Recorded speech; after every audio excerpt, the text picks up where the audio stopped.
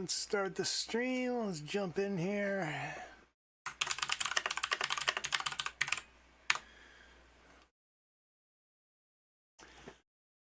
Okay, so it looks like we got something going on here. All right.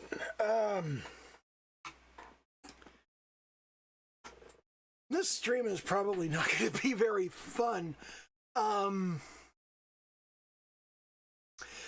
As I kind of hang out and sort of wait for people to trickle in, I'm just going to kind of ramble disjointedly about some shit, some things that in recent weeks have been much on my mind. In the last few weeks, I felt like I have seen some improvement in my work, and seeing that improvement in my work has been worth something. It really has, but I haven't seen as much improvement as I'd like to see. And because I haven't seen as much improvement as I'd like to see, you know what, I'm gonna just kind of offhandedly sketch here as I do this. Because I haven't really seen the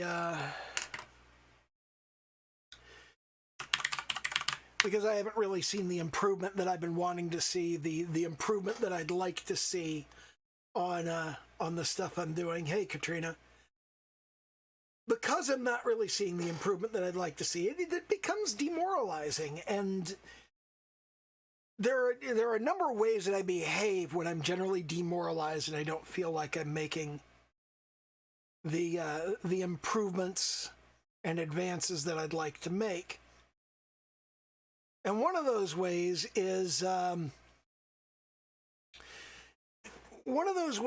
that I play a tremendous number of video games. And this is kind of like me saying to the world, I'm not getting what I want, but I feel like I could get what I want. I feel like things could work if I just knew what to do next. So I'm kind of remaining active and trying to figure out what exactly I want to do. And in the process of that, I need something to keep my hands and eyes busy while I figure that shit out.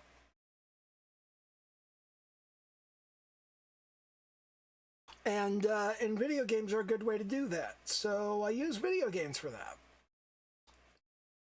And the issue is, of course, when I'm using video games to do that, I'm not doing the stuff that I'm supposed to be doing. So I end up additionally just making less progress. And I'm not too bothered by making less progress, because typically making less progress when I'm already unhappy with the progress that I'm making, not really a huge deal. No. Not really a huge deal when I'm not making the progress that I want to be making in the first place. There, that's better.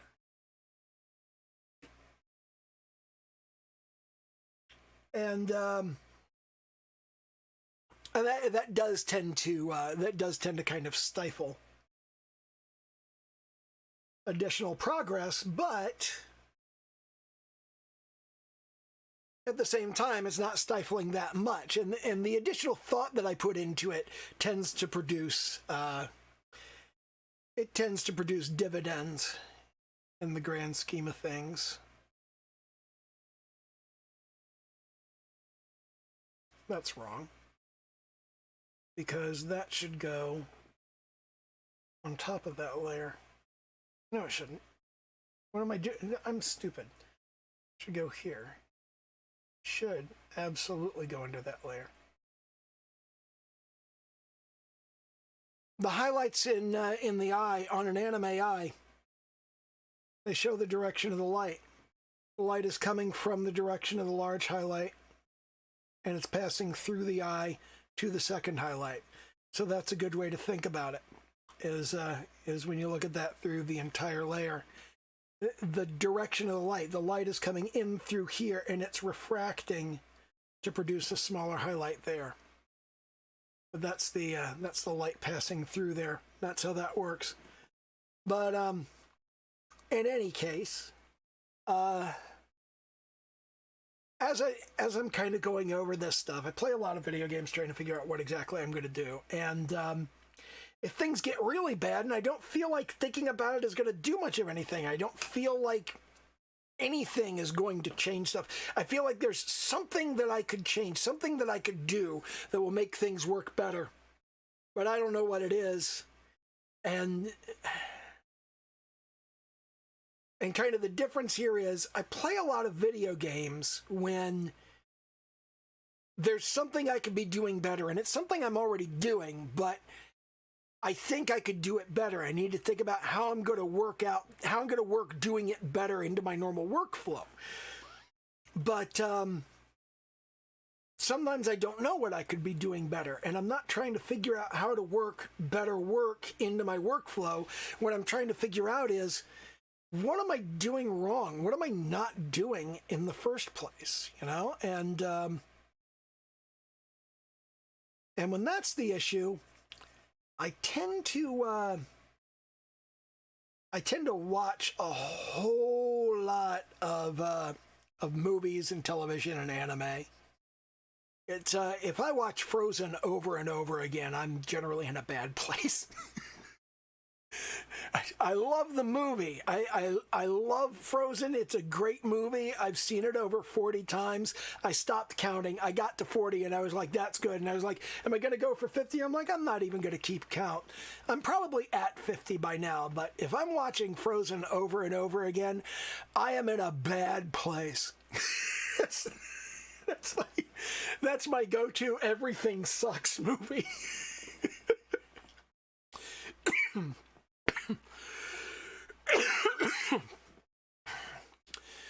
So yeah, that's a thing that I do. Is watch Frozen over and over again. And the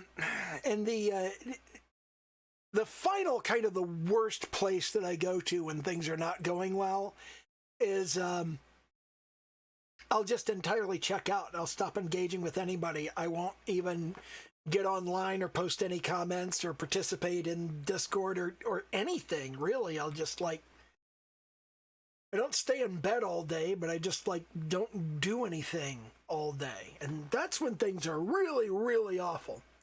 I rarely get to that place. Brown is dark orange. A lot of people don't recognize that. I think I've mentioned that before. That's an important thing. All your various shades of brown, they're just really dark orange. If you take here's a nice bright orange here. If you just darken that up, just drag that down toward the bottom, then you get your various light browns and dark browns, and you can modify the hue, and you can take it to more of a dirty blonde color. And you can take it to more of a redhead color, more of an auburn out around here. You can even make it kind of that deep rosewood color. But all of those are just really dark, slightly desaturated levels of orange. You can have a reddish orange or a yellowish orange either way, but that's where all of your browns are. That's something that nobody ever told me when I was taking art classes, and I feel like it was important. I feel like somebody should have, but nobody ever did.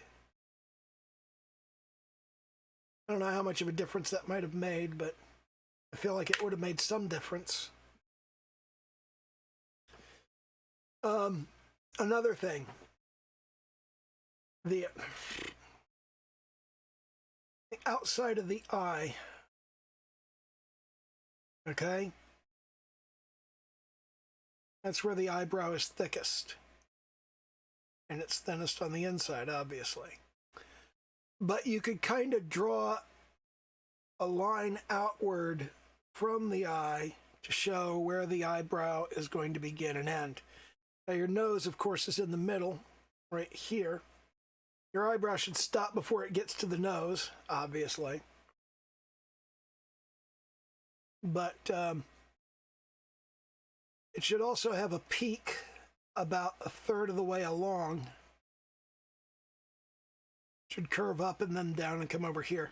The direction of hair growth in the eyebrow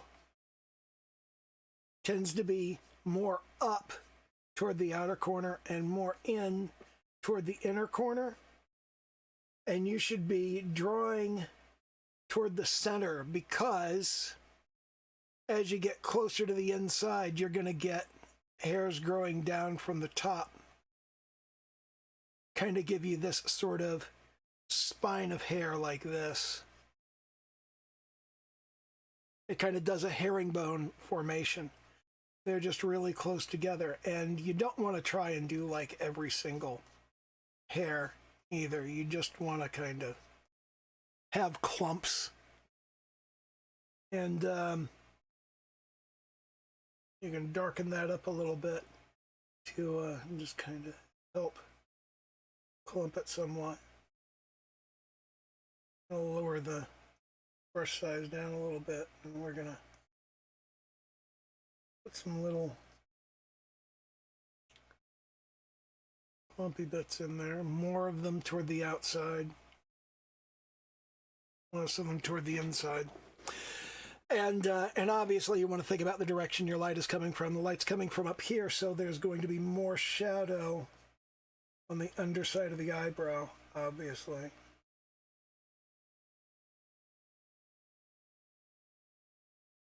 Wonderful. Press the button on my stylus there. Again, I've done it again!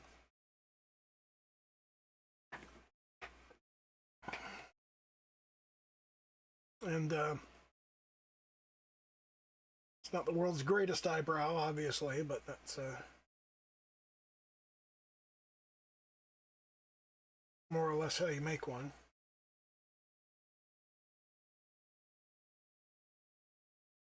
So anyway, here's kind of an eye. I'm trying to do eyes. Being demoralized makes everything hard. Is there a way to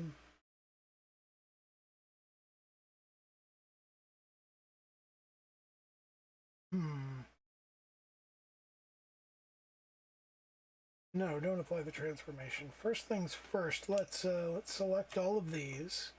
And then let's right click and we'll create a folder and insert the layer. And we'll see if I can't, having selected the folder, just move the whole thing. No, selecting the folder moves nothing.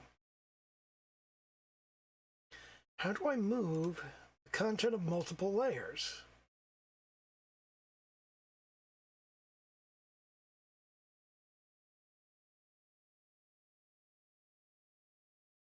How do I do that? That is a difficult question. Huh. Oh well.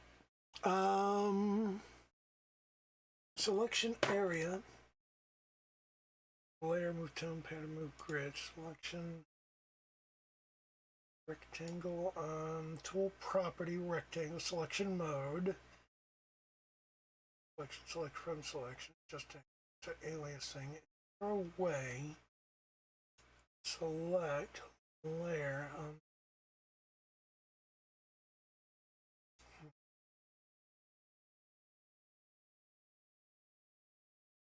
There's no way to move all of them. Huh.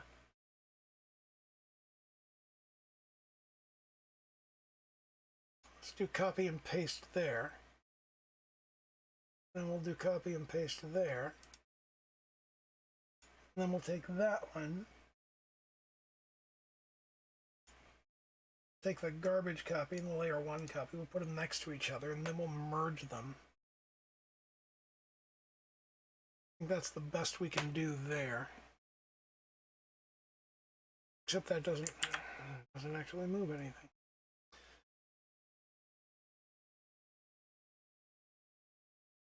There we go. Let's move that down here into place.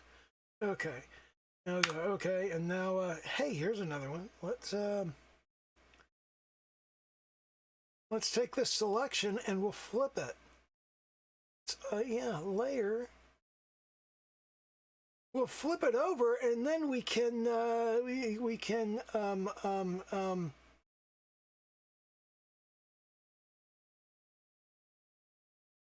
God damn it.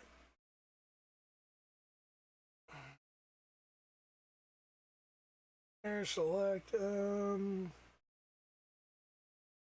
edit, transform. There we go. Flip horizontal. That doesn't work because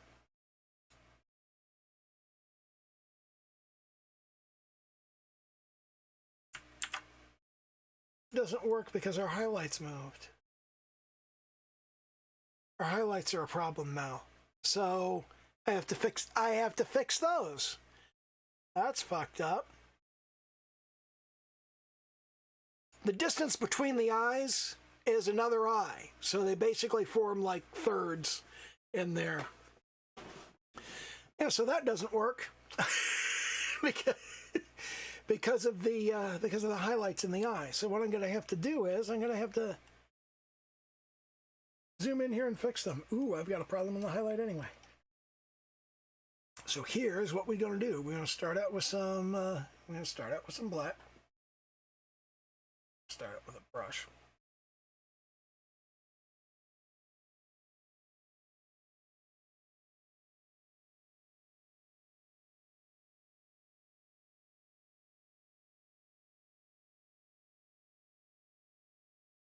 There we go. Now we're going to select that. We can just wipe that out easily. We can wipe that out relatively easily. Now we've just got to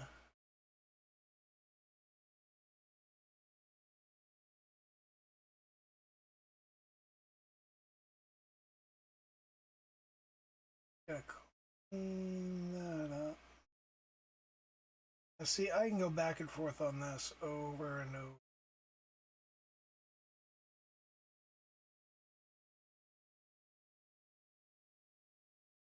And to fix stuff.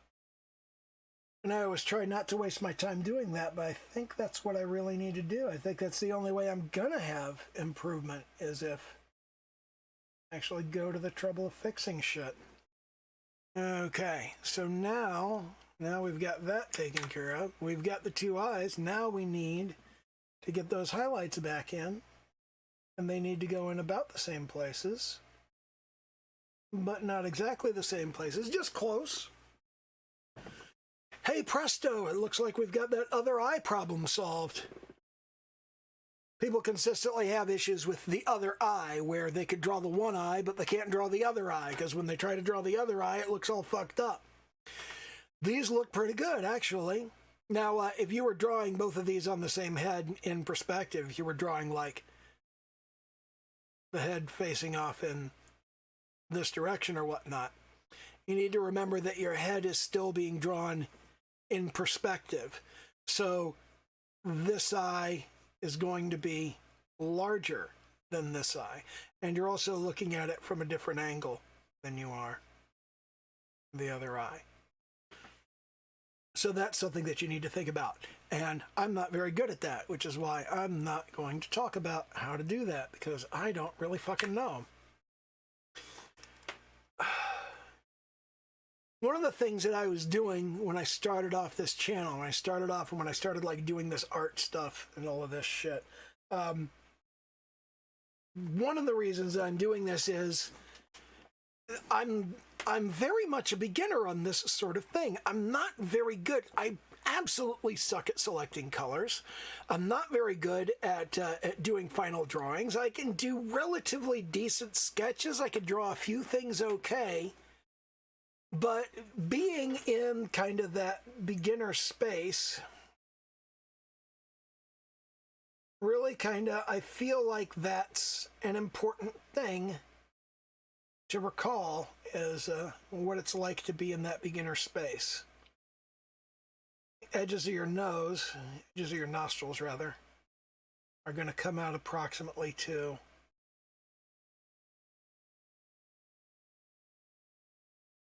the width of the eyes right there. That's a terrible job.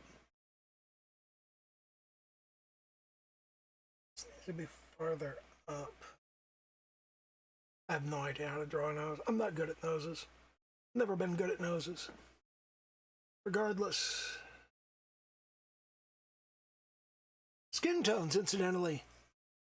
Light orange, quite frequently.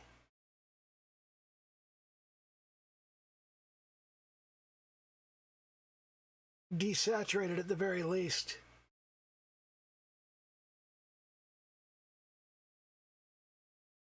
I mean, you can make them into the pretty dark brown range.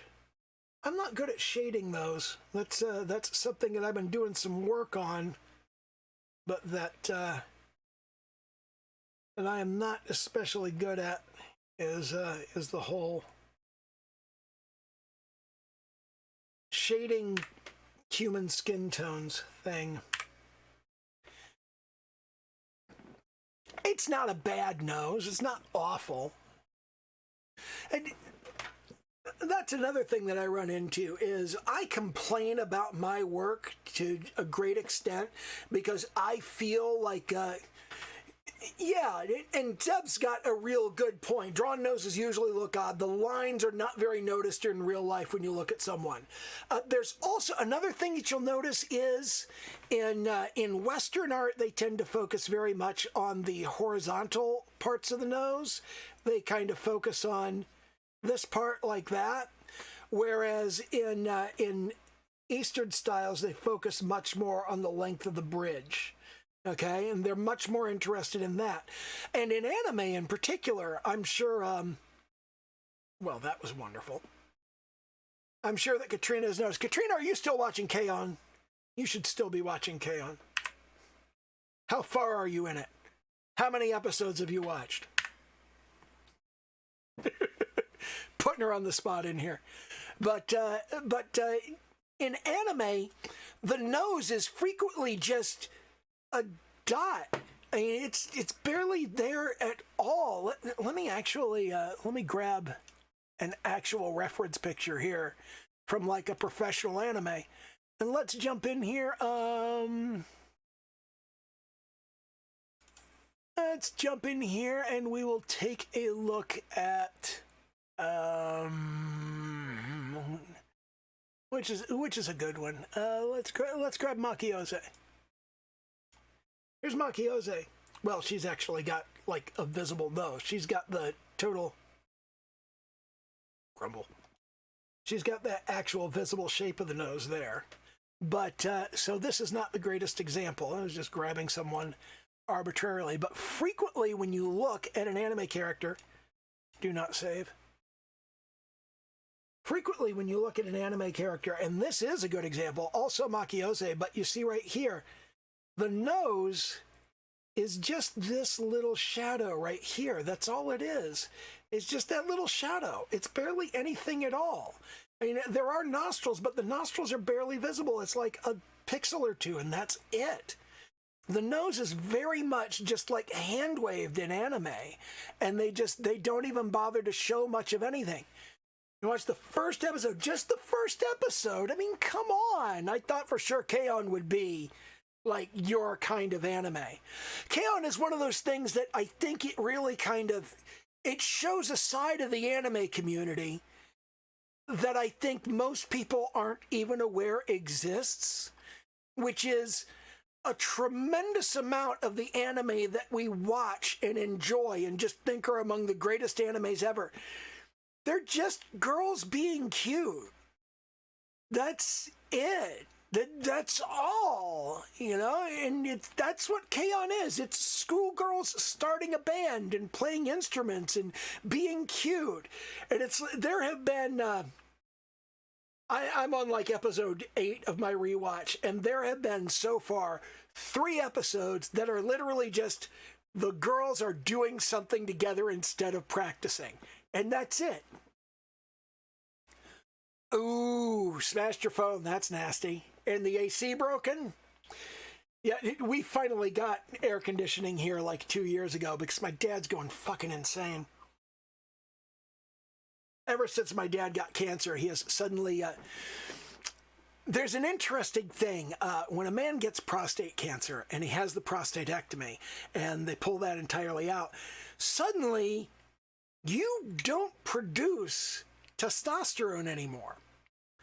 And you don't want to put testosterone into your system because that'll frequently make the cancer come back.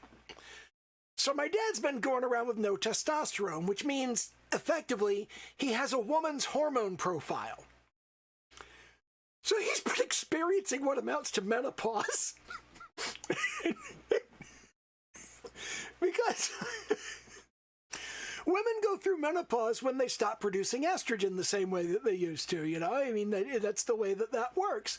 And now that my dad's not producing testosterone at all, he's also not producing estrogen.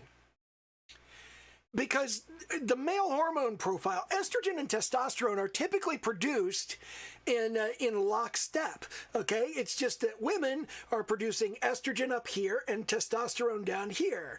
Meanwhile, men are producing estrogen right here, and testosterone's like on the third floor.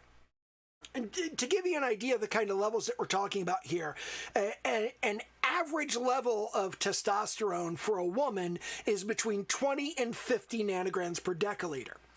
The average level of testosterone for a man in his 20s is about 1,500 nanograms per deciliter.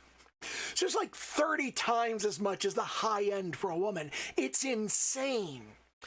And when you pull that out and you end up with what amounts to a female hormone profile, and you remove the estrogen on top of that, he's not just hot all the time. He's moody. He's cranky. He has hot flashes. He has to sleep at like weird times. And it's the funniest. There are days that he's just like immensely tired. And really, my understanding of menopause has always been that menopause is like having PMS for an extended period of time, but without the cramps. And menstrual cramps are fucking insane. That's something, every once in a while, I have to explain to a guy that menstrual cramps are no goddamn joke. And the way I like to explain it is, the organs that become the ovaries in utero are the same organs that become your testicles. They're just all the way up inside your abdomen, next to the uterus, which is contracting and squeezing to expel the uterine lining. Which means it's like your balls are being grabbed and squeezed by a midget who follows you around all day long. And when you explain menstrual cramps that way, guys tend to cross their legs and lean back and say, oh, okay. Not a thing they want to think about. But I have no idea how accurate that is, and I will never know how accurate that is. And the reason I will never know how accurate that is nobody has ever had both menstrual cramps and testicles. Only a man knows what having your testicles grabbed and squeezed feels like. Only a woman knows what menstrual cramps feels like. And, you know, at the risk of offending everybody in the fucking transgender community, no, trans women are not women in every respect. They're women in every social respect that matters. Like, don't fucking harass them about what bathroom they're going into. Just shut the fuck up. It's none of your goddamn business. Nobody physically stops women from going into the men's room ever. And honestly, guys are too embarrassed at going into the ladies' room. Seriously, if you've ever gone into the ladies' room by mistake, you know that that's a fucking war zone if you don't belong there. If a man wants to say, I identify as a woman and go into the ladies' room, yeah, let him try some shit. It's not going to end well, and he's not going to be happy. But that's another thing that drives me nuts about trans people, that whole nobody knows. No man knows what menstrual cramps are like. No woman knows what testicle pain is like. And on top of that, you can generalize that. No man knows what it is to be a woman. No woman knows what it is to be a man. They've never done that. They've never, ever done that. And because they've never, ever done that, when they sit there and go, I would be happier if I was a woman, or I would be happier if I was a man, they have absolutely no basis for that belief. They have no basis for it whatsoever. They're not women, Zeb. It doesn't matter. I don't know if you remember. You're probably too young to remember this. Back in the 70s and 80s, there was a strong drive, particularly up in the New England area, for unisex bathrooms. All the public bathrooms were for both men and women. And there's absolutely no problem I can recall coming out of that. In fact, I recall a number of fun experiences that came out of that. But there was a heavy push toward unisex bathrooms. There's no reason not to have them, you know. But people get up in arms about it. I don't want to pee in the same room with a woman. I don't want to pee in the same room with a man. Yeah, most people don't give a shit. You know, they just want to pee. I don't fucking care. I don't care who's in the bathroom when I pee. It's like, oh God. Sometimes my mother will be in the bathroom cleaning it, and I have to remind myself, my mother does not want me to go in the bathroom and pee while she's in there. I think absolutely nothing of it. I don't give a shit. If you want to watch me pee, go right the fuck ahead. I don't care.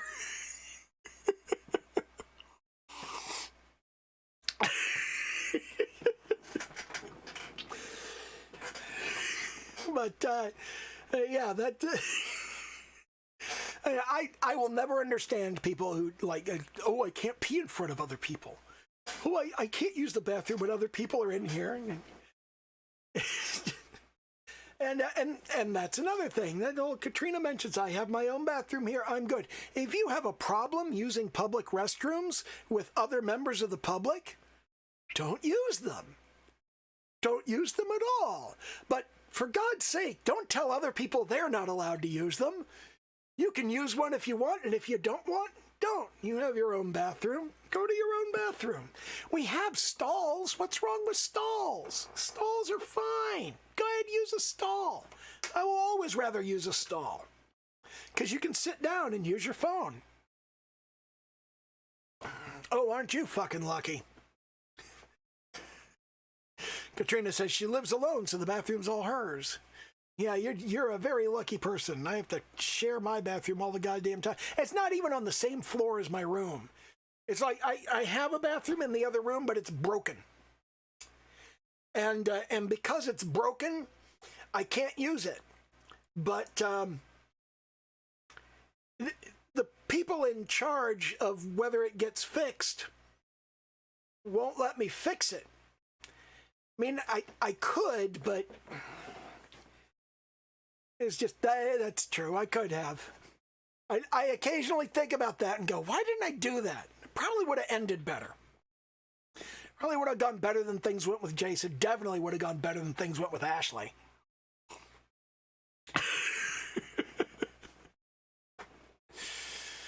Ah, geez. But, you know, no regrets. Never any regrets. Regrets are like the most useless thing in the world. Don't have them if you can at all help it. The counter and the toilet and the cat's dish? Who do you think you are, Charles Barkley?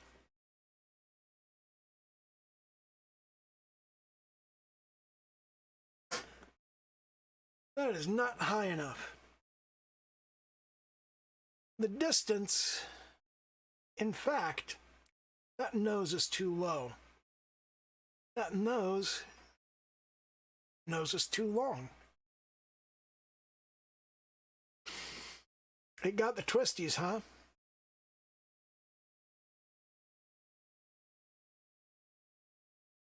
That nose needs to be... And we need to cancel that. And we need to free transform.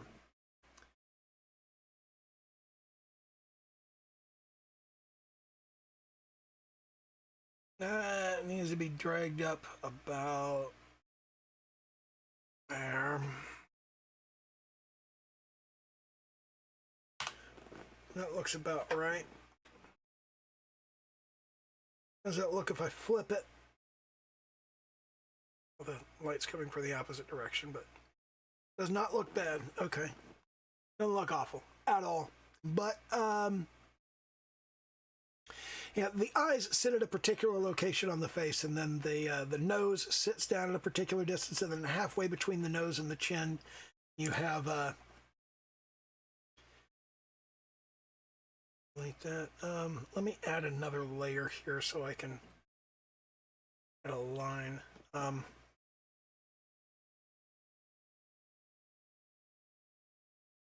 Your mouth sits about halfway between the nose and the chin, so like right between there, right about in the middle. That's about where the mouth should sit. That's about where the line of the mouth goes. I'm not good at drawing mouths. I'm just kind of placing it where it belongs. And then you've got kind of the point of the chin sits about halfway between that. But that's the thing about your proportions, is that everything just kind of fits in a particular place. And, okay, now I don't actually want any of the stuff that I put on that layer. What I'm mostly doing is checking whether I have,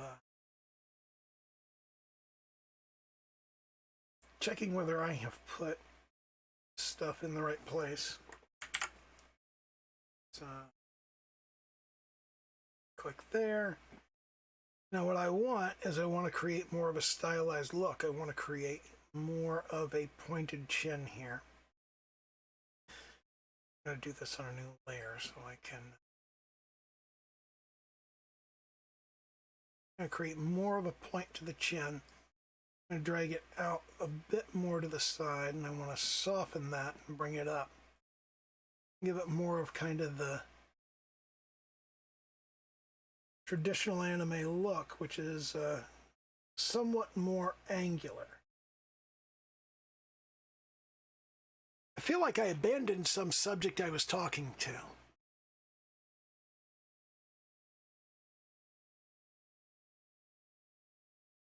Yeah.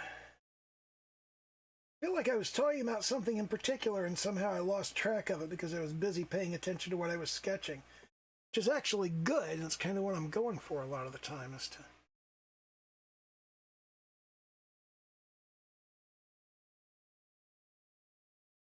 let's kind of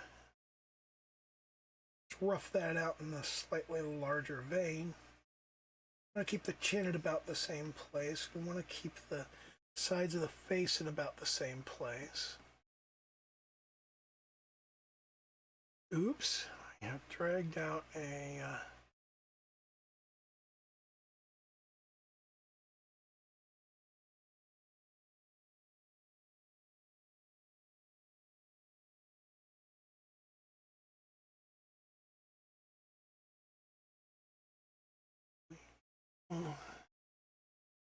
this is a new thing that I've added here, which is to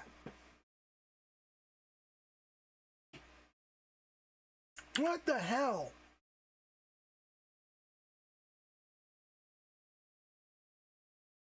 Which layer was I working on here?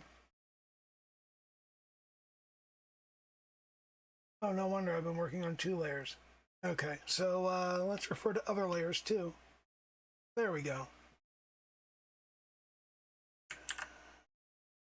Now, I don't want to refer to those layers. I want to hide that, that, that. There we go. I can refer to other layers. There we go.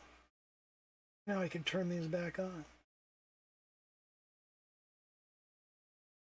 And we can drag that down below everything so it actually shows up behind there. Yeah, we did get a bit off track. I'm not sure how that happened. Yeah.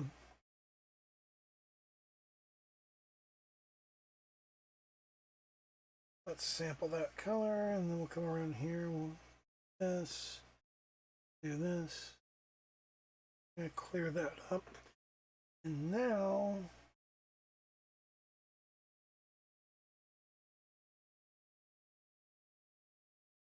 okay, where are these outlines that I'm having issues with? From there. From there. From there.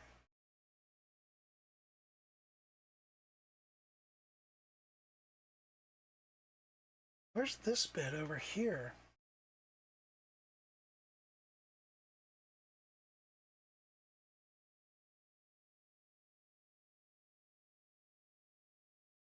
What layer is that on?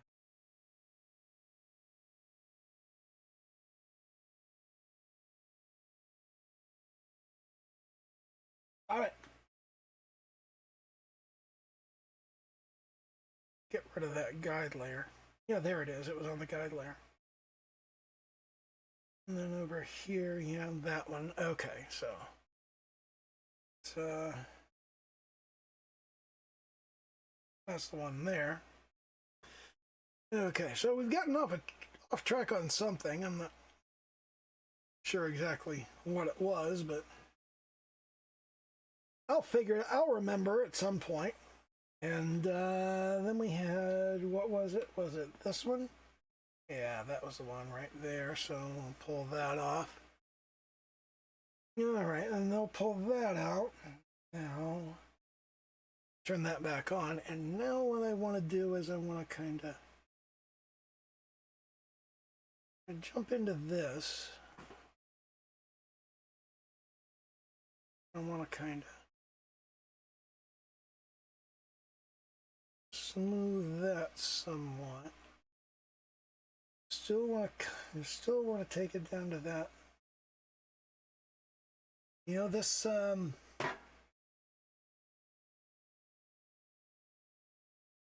this is not the greatest brush tip to be using for this.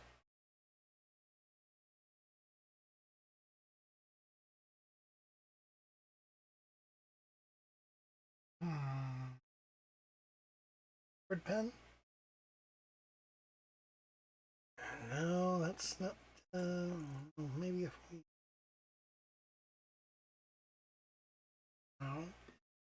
Okay, back to our brush. What? About watercolor? No, thick paint. Oil paint. What's that? There we go. That's what I'm looking for.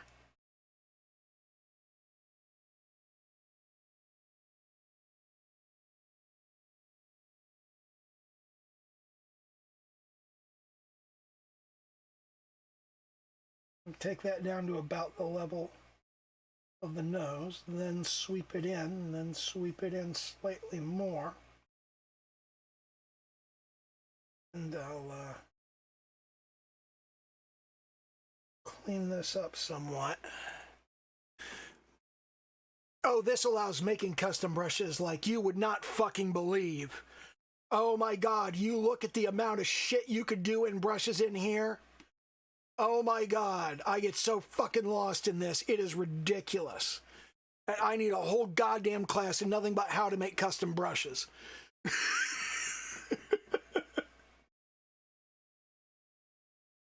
So let's pull that down and sweep it over to the side there. I just want to kind of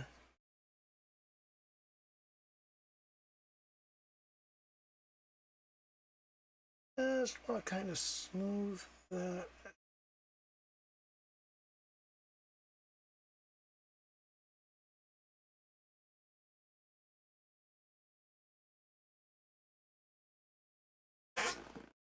That's not bad. Can you paint with a layer as a brush? Kind of, sort of. There's a way to do that. I've seen people do it. I don't know how, but I know you can.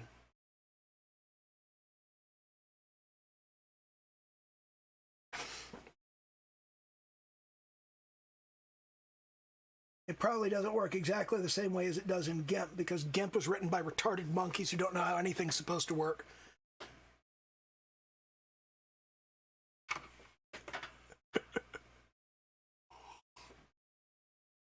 I am not a fan of GIMP, but the reason I'm not a fan of GIMP is that GIMP was developed by people who did not know how to use Photoshop.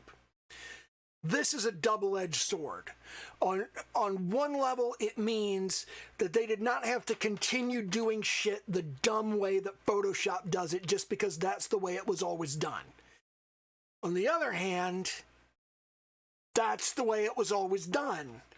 And now you got to learn a whole new thing to work with GIMP. And sometimes the way that GIMP wants to do it is the way that Photoshop does something else. And now every time you go, oh, I know how to do this, and you go to do it, you're doing the wrong thing and it's all fucked up. I have similar problems with Blender. But Blender has largely fixed a lot of that, because Blender has really gotten to the point where they've kind of standardized a lot of their controls, and instead of doing what GIMP does and saying, oh, we have a special mode so you could switch it and it behaves like Photoshop, Blender has a mode you could switch it into that's the way it used to work if you like the old stupid way. I think that was a better decision. I think that was the Blender Foundation recognizing we don't own and control this industry. So they kind of looked at their users and said, our users are smarter than we are and they know better than we do, so we'd better do what our users like. Instead of GIMP going, well, we're the experts, fuck you. Slightly different mindsets. I still fucking hate Blender. I still hate using it. It's not fun. I don't enjoy it. But at the very least, the people who make Blender, you know, I've seen interviews with the guy who invented Blender and the guy who created it and runs the foundation and everything. He's a good guy. He's a smart guy. I agree with them on just about all of his fundamental ideas, you know. And the people who make GIMP, I don't know what the fuck they're thinking.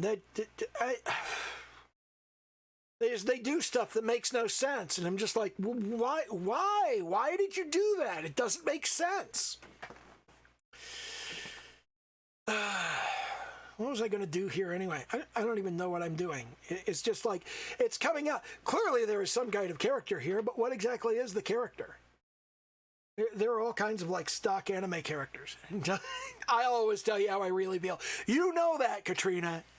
You have seen me sit in a Facebook group with my former clients and say clients fucking suck and I hate them right out loud, right in front of them. You've seen me tell stories to those groups and say, I had one client who did this, and somebody in the group goes, it was me. Yeah, I know. I wasn't going to tell anybody else, though. You outed yourself. Don't blame me for that shit.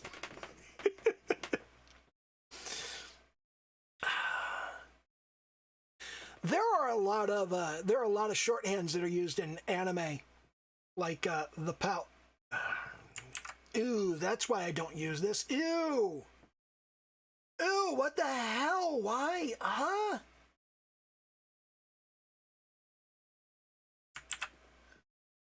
Is that coming out? Is that just because I'm not pressing hard enough? No, it's automatically blending into the layer. That's what it is. If I switch to another layer, I should get different results. Yeah, that is interesting. That's very interesting.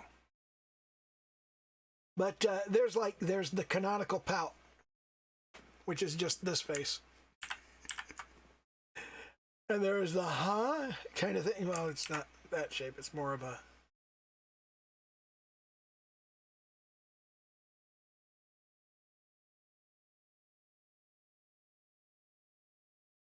And that part's filled in. Then obviously that's the tongue.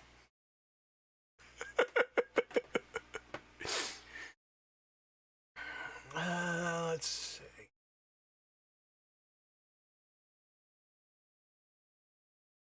You don't want to make the tongue too red, but you don't want to make it not red enough.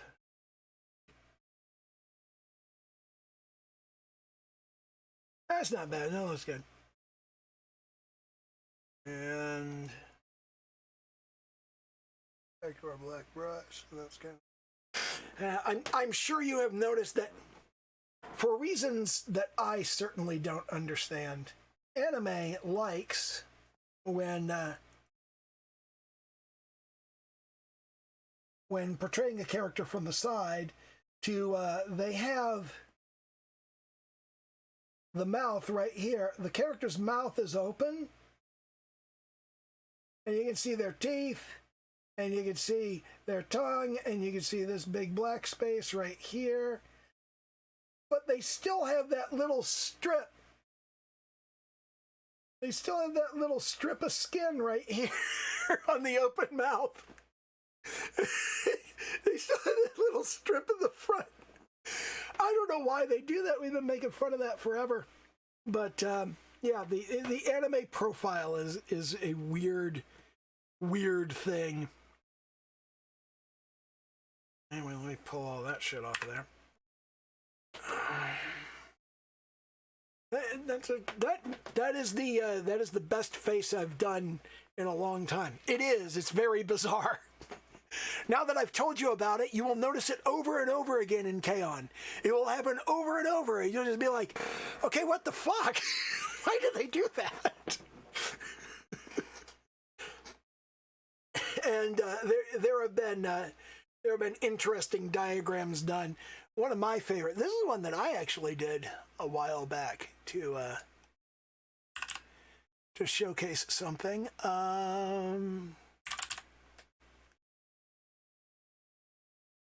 But the profile of an anime girl is literally a cat. They're literally given a cat's muzzle. That's the way that anime girls are constructed. And that's also bizarre. But there's a reason for that, you know? You look at that, you just go, well, yeah, okay, that makes sense. It makes sense to give a cute girl a cat's muzzle because it's a kitten and kittens are cute, you know? But that's another thing. This is a better face than I typically do. It's still fucking awful. Man, I sure am glad that I'm not showing my Explorer window because I forgot that I have some straight up porn in this folder. I should put that in a different folder so it doesn't pop up ever. Maybe that should go in the anatomy folder. And that's a bad idea to just leave sitting around in there. I'm gonna paste it over here in this folder.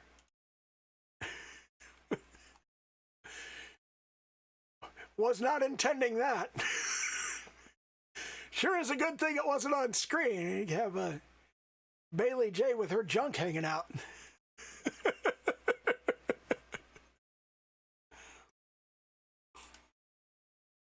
Oh, geez. I'll go through this. I'll go through this folder later and make sure that it's not hiding any further porn. Yeah, I'm definitely trying to avoid any accidents, Zeb. I do have some other interesting things. This is the best angle for small boobs. Well, maybe, but not typically something that people think about. I got a lot of borderline stuff. It's like anime camera angles can be weird.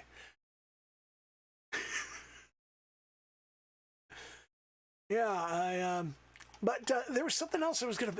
Oh, there was something I was gonna. There's something I was gonna bring out about noses. Yeah, here's the reference sheet for Koda Akari, who is from my favorite anime, and you can see there's just this little line for the nose. That's it. That's all they typically do in anime, is they do like just that little line. Sometimes it's barely more than a dot. It's like this one. Just a dot there, just a dot over here. You know, that's this bit here, just a dot, just a little line. That's all it is. Wow, I really do not like this oil paint brush. I've got to do some experimenting around different brushes in Clip Studio Paint and find some brushes that I actually like, because I'm not really finding good brushes that I enjoy in here. Let's see. There it is.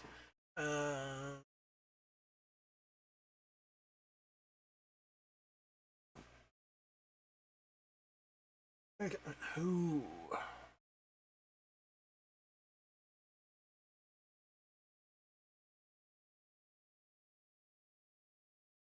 The hell, that's... Okay, I'm on the wrong layer. Okay, all these guidelines off of the nose.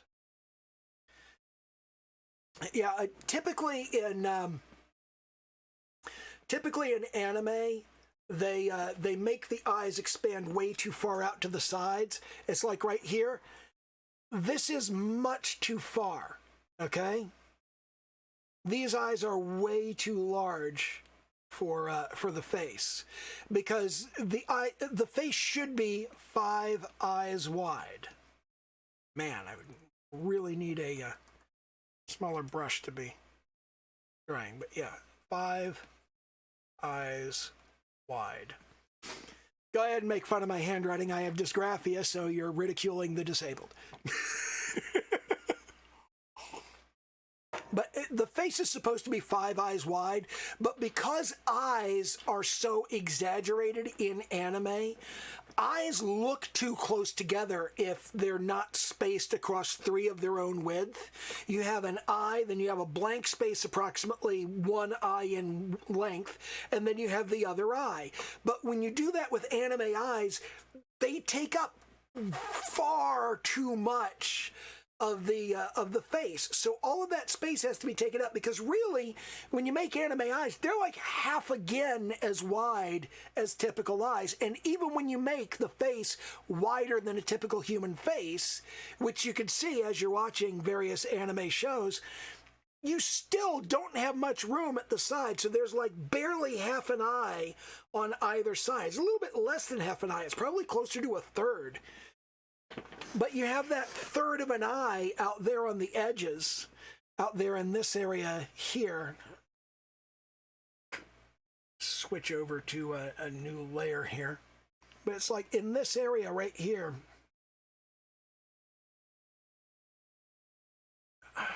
God. This is not my day. God. Keep selecting the wrong layers. This area right here, it's like, if you look at this, we've got it, it's about a third of the eye. It's a little bit less than a third of the eye, okay? And that's kind of how that specs out in anime, is that you have all of this space that they need for the eyes pushes them out to the side. And of course, every once in a while, somebody will point out that the skull of an anime girl does not look like a human skull. That's actually a nocturnal monkey of some sort, but I always think that's funny. What was I getting at here? Oh yeah, just like more noses. You see here, you've got the shape of the nose here. You can see that we've put the shape of the nose on her. I don't remember who that is. I think that's from Neon Genesis Evangelion. Oh, it's Asuka. That's who it is. And then we've got, here's Chica, and you can see, look at that. It's just a dot, you know? A lot of these I've saved as reaction images. Like, show to people in Discord. Somebody says something dumb, and I'm going, you asshole. Here's Ayame from Oremo. You can see here, just that little kind of angle right there is all we got. I am really not liking this. I go, ew. Wow, these I'm not liking these at all. Let's go back. India ink. I kind of I like this one. This one works well, I guess.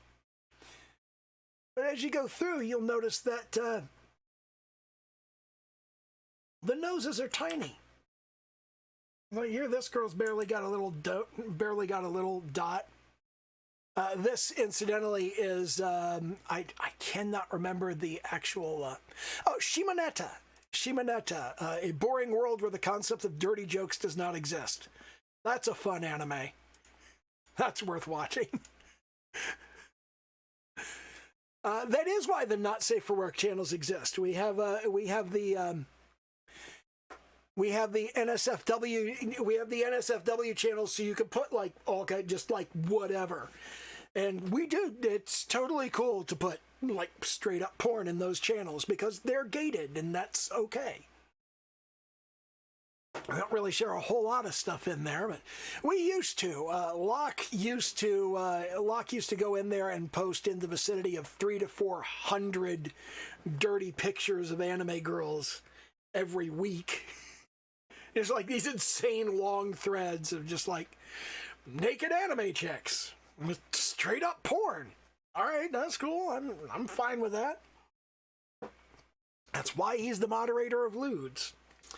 But yeah, we do have that area. It's totally okay to have that kind of stuff on the server. It is not by any stretch of the imagination against the rules. You can post that kind of stuff. Although we do generally try to avoid the strictly shocking.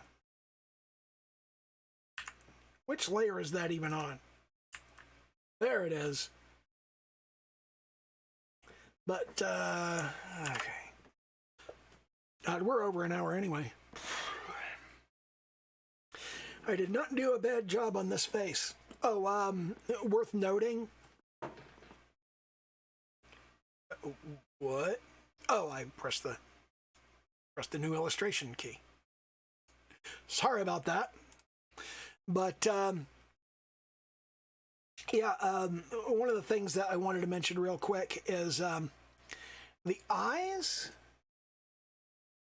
And right, well, that's not going to be a good place to do that. The eyes, the whites of the eyes are never white. They're never actually white. They're never pure white. You know what? Fuck it. We are having so much fun. I'll stay on stream. They're never actually pure white, and it's better to make them slightly gray, or even better, slightly in a yellowish direction, or slightly blue. You want to put them just a little bit off white, because if they're too white, it looks creepy. Same with teeth. Teeth, you do not want to have pure white. Nobody has pure white teeth of like the glow-in-the-dark variety. Don't do that. Just do a very light gray. You know, you do light and desaturated. But yeah, that's you don't want to do like the bright white unless you have like a specular highlight like we've got going on up here in the eyes. Your highlights, those can be white. But the whites of the eyes, no, don't do that. Give me a minute. I gotta go hit the bathroom, and I will be back in. I'll be back momentarily. And you know what? Fuck it. I'm gonna make myself a rum and coke. It's been a long time since I've had a drink on stream. It's been a long time since I've had a drink, actually. But yeah, I'll be right back momentarily. Give me a minute or two.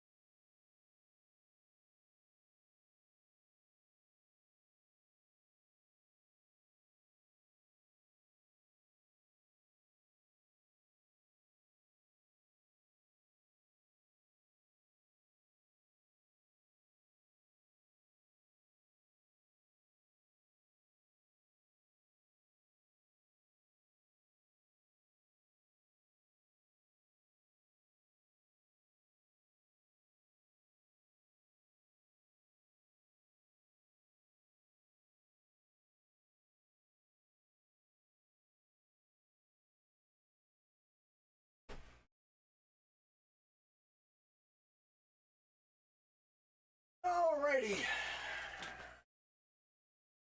There we go. And it's another for the collection. Yeah, I'm a serious Fallout fan.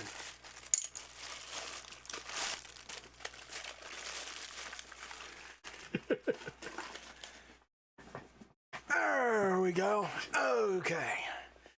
And this is, of course, a Mexican Coke. Gotta have Mexican Coke. You want to know the funny thing about Mexican Coke? I just learned this.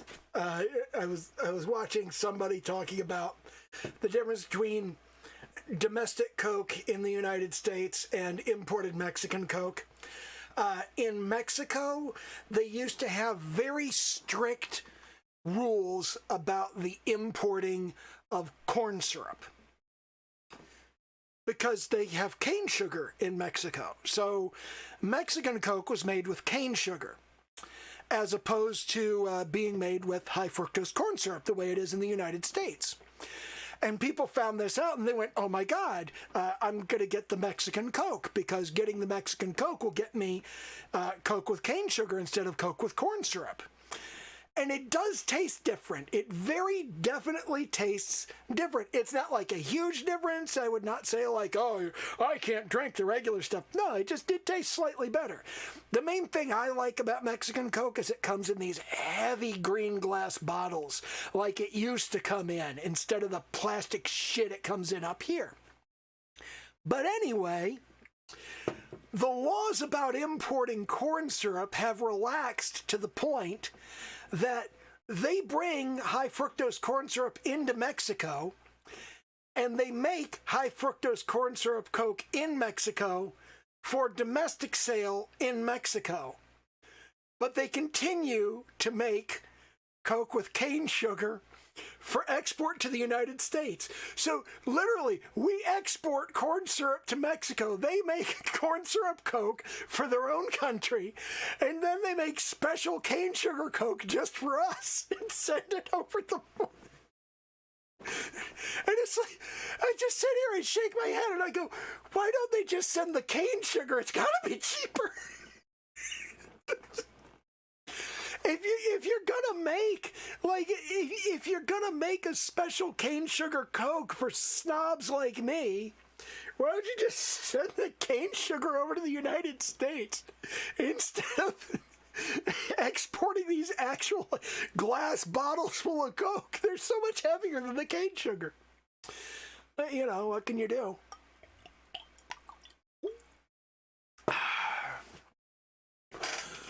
Oh man, I forgot how much I love rum. Oh, it's the greatest thing. Oh my God. I may just go up and get the bottle of rum. Another thing Katrina has seen me do. Just go get the bottle of rum.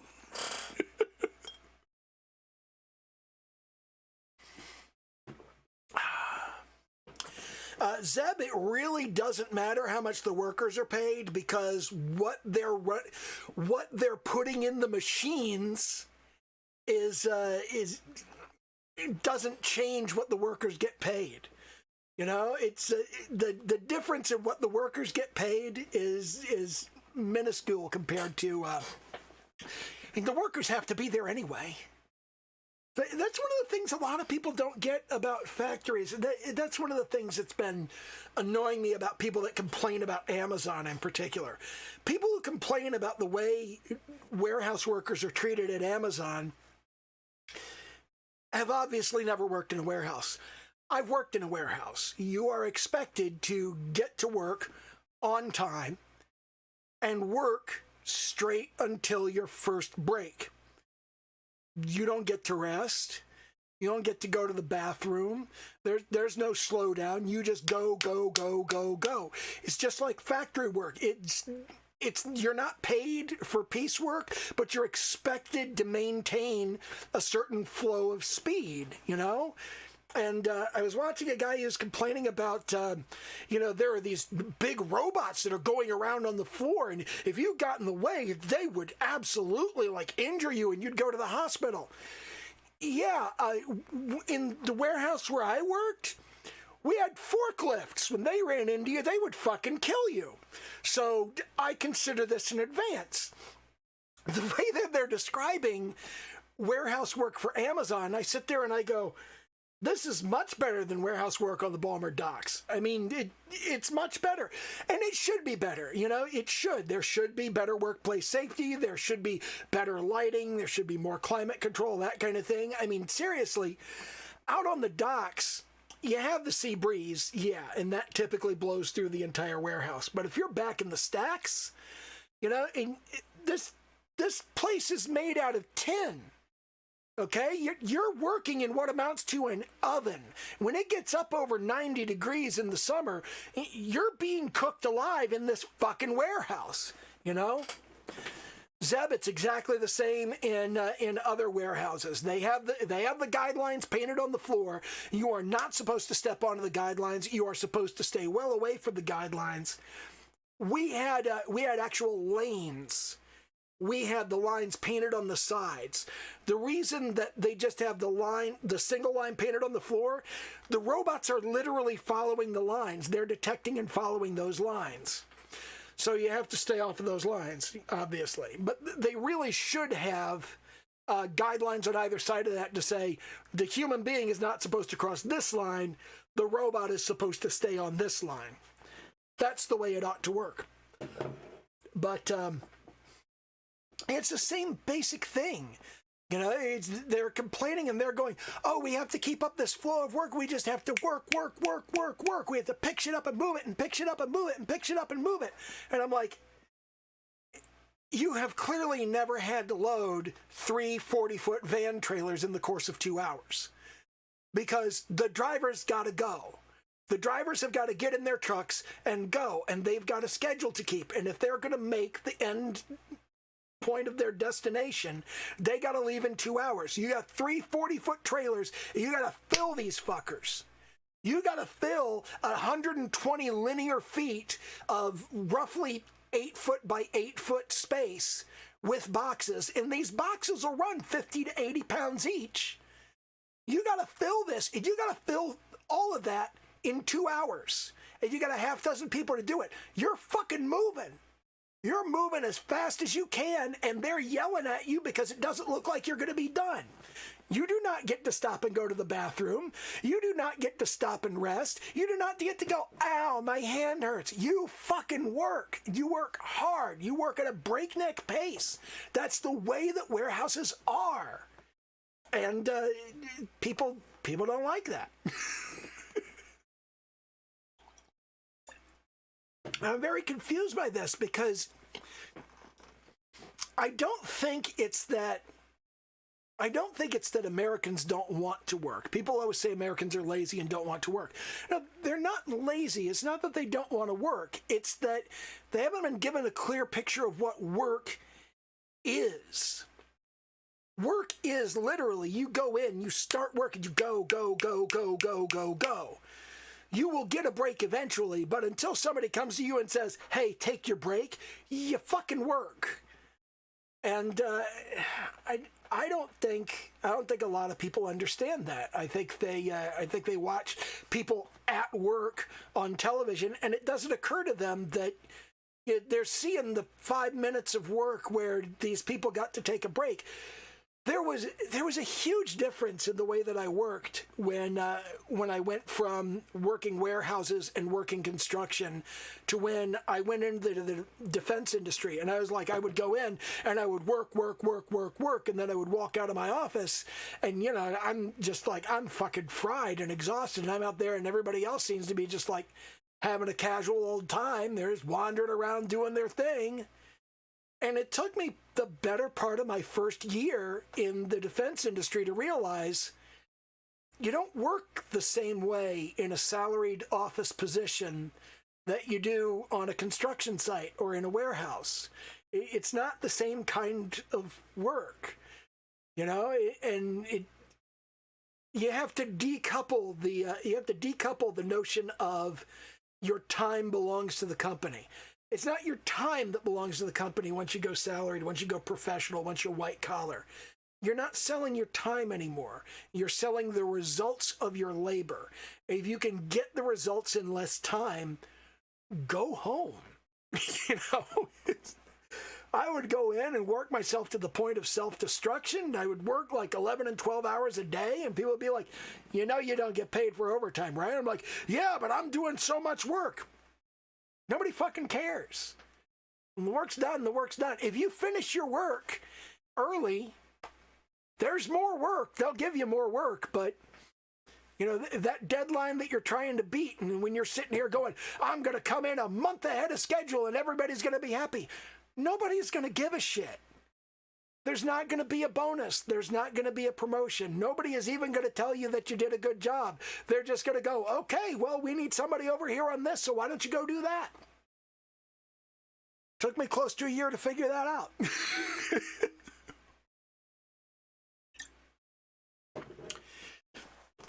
We don't really teach that.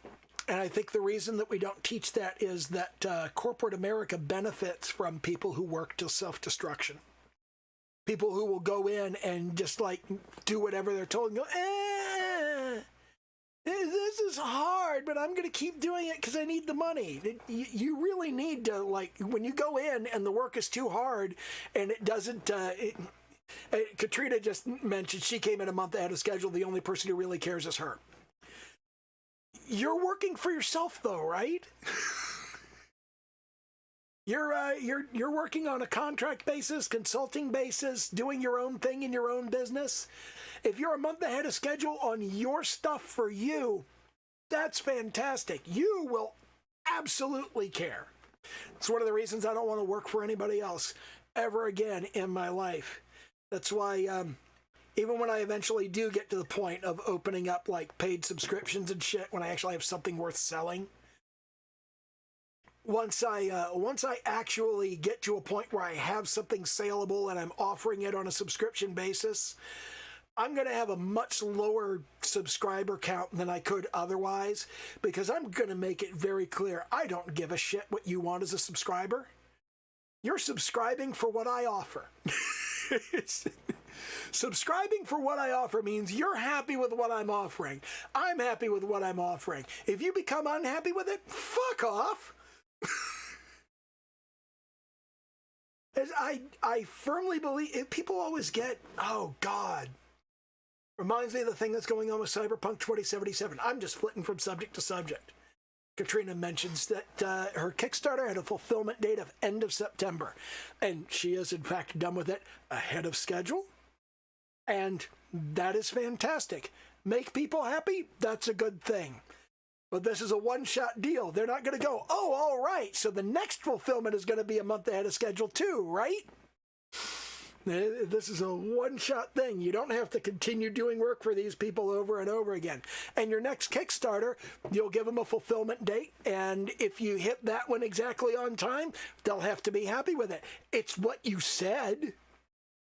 It's just like, who was that fucking guy that Lawrence dude on that one video of mine? He's just like, your video has a boring subject. Well, gee, it's exactly what I said it was.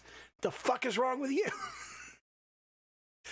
Yeah, the funny thing is, I went to that guy's page, and he's an audio engineer, a would-be audio engineer. He's not very good.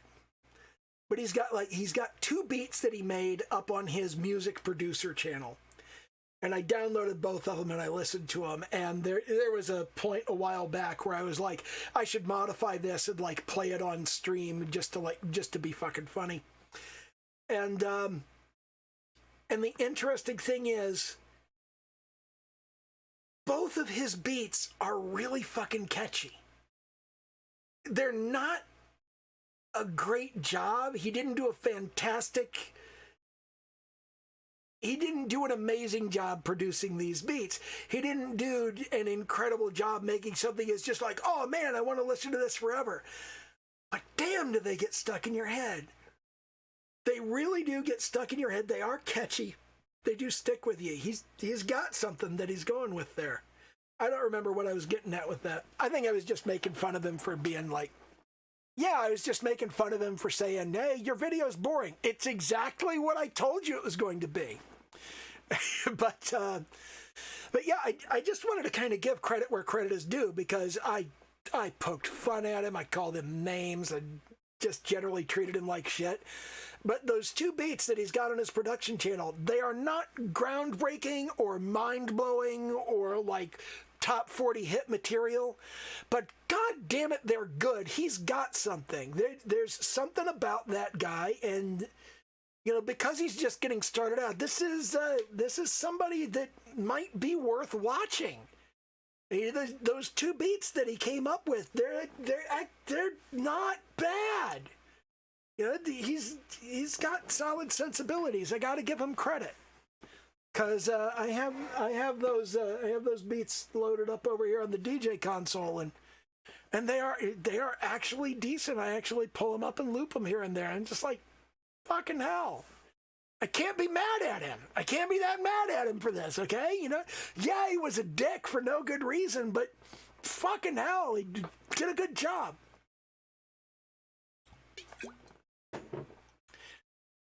I don't want to sit here looking at this face. It seems weird. I'm going to save it off. You can see that I've got a couple other anime faces. Oh, I've already got 3. I'm going to need to do number 4. And that's, yes, somebody was mean to me on the internet. Oh my God. Oh, that's awful. At some point, we're going to have to introduce Zeb to Astolfo.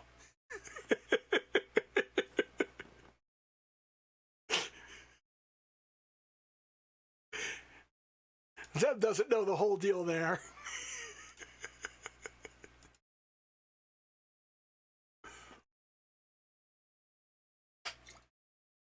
Okay. That's Astolfo. He's a knight.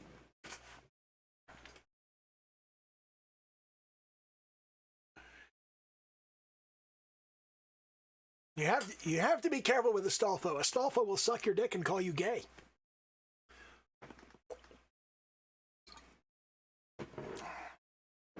The thing I think is funny about Astolfo is people are always like, man, Astolfo makes me question my sexuality. I'm like, why? Why does Astolfo make you question your sexuality? I mean, it's it's a guy who dresses in women's clothes sometimes. If that turns you on, it's not his fault.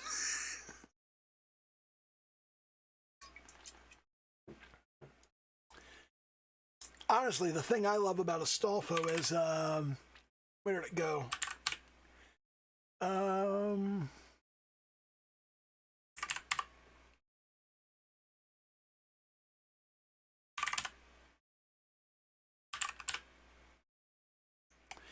God damn it! I've got a picture somewhere of him like holding out his hand and pointing. The artists for the Fate series are absolutely amazing at drawing hands. They do such a goddamn great job.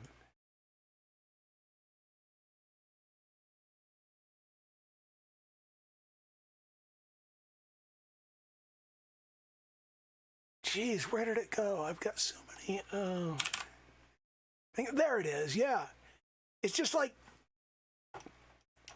look at that. That is the perspective, and just it's such a good fucking job. I'm amazed at this. You know, and I've got a bunch of stuff like this. It's like there's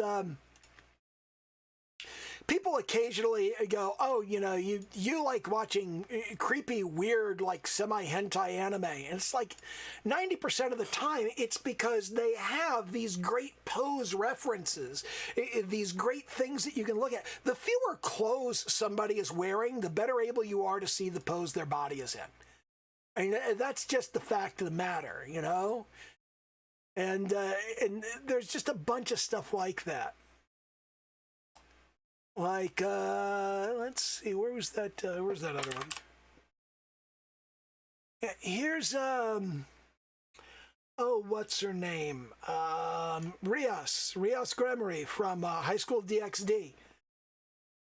That's a great it's a great. Oh, that's Katrina's asking, does he have vampire teeth or a weird lip? That's called Yaiba. That is a different kind of thing. Yaiba literally translates to cute fang.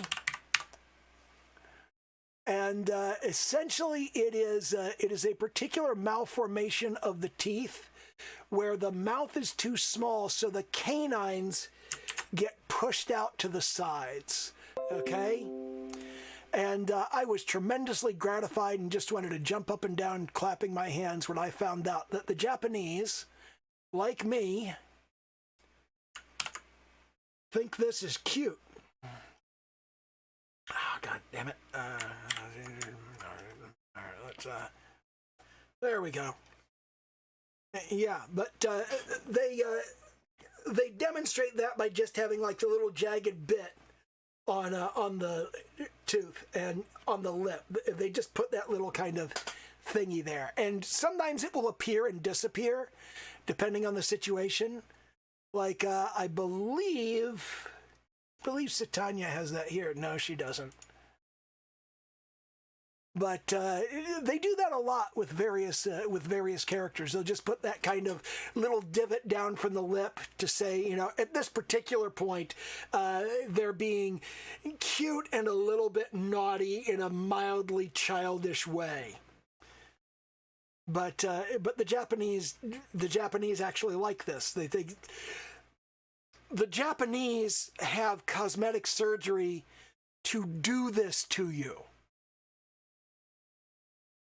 Grown women get this done to them. Hey, you can't make this shit up.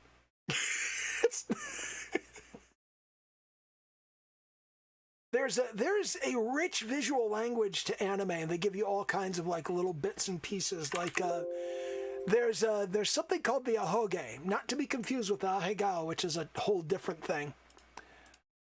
But let me see if I can find a good image of that. Who's got an ahoge? Does Akari have one? She might. No, she doesn't. She's got the headband thing going on. Akari definitely doesn't have one. Mimaru doesn't. No, always wears a hat.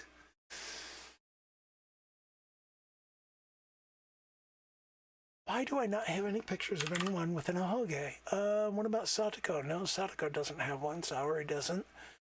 I will look one up.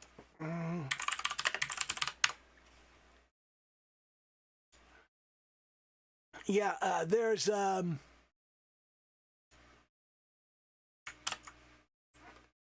this thing right here.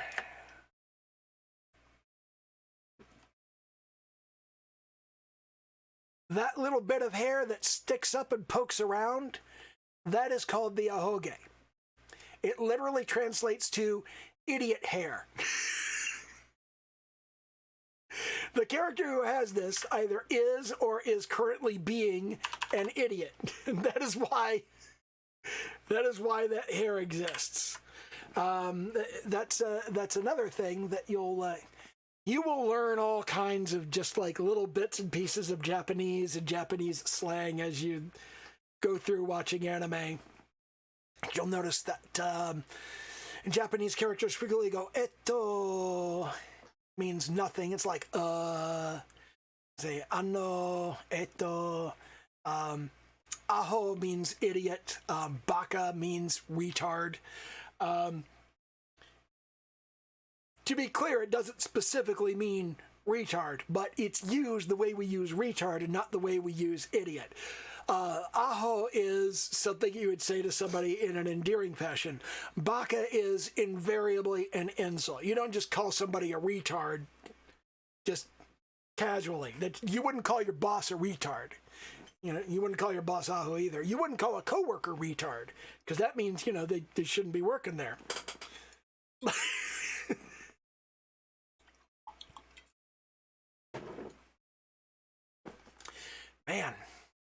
I might want to have another of these.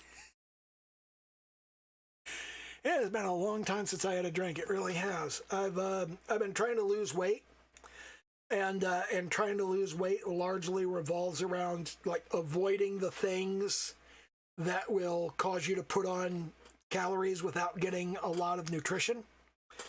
And I've been avoiding sugar, and I've been avoiding alcohol, and I've been avoiding all kinds of shit. And man, I forgot how much I like alcohol. I might make another one of these. I miss drunk streaming. God, that was so much fun. But like, so many people do drunk streaming, and I sit there and go, I used to do that. Once upon a time, I used to do that. You were around for that. You know? No, you're not a bad influence. You're not a bad influence at all. This is just a momentary thing. I'm not going to make this a habit.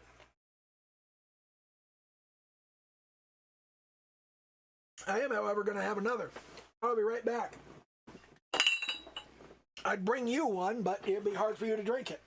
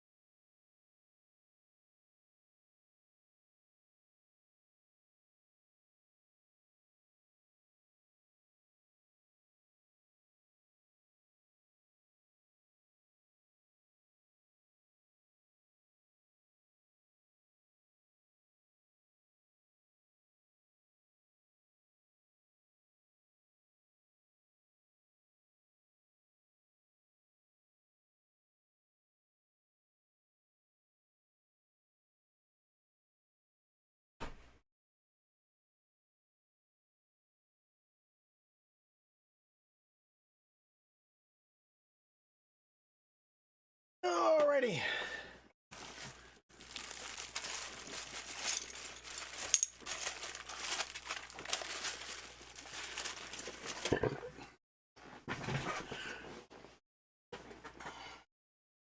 But yeah, that's the ahoge, is the idiot hair. Am I? What's going on here? There we go. I had to have the right application selected. I had all kinds of anime anatomy references in here. You rarely find muscle-bound characters in anime, but I do have a couple of examples of them, and it's interesting looking at the difference in how Japanese muscle-bound characters are represented and how Western muscle-bound characters are represented. They have different ideas of which muscles are important and how to emphasize them.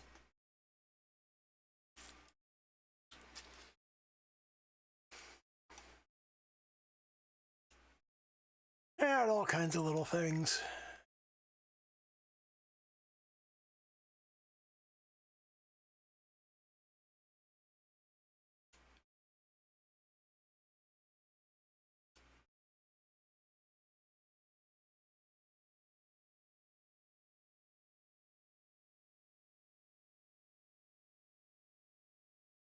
I have absolutely no idea how I'm going to get from where I am today to where I can actually do the artwork for this game. I really don't.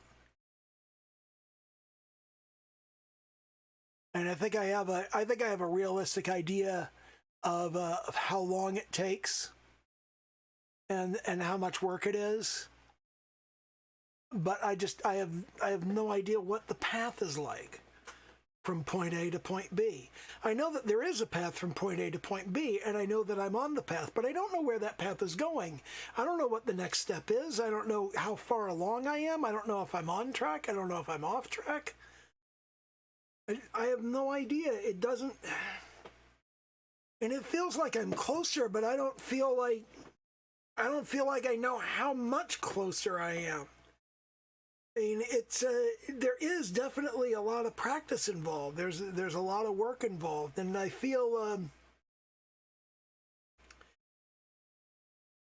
really kind of inadequate in covering the next two subjects that I've got up on the slate. Is next week I'm doing facial expressions. I'm really not good at facial expressions. It's something I know hardly anything about. Then the week after that, it's gonna be like clothing, and I suck at clothing. But you know, it was like man, that was like 2 years ago. You bought me that book on wrinkles and drapery. I think that was a Bridgman book too. Let me check real quick.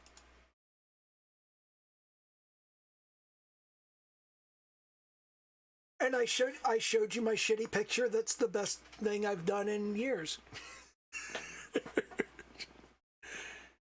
What book was that? I'm pretty sure it was George Bridgman. There's the yeah. Yeah, it is. It's George Bridgman, yeah.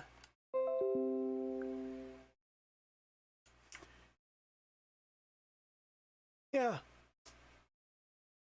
Nothing,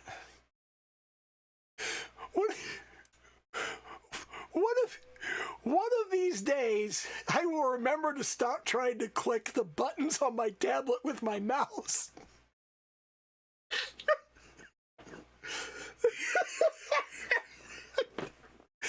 I'm far more amused by that than I probably should be. But it's just that whole idea. I'm just like, if you need any better representation of who I am, that's it. I have literally lost the context of what's on the computer and what's in the real world. I've been like that for years. And I'm frustrated and I don't know why it doesn't work. I'm over here moving the mouse and trying to click on the button. I'm going, why the fuck won't the mouse go to the... Oh, that's a real button. Absolutely something I would do. But yeah. Yeah, this. You got this for me a couple of years ago. And I sent you a picture... I sent you the picture, in fact. I sent you the... Oh, if you want to know what's even worse, for a while I had the system configured to have 3 monitors. It's just that one of them was my drawing tablet, and one of them was the TV, and one of them was the other input on the TV. So I had 3 monitors, but I could only look at one at a time. or I could only look at 2 at a time. So one of them was always concealed. So it was like I was always looking at either monitor 1 and monitor 3 or monitor 2 and monitor 3. And that just became way too much to handle. But yeah, you sent me this, and I sent you this picture. I said, if you're going to be that nice, you should at least see what I'm doing with this stuff. And I sent you a snapshot of this picture, which is not very well done. And it's one of the earliest videos that I did, and was covering that and saying, I did this thing a couple of years ago, and it was complete bullshit, and what the fuck? What was I thinking when I did this? I was thinking I was doing a good job. That's about the best I'd say for it, is that it's not bad at all, but see, here's the thing. I can identify a lot of shit that's wrong with this. And I did a video talking about all of the stuff that's wrong with it. And occasionally I catch myself doing stuff that I did wrong on this, and going, I know better than this. I know that. But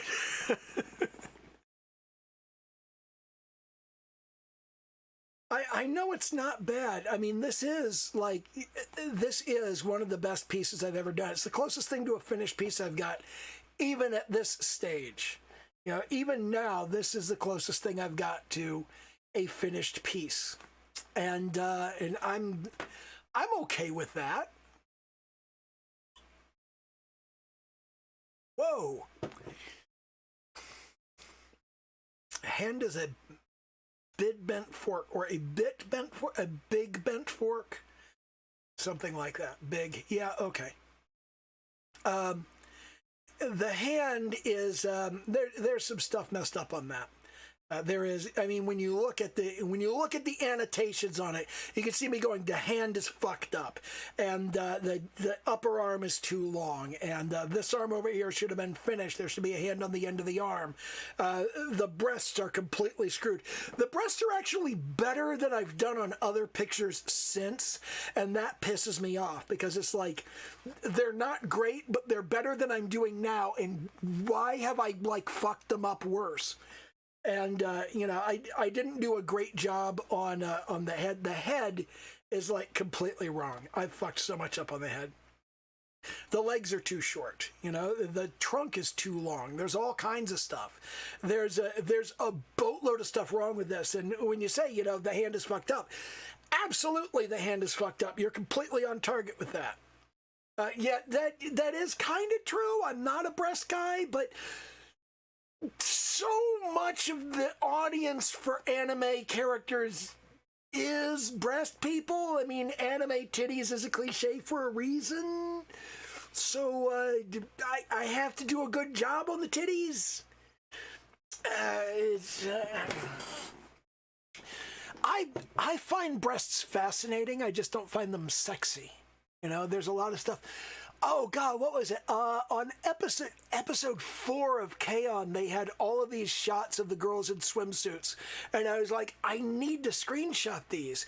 I need to get screenshots of these for reference, because this is such a perfect reference for the shape of the young teenage body. And you don't find a lot of that, because I get annoyed at people for what amounts to this reactionary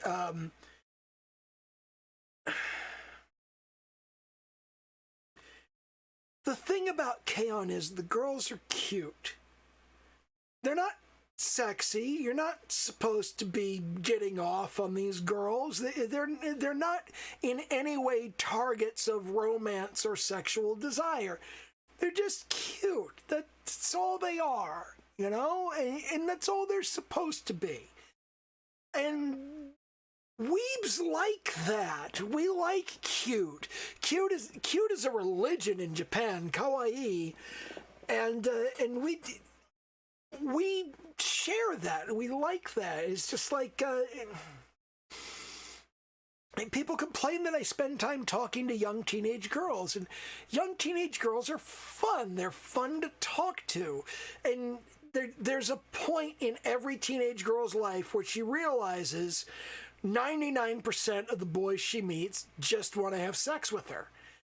And she begins to get more and more closed in and defensive and not want to talk and not want to reveal anything about herself or talk about what she likes or take any risks in any conversation. And it's just like, I like those sweet, innocent, uncomplicated conversations. I like those discussions you have with somebody where you go like, what kind of music do you like? And they just immediately, like, they blurt out the name of their favorite band and gush about it for 20 minutes. I love that. And it's like, I mean, I was talking to a 15-year-old girl once, and she just went off for almost half an hour about how great Justin Bieber was. And she told me that there was this one particular song I needed to listen to. And I listened to that song, and I just went, she's just a teenager. And she doesn't really know what she's talking about or have any experience or any understanding of anything. She's got, like, no musical training, no musical background, nothing, but this song really is a great song. And on top of that, Justin is showcasing 3 things that most people would never notice. And one of them is, he's got fucking range. He can go from down here to up here in like no time. And because he does that, and because of the way he does the key changes from the bridge to the chorus and the verse, the way he does the key changes, the song is impossible to auto-tune.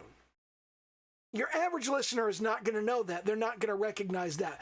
But an engineer, a producer, somebody with musical background, they're going to go, you couldn't auto-tune this to save your fucking life. There's no goddamn way.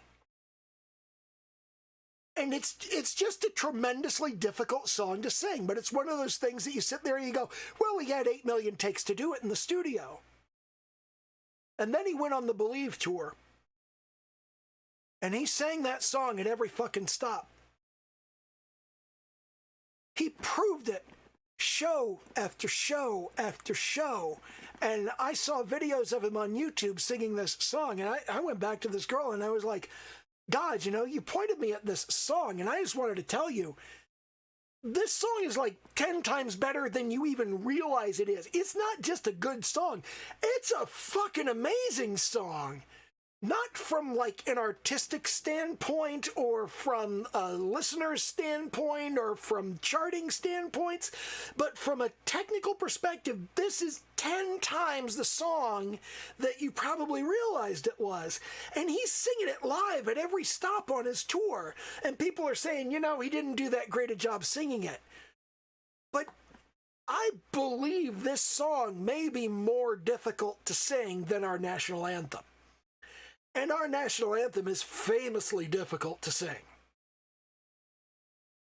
So it's just, that gave me this whole new respect for Justin Bieber.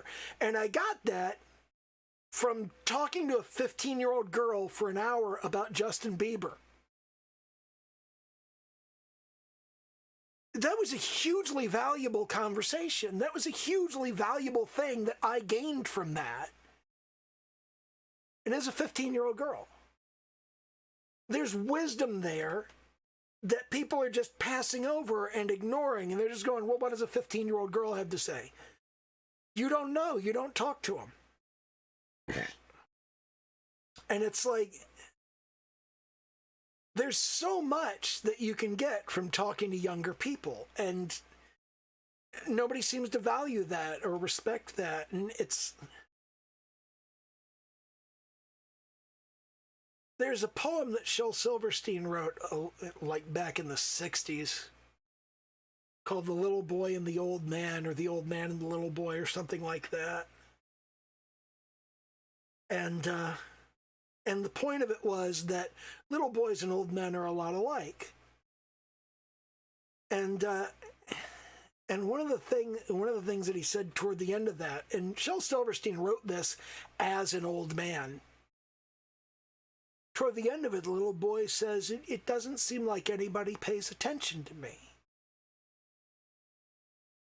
And the old man said, me too. And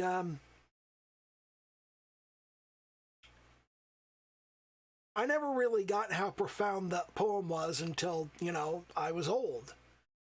So I think that's the nature of shit like that. You don't get it until you get it. There are things that can't be taught. They have to be learned. It's like, I can't teach my oldest son how to have a job. He's got to learn. Yes, I know it. And he felt the warmth of a wrinkled old hand. I know what you mean, said the little old man. Yep, that was it. That was it. God. I remember a surprising amount of that poem. I love Shel Silverstein. Shel Silverstein, he should have been one of the poets laureate of the United States.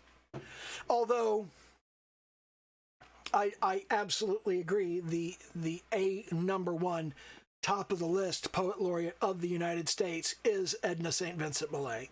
And not just because she's Jewish, and not just because she's bisexual, and not just because she drank like a fucking fish, but, oh, yeah, welcome to the world where Google knows all of it. Well, I use Bing, so I'm sure Bing knows all of it, too.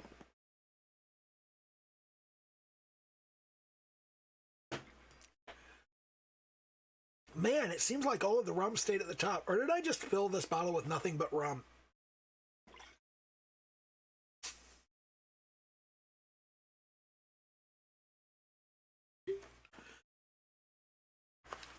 But those are bonuses? What? Those what are bonuses?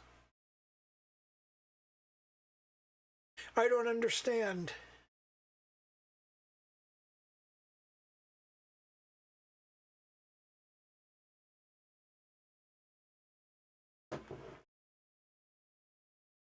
Oh, yeah, definitely bonuses. Yes. Jewish drinks like a fish, etc. Yes. Oh, God. Edna St. Vincent Millay is legitimately the first woman I ever loved. I used to read her poetry when I was like 9 or 10 years old, and I was absolutely in love with her.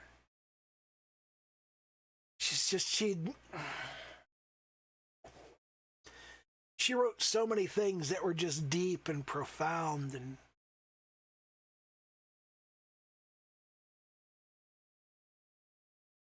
there was a poem she wrote about the fox and the huntsman. Hunter, what quarry in the far field do your hounds harry? And it was what it wasn't you. I'd been married twice when I met you. How are you shocked?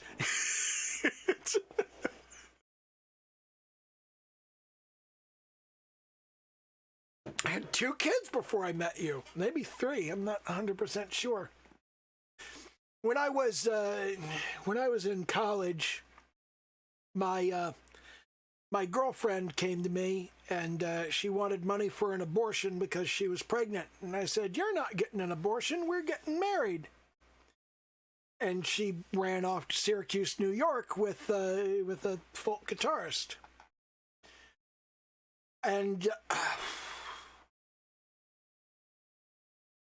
I don't know for sure if she was ever pregnant, and I don't know for sure if she was pregnant. I don't know for sure if she got the abortion. So there's an outside chance that there is a third child out there that I've never met who would be in her mid-30s now.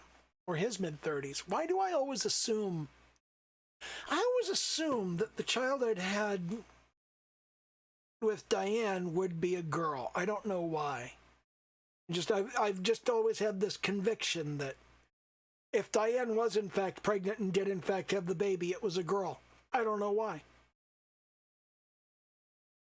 That's why I'm always kind of questioning the fact. I'm always kind of questioning, is that child out there? Because I just am too certain that it would be a girl for that not to have any basis in anything. I don't know. I was talking to somebody earlier this year. I don't remember who it was. Oh, it was Melissa. I was talking to Melissa, and she brought up astrology. And she said, I know you're not into astrology. And I said, what the fuck do you mean I'm not into astrology? My degree's in occult science. I used to be an astrologer. I used to cast charts for people. And she was just amazed. She was like, who are you? And what have you done with Caliban? And I've always been this guy. I've always had this background. I've always had this weird awareness of and attachment to the strange shit. Yeah. But it's not a difficult thing to do. I mean, I could still do it. I need to dig up my ephemeris. I don't know where my ephemerides stop. I think they stop in 2010. Have to get new ones.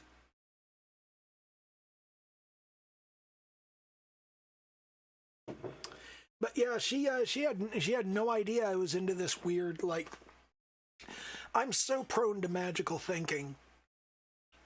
And I tell people that all the time, and they're just like, haha, yeah, sure. And I'm like, Jewish, religious, I kind of believe miracles are a thing that exist, and God spoke to the Jewish people from the mountain.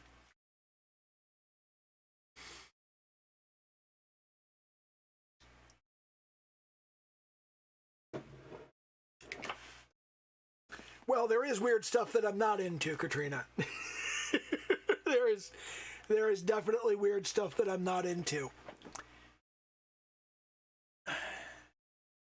I need to check something. Allow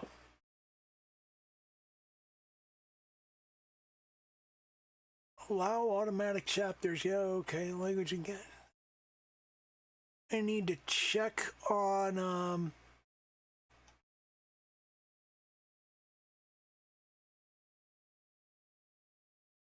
okay, live chat replay is enabled. Okay. So yeah, that's fine. Yeah. Weird, not gross. There's a lot of weird stuff I'm not into. You know, there's definitely a lot of gross stuff I'm not into. You've heard the story about the surprise my girlfriend had for me that one time. Not a good surprise.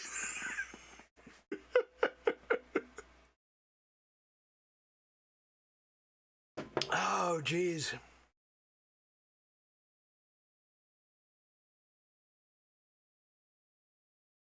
Wonder whatever happened to Diane. Wonder where she is or what she's doing.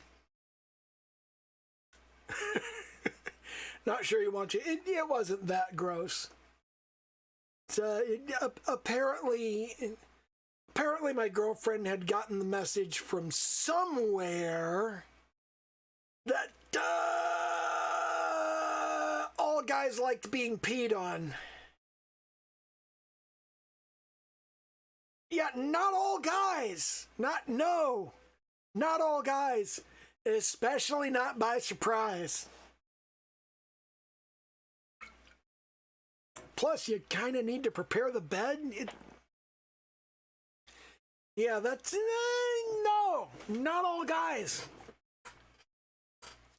Every time somebody says not all men, I flash back to that story. Just like... Yes, ew. That's very much how I feel about it.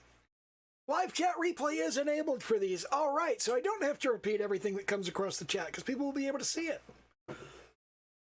Oh, man.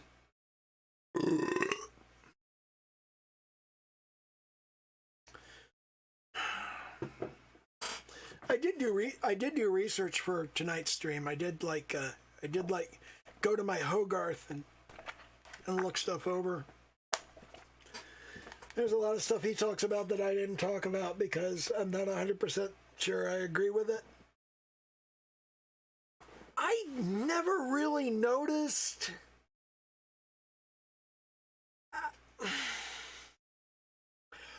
Hogarth is a racist. I mean, not like a horrible, awful, unforgivable racist, but like everything that he says, you know, this is how the human head and the human face are constructed. It's all how Caucasian heads and faces are constructed. And I'm just like, I did not know this before, and I'm not sure how I feel about it now. It's a little bit enlightening. I'm not sure how I feel about it. It's the whole, that's such a big question, separating the art from the artist, you know? It's like, people say J.K. Rowling's a transphobic bigot because she has certain opinions about trans people. And number one, I don't think those opinions are necessarily transphobic. And there's when people talk about trans exclusionary radical feminists, sometimes you don't have to be radical to exclude the trans people from a feminist discussion. When feminists are talking about how should we raise little girls so they will become good women as adults, that's not a conversation for trans women because they've never been little girls. They need to stay the fuck out of that conversation. It's not for them. It's not about them. They don't have any insight to put into that. And that's just a flat out example of, you know, there are some feminist questions, some feminist topics that trans women don't belong in, that they shouldn't be part of, that, you know, when they enter those topics, they're basically entering those topics as men. And they don't seem to recognize that. They don't seem to recognize that there are topics they have no fucking business talking about. I have no business telling anybody how little girls should be raised. I've never been a little girl. I've never raised a little girl. I don't know how that works. I have nothing to add to this conversation. You know, and if I enter that conversation, it has to be as somebody who has no fucking clue what I'm talking about and is just going, well, you know, if that particular idea passes the sniff test, maybe try it. But I certainly don't have the experience of being a little girl or raising a little girl and being able to say this is what happens when you raise little girls like this. I don't know that. I have no business in that conversation. And trans women are exactly the same. They have no business in that conversation. They're not little girls. They don't belong in that conversation. They shouldn't have that conversation. They need to shut the fuck up and go home when that conversation comes up. Zeb, you disagree with everything I say about trans people, so let's just take it as read that you're a transphobic bigot and leave it as that. That's not fair. I'm not going to say he's necessarily a transphobic bigot. Let's just say we're in different places on the trans question. I've dated trans people, so I'm in a very different place than most men on that question. So I am trying to play nice, Katrina. I really am. I've had a bit to drink, in case you haven't noticed. but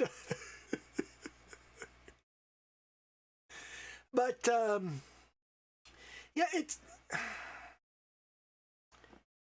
there are a lot of things that I think are problematic in the trans culture that I don't feel like I'm allowed to say, because if you say them, then people automatically assume that you hate trans people and you wish they didn't exist, and you think they should be rounded up and put into camps and executed. I'm Jewish. I don't think anybody needs to be put into camps and executed. I've seen how wrong that can go. So no, that's not what I think. I think people are wrong. I think people are wrong about a lot of stuff in the trans community. And it's like one of the big, I already alluded to one of them. It's just like, if you're a man and you're thinking, oh, I'm unhappy as a man, I would be happier as a woman, you don't have the slightest fucking clue what you're talking about. You're making that up out of whole cloth. That you don't have any evidence whatsoever that you would feel better as a woman. You're just making it up. And that's an objective fact, because you don't know. And, you know, even once somebody else has gone through their transition, they go, this is my experience going through my transition. That has nothing to do with your transition. That has nothing to do with how you'll feel as a woman.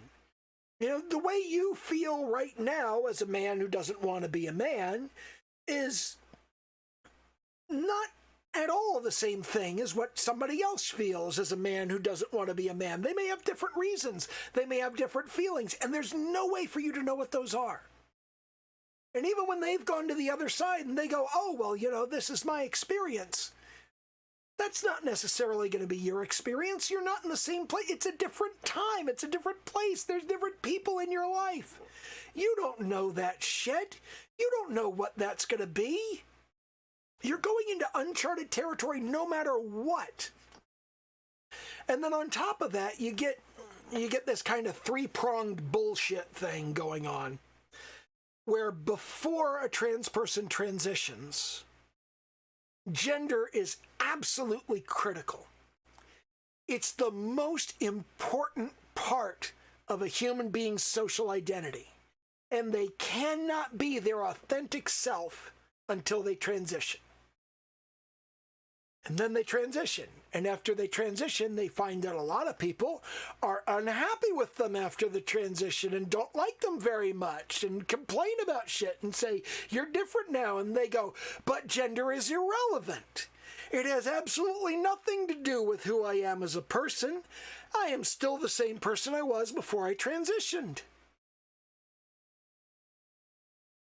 These are contradictory. You can't believe both of these things. It's not, you can't. They can't both be true. And I'm willing to accept that, you know, you were wrong. You know, you thought this was really important and then you transitioned and, oh, it turns out it's not important. But if you were wrong, I need to see you telling people who haven't transitioned yet that they're wrong. And not that it's the most important thing and they absolutely need to transition.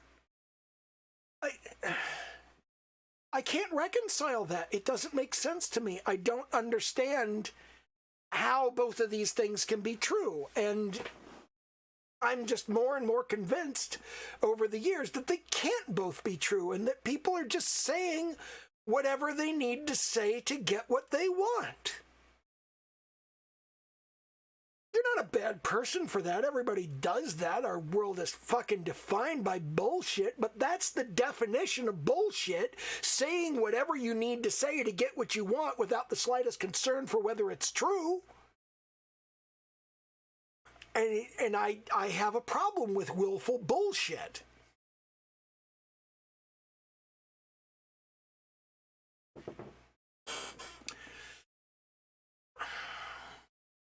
And it's very frustrating to be sitting around over here and go, you know, I absolutely, when you come down to it, every single thing that goes into a transgender person's transition, they have every right to do. You have every right to change your name. I'm living proof of that. They have every right to wear whatever goddamn clothes they want, do their hair however they want, wear whatever makeup they want. They can wear whatever jewelry they want. And I don't give a shit what your pronouns are. You want to use different pronouns, you go ahead and use different pronouns. Not that big a fucking deal. I'm totally okay with this. Everything that you're involved with, all of the surgery you want to get, you have every right to get that surgery. There are worse surgeries that we let people get. You don't need a reason. You don't need a justification. You can have a gender transition or confirmation, that's what they want to call it now. You can have all of that surgery and you can live as your preferred gender. You have every right to do that. Every single right to do that for any reason or no reason at all. You don't need a doctor's note. You don't need therapy. You don't need somebody to certify that you really mean it. You can do it because you fucking felt like it when you woke up this morning. It's totally okay. You have every right to do that. I'm 100% behind that. Don't blow smoke up my arse about how you have a bigger reason. You don't need a reason. You can just go, I wanted to be a woman, so now I'm a woman. Cool, that's fine. I'm okay with that. And at some point, I really need somebody to explain to me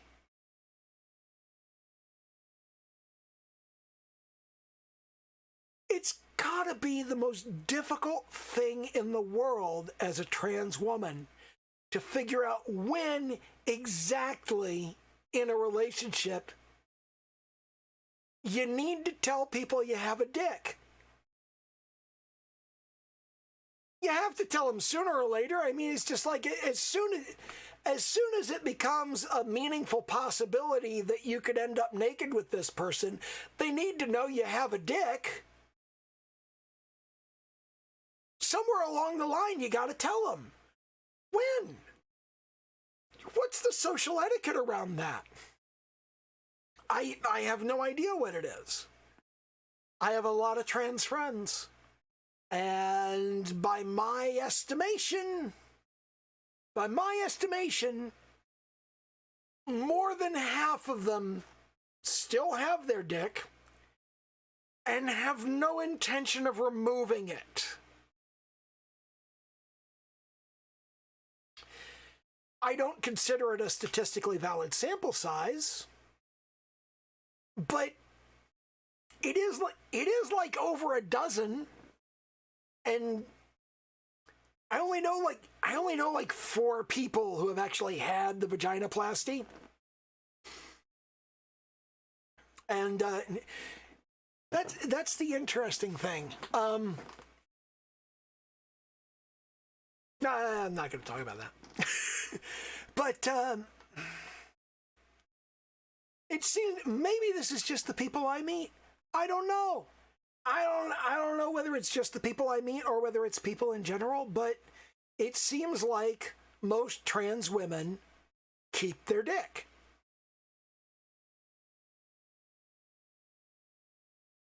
I have real difficulty accepting that trans women are women with dicks makes sense to the average person.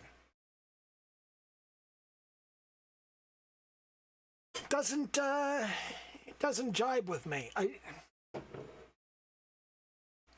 I think to the vast majority of the human population, I'm ignoring the chat right now because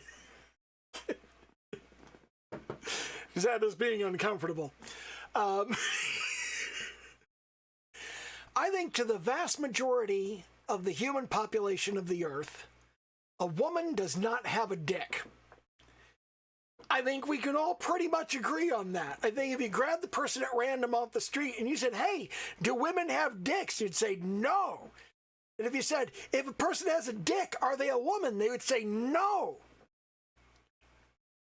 So how can you be a trans woman and have a dick?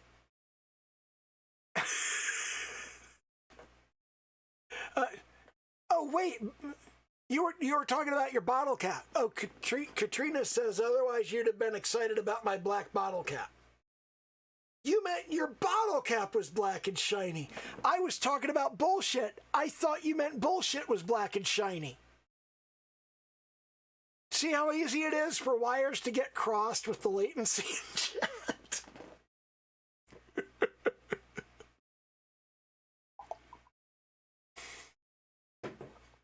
This is why I don't drink on stream anymore.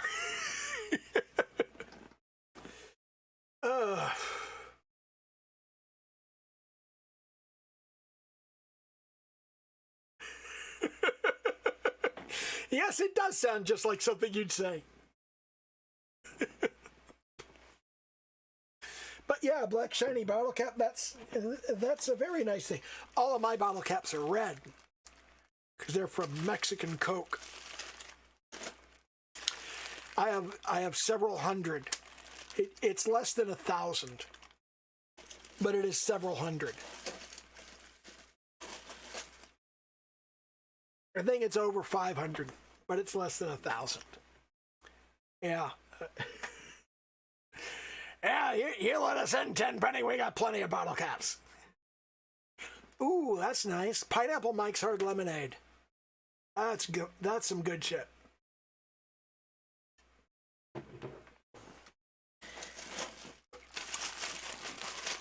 I don't know why I keep the bottle caps, Zeb. I really don't. I honestly don't. I used to keep the bottles too. You know, there was a point, I had like 8 cases of Coke bottles that were just like in the other room. They were just stacked up. And then one day I just went, why the fuck do I keep these? And I took them all out to recycle, and I dumped them all in there, and I felt bad about it. It was Heather. Heather wanted me to keep the Coke bottles because she said if you take a propane torch and you do the stretched Coke bottles, then you could take those to Hempfest and sell them for like $6. So like every case of Mexican Coke is basically $200 if you just, use a propane torch on them and stretch the bottles.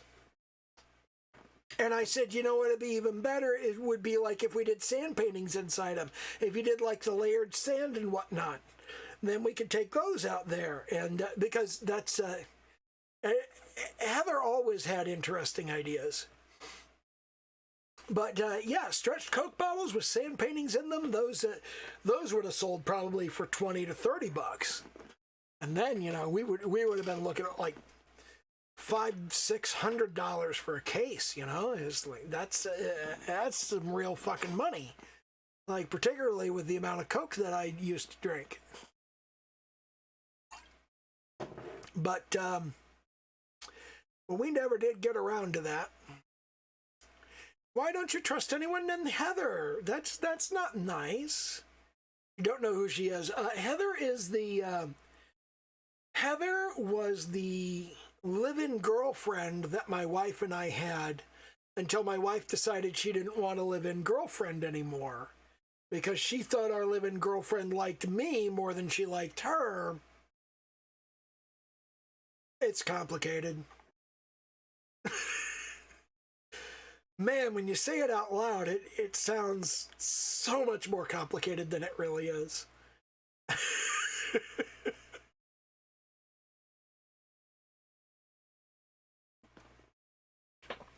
But yeah, Heather did have some good ideas. What was I talking about? Oh yeah, trans people. I'm going to stop talking about trans people. God only, I don't even remember what I said. Oh my fucking God.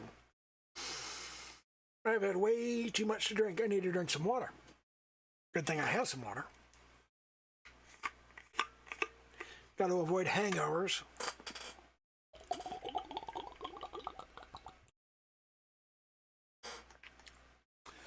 Oh yeah.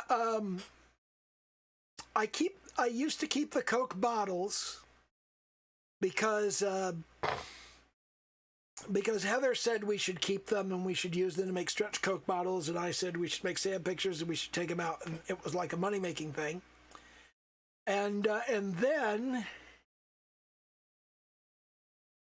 when Heather and I broke up and she left, I just kept keeping them. Just like for no good reason. And then I said, why do I keep these? And I tossed them all in recycle.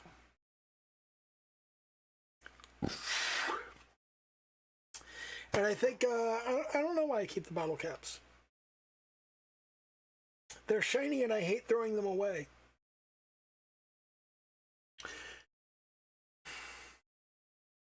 I think that comes from growing up poor.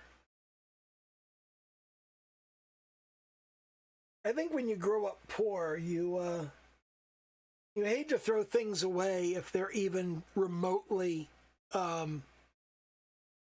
useful or nice or pretty.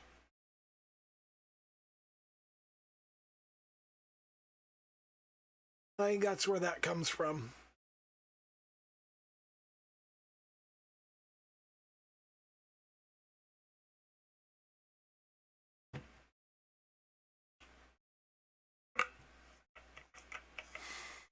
That's true. Bottle caps do have sharpish edges.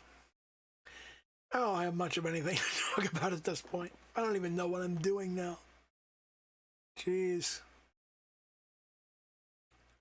I finished my Institute run-through of Fallout 4, and I've started the level grinding for the Brotherhood of Steel run-through. Cause that's a thing. Let's see. What's the... Is it 1? No, that's not it. 3? There we go. Not really doing anything in the application anymore anyway, so may as well close it down. There we go. So a much larger version of me. So you get a much better view of now I'm missing all of my fucking teeth. Wonderful. Who doesn't love that?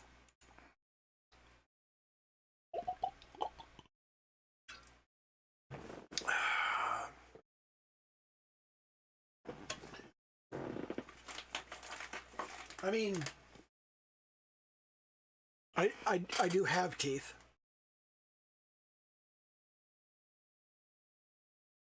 They're here. I can put them in. But they're uncomfortable. I don't like them. God damn it, I just spilled my coffee. And bumped my microphone.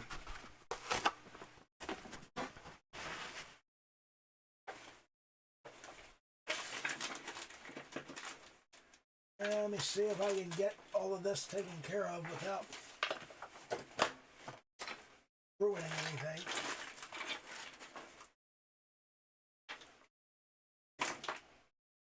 Okay, I've got,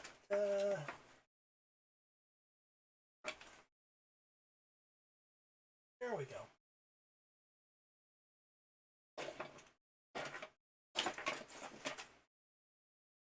That was wonderful. Okay.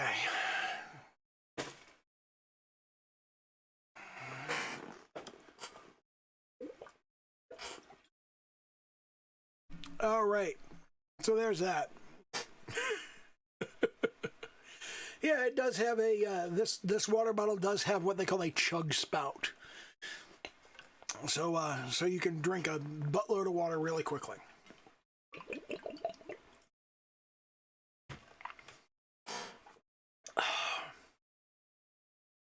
Yes, it's very fancy. Very, very fancy. God, I've been live for 2.5 hours.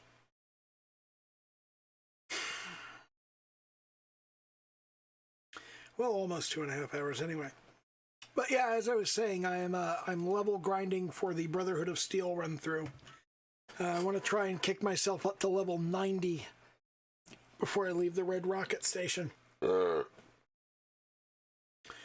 And that way, the idea there is Fallout 4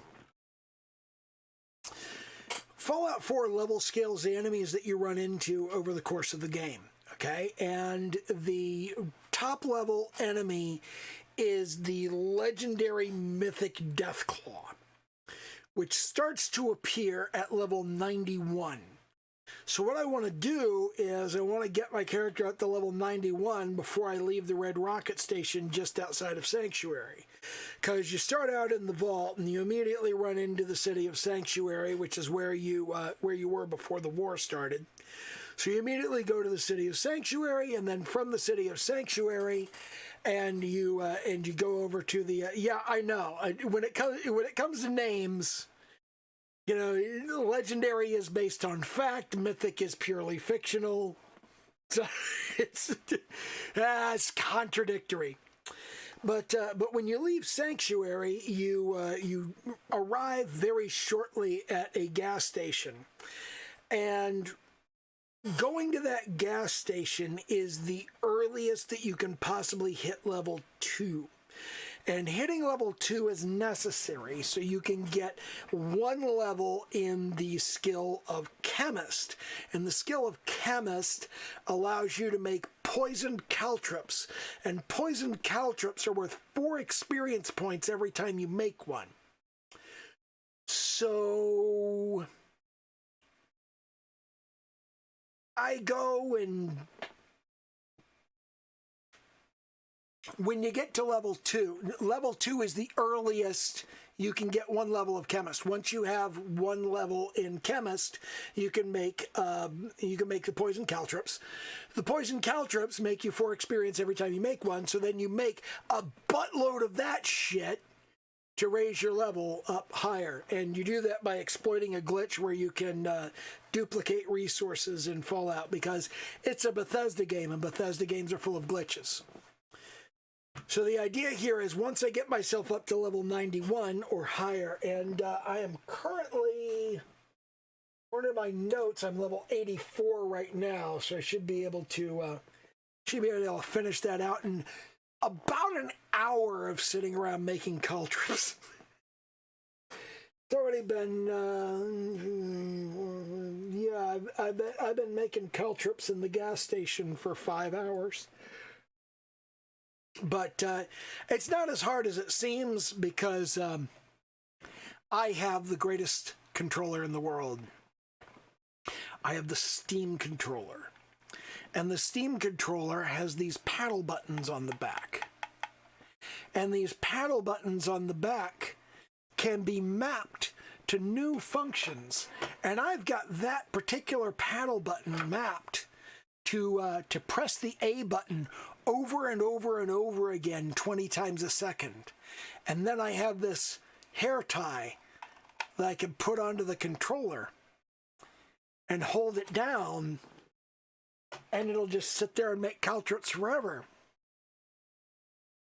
So yeah, that's awesome. I love my Steam controller so much.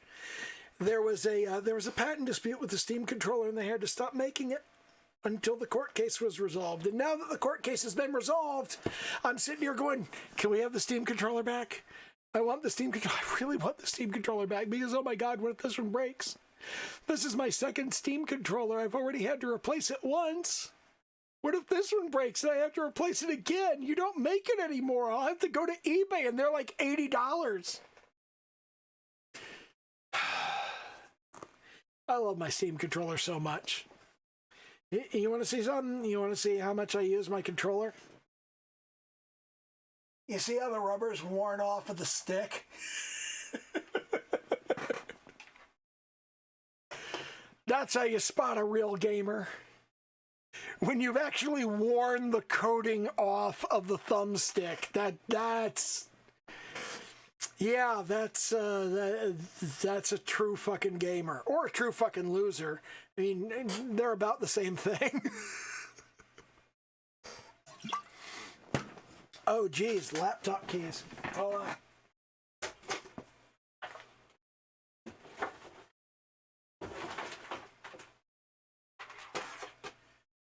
But,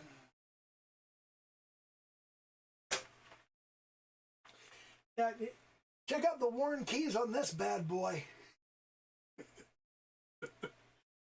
Not to mention, it's like crusted with like dust and shit. But it's like you look at the shift key over here, and you look at the WASD keys. Those are worn down to nothing. Like, that's not paint. That's the actual plastic. I had yes, that keyboard is gross. Oh, geez.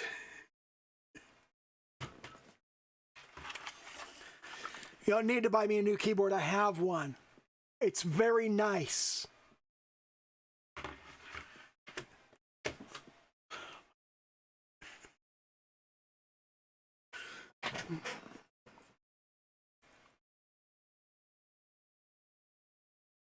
Oh, geez.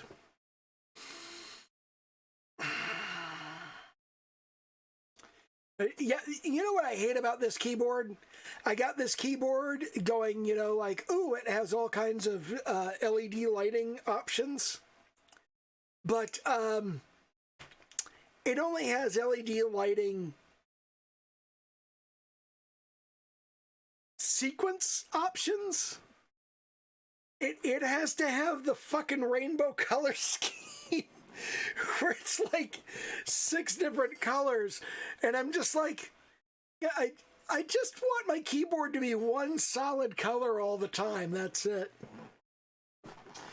Oh, God, I can't live without my backlight. I need that backlight. I really do. I like it best when it's like just blue. It's like I want everything just blue. I want all of the I want everything that I use to be backlit in blue. Because I'm weird that way.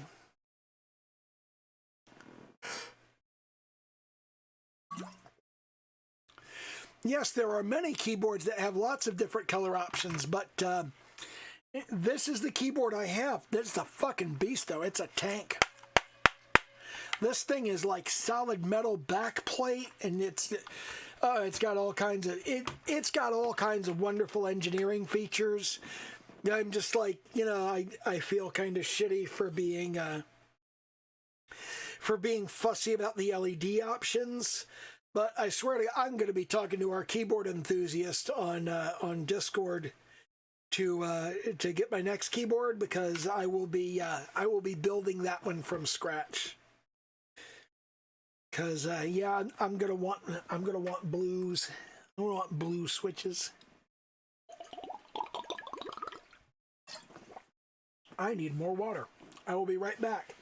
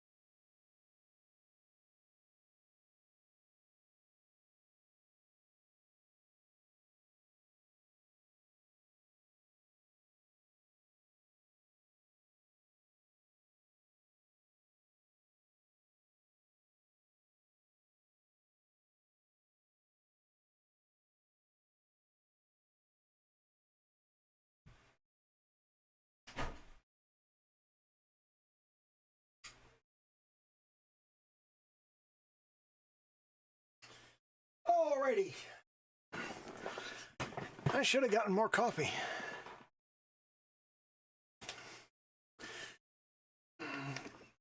How did you not know that you can build a custom keyboard? I mean, it's just like, I mean, you get the back plane and you get the keycaps and the switches and all of that.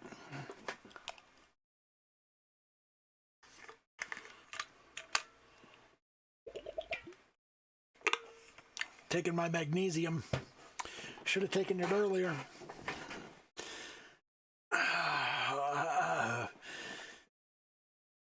I spilled all of my fucking coffee, so.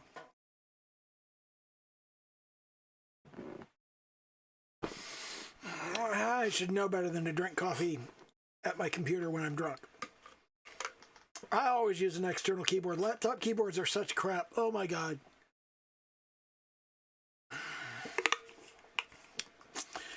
What was I saying? Oh yeah. Some spots cleaning up that coffee spill. Taken care of.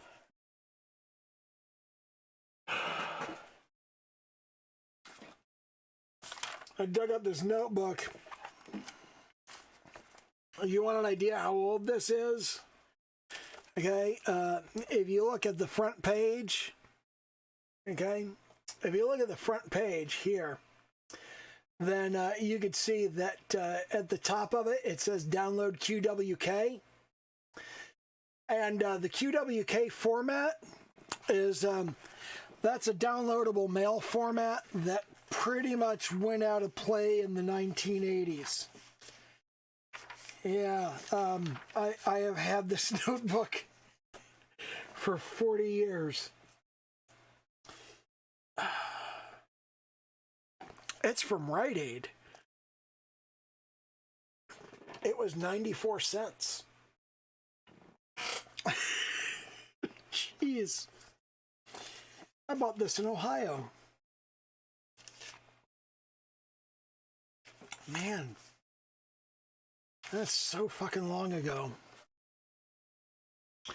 And I'm still using it. I'm still putting stuff in it.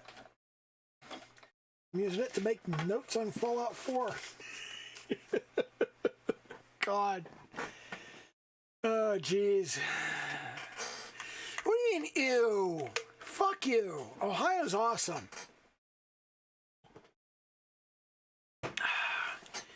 Everybody from Ohio loves Ohio for no good reason. I have noticed that. It's just, it's like, if I meet somebody and they're like, I'm from Ohio, then immediately I like that person. For no good reason. And when people go, ew, I hate Ohio, it's like, yeah, fuck you for hating Ohio. Ohio's fucking awesome. Why? I don't know, because I was there. I was born in Ohio. I was born in Franklin County in the south of Columbus.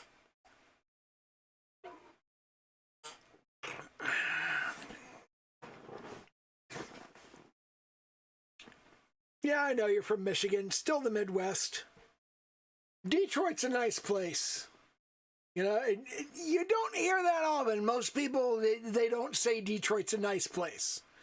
Okay, they will not. No, most people do not go to Detroit and say, "Oh, this is a nice place." But it is. I like Detroit. You know, and although granted, I went to Detroit in the 80s, and in the 80s, the thing about Detroit was Detroit's full of black people, and, you know, the hip-hop thing was like a big deal. Also, Kiss Army since 1978, so, you know, Detroit Rock City is a big deal. Detroit got it before anybody else. The Motor City, I mean, just in general. Who doesn't love Detroit? Why would anybody not love Detroit? Detroit's fucking awesome. It's a fucking mess right now, but it's still fucking awesome. Isn't Mr. YUG out of Detroit? Think so. Yeah, 78. God, think about that. I have been in the KISS Army for over 40 years. 40 years! Oh my God.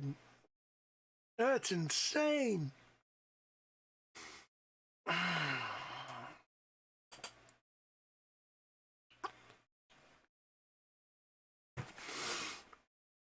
Detroit has, they got a strong underground rock scene, a stronger underground hip-hop scene, especially now.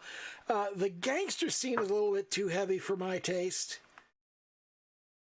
And let's see.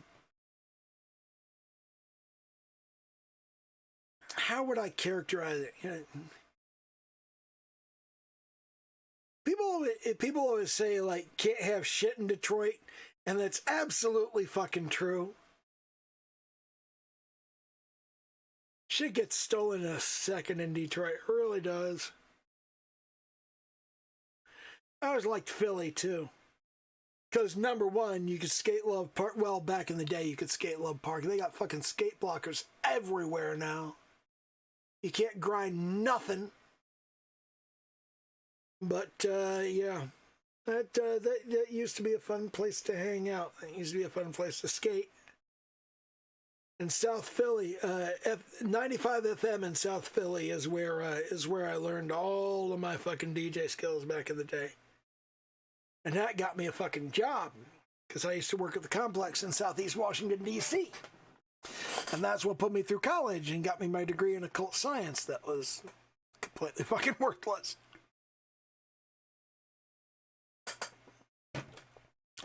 But yeah, I had a friend named Mario Harris. Big, huge fucking black guy. Like, football linebacker, huge black guy. I remember I had this conversation with him once. Katrina's probably heard this story. I had this conversation with him once. I was like, you should come see me DJ. And he said, well, where do you DJ? I said, the complex. He said, the complex? Isn't that in Southeast? I'm like, yep. He said, well, that's the black part of D.C. And I said, well, Mario, I don't know how to tell you this, but you're black. And he said, yeah, I'm not that black. Zeb asks, what scope of knowledge does your degree cover? There was... God, what was his name?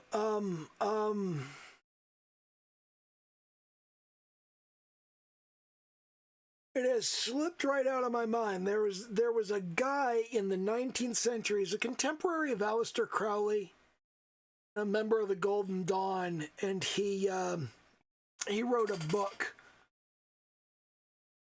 He's also the founder of modern homeschooling, funnily enough. Nobody likes to talk about that.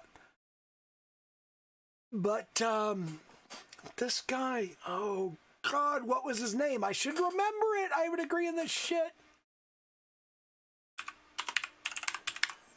What was his name? Yes, Rudolf Steiner. That was it.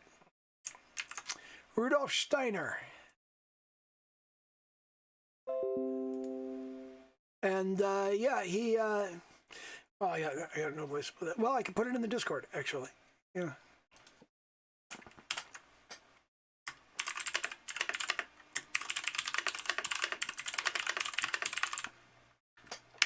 I'll drop that in the main chat, and this is on Kindle if you want to know more. An Outline of Occult Science by Rudolf Steiner. And basically, occult science is it's quantum parallel universe theory. It's the same basic concept. It's largely informed and instructed by the same kind of or the same kind of thought process that guided H.P. Lovecraft in his fiction, but Steiner actually approached it as, you know, a meaningful field of study. It's all horse shit, you know, it's just speculation, but, and that's one of those things where, the problem with the modern university is that the universities have recognized and accepted there are new fields all the time that we don't have curriculum to cover, that we don't have professors who are expert in.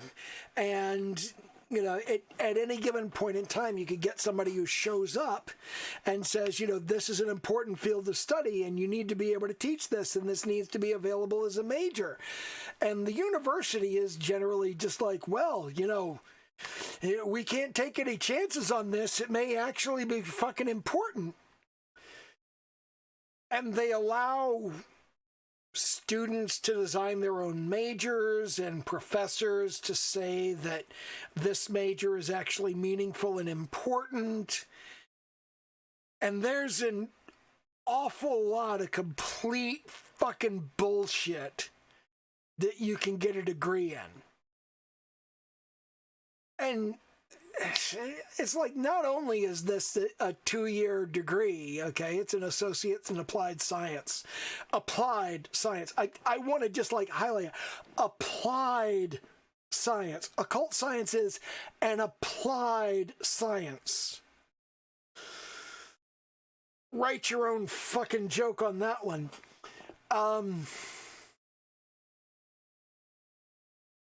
Not only is this like an undergraduate degree and a 2-year degree that's just an associate's, but I went into college early. I graduated high school at 16 and went straight into college. And when you're 16 years old and your professors are teaching horse shit and say that you can get a degree in it, you know, you've been told your whole life that a degree is a degree. You're a fucking idiot. You don't know this is bullshit. You don't know this is worthless. You don't know that when you put this on a resume, it's not going to score you any points and not going to get you a raise and not going to bring you to the top of the stack. You don't know that. You just think a degree is a degree, but a degree is not a degree. There are degrees that get you somewhere, and there are degrees that are horse shit. And Katrina asks, what are you applying it to? That's a good fucking question. That's a really good fucking question, because there's no appropriate application that I can see. And in addition to the core requirements of Rudolf Steiner's teachings and actual like coverage of what occult science is, they threw in a whole bunch of other shit that was just basically occult related. So it's like I had all of these classes in mythology and all of these classes in like religious studies, and I actually took a class in satanic ritual worship, which is hilarious. You know, and it was one of those things where I was really proud of taking this class when I was like 17 years old. And now I'm just like, yeah, it's not as cool as it sounds. It's basically a fucking history class. It's like, what did insane people think that Satanists used to do to worship the devil? None of this ever really happened. It's just like, yes, this is shit people said. Wow, I mean, take a class in that. One of the funniest things ever, my professor for satanic ritual worship, I can't remember his name. I want to say it was Duggar, but Duggar was my high school maths teacher. So it wasn't Professor Duggar, but yeah, he was the same guy who taught the Modern Christian Living course, because he was fascinated with the history of Judeo-Christian religion. So his area of study was just like anything and everything related to Christians, including their perception of what Satanism was and what Satanists did. So he taught a class in Modern Christian Living immediately before the class in satanic ritual worship. So every time we went to class, it's like you'd have all these squeaky clean, like preppy kids on their way out of the class, and all these tattooed and pierced goth kids on their way into class. It was just really funny because It's just like two worlds on their way past one another. It's really terribly funny. But yeah, the general concept of occult science as a discipline, as like Rudolf Steiner's actual teaching of it, it's quantum parallel universe theory. The idea is there are an effectively infinite number of worlds. And Steiner approached this not from the direction of physics and quantum theory, but from a direction of religion and magic and, you know, the Hermetic tradition. Because he was coming at it that way because, again, this is a oh, God, my brain's not working right because I've had too much to drink. This is somebody who was in the Order of the Golden Dawn, which is an occult society in the United Kingdom. And he was a contemporary. He was a contemporary of Aleister Crowley. And if you know anything about Aleister Crowley is like a huge fucking Satanist jackass. But Rudolf Steiner's fundamental idea coming at this was there are an infinite number of worlds. And he had an interesting theory about them, which Howard Phillips Lovecraft would integrate into a lot of his works. But this theory was, it's just like a window or a mirror. You may or may not be able to see into a particular other world under the right conditions. You may or may not be able to travel to another world under the right conditions. This does not necessarily go both ways. Just because you can see into that other world doesn't mean they can't see. It doesn't mean they can see you. Just because you can't doesn't mean they can't see you. They may be able to see you and you can't see them. You may be able to go there but never come back. They may be able to come here but never go back. They may be able to come here and go back, but you can never go there or come back. There are differences in the people from different universes in different timelines. This is most clearly referenced in, there's a famous quote by Lovecraft that I'm going to look up right now.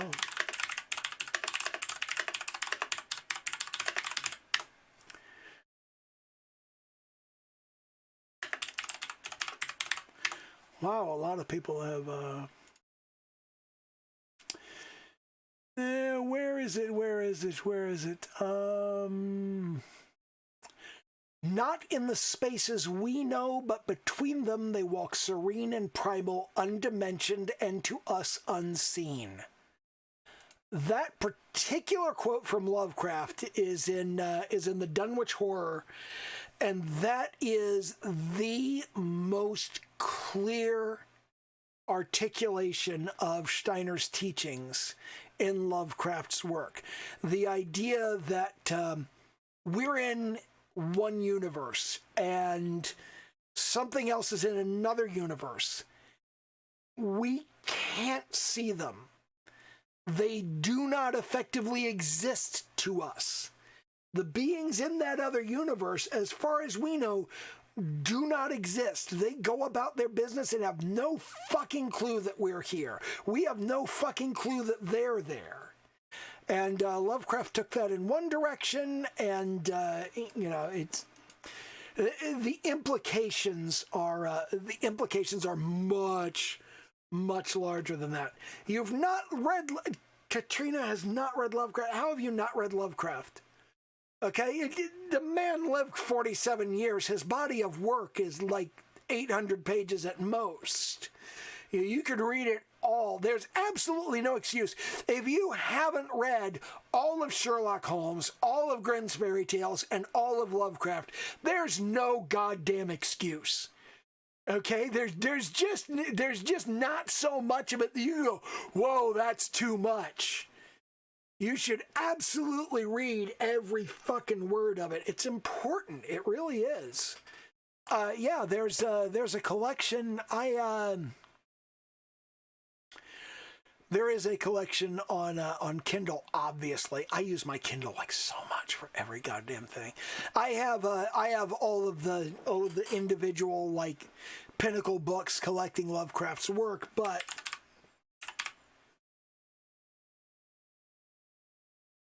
I have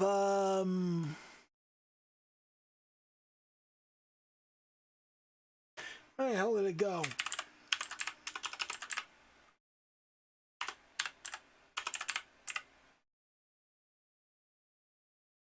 There it is, yeah. The complete works of H.P. Lovecraft. And that is, let me see. It's not that big. It's got, well, they don't really have pages, but this is I'll post the image of it and in the Discord. I think that may actually even be free. Let me check real quick.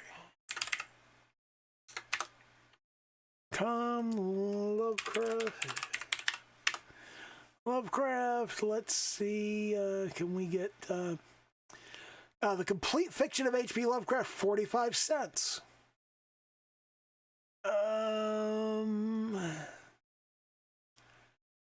Yeah, so it's available for 45 cents, and there are smaller collections available for less.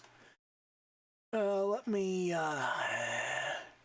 Oh, that reminds me, I haven't watched all of Lovecraft Country. That was a really good show.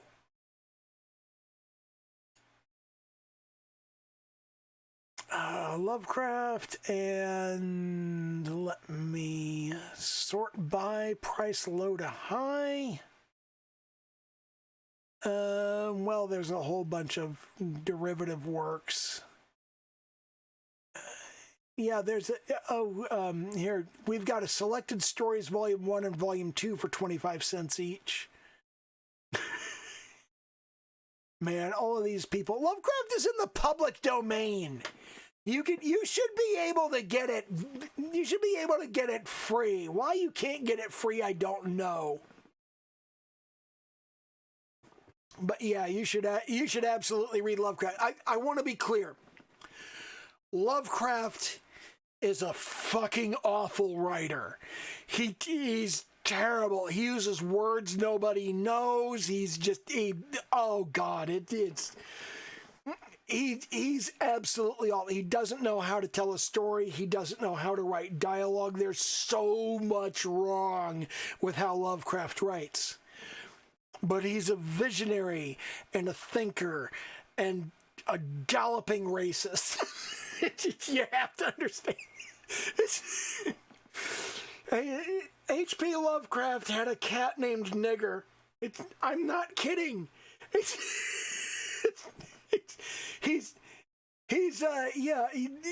You're reading the stories for the ideas, okay? He's absolutely awful.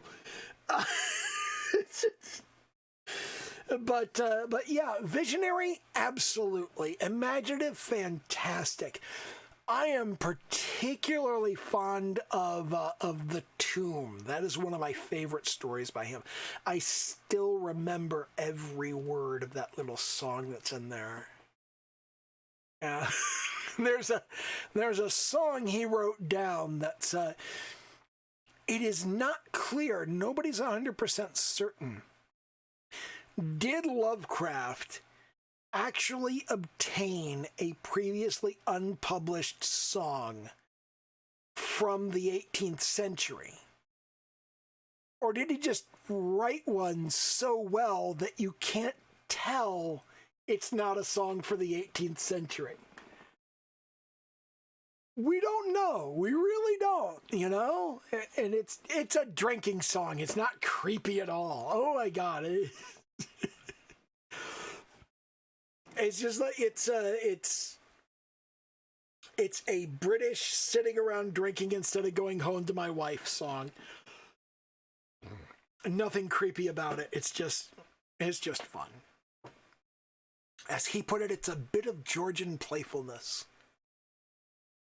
Lovecraft is important. He's very important, but Lovecraft he came at this thing in a particular direction, and Rudolf Steiner came at it from a similar direction, but he came to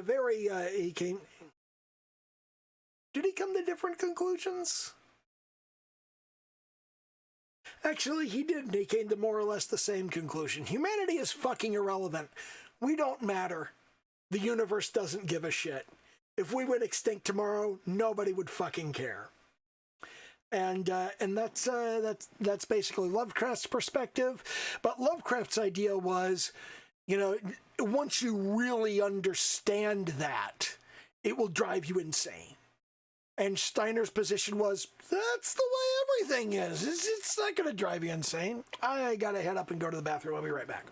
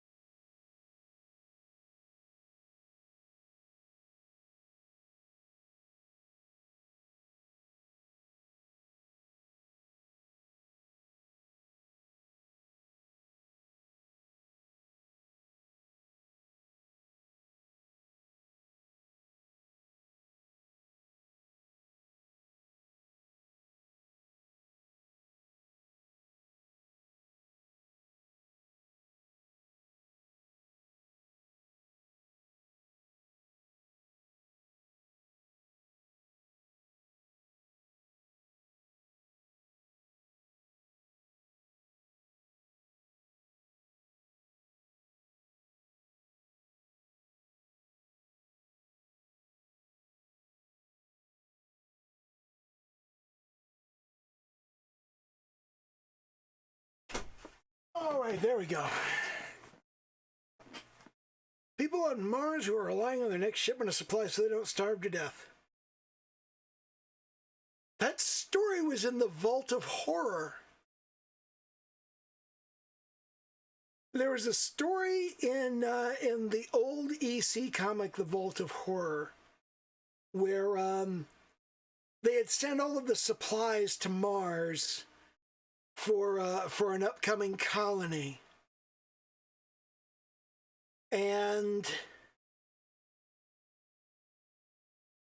the people to use the supplies were going to arrive in a couple of weeks. And when they got there, they found that a pregnant dog had stowed away on the spaceship. So they got to Mars, and the puppies had grown up, and they had eaten all of the actual supplies intended for the colonists, and now they were just starving. So the colonists did not have a good time.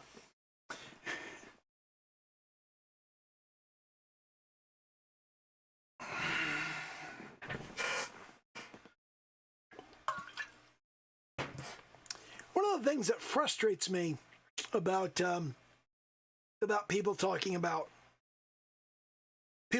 protecting the planet, they talk about environmentalism, they talk about climate change, they go, oh my God, we are destroying the planet, we are doing all this stuff. We're not destroying the planet. The planet's fine. The planet's been hotter than this. The planet's been less hospitable than this. The planet's going to be fine. Honestly. And in the same way, they're like, oh my God, all of these animals are going extinct. Animals go extinct all the fucking time. It happens constantly. That's natural. That's normal.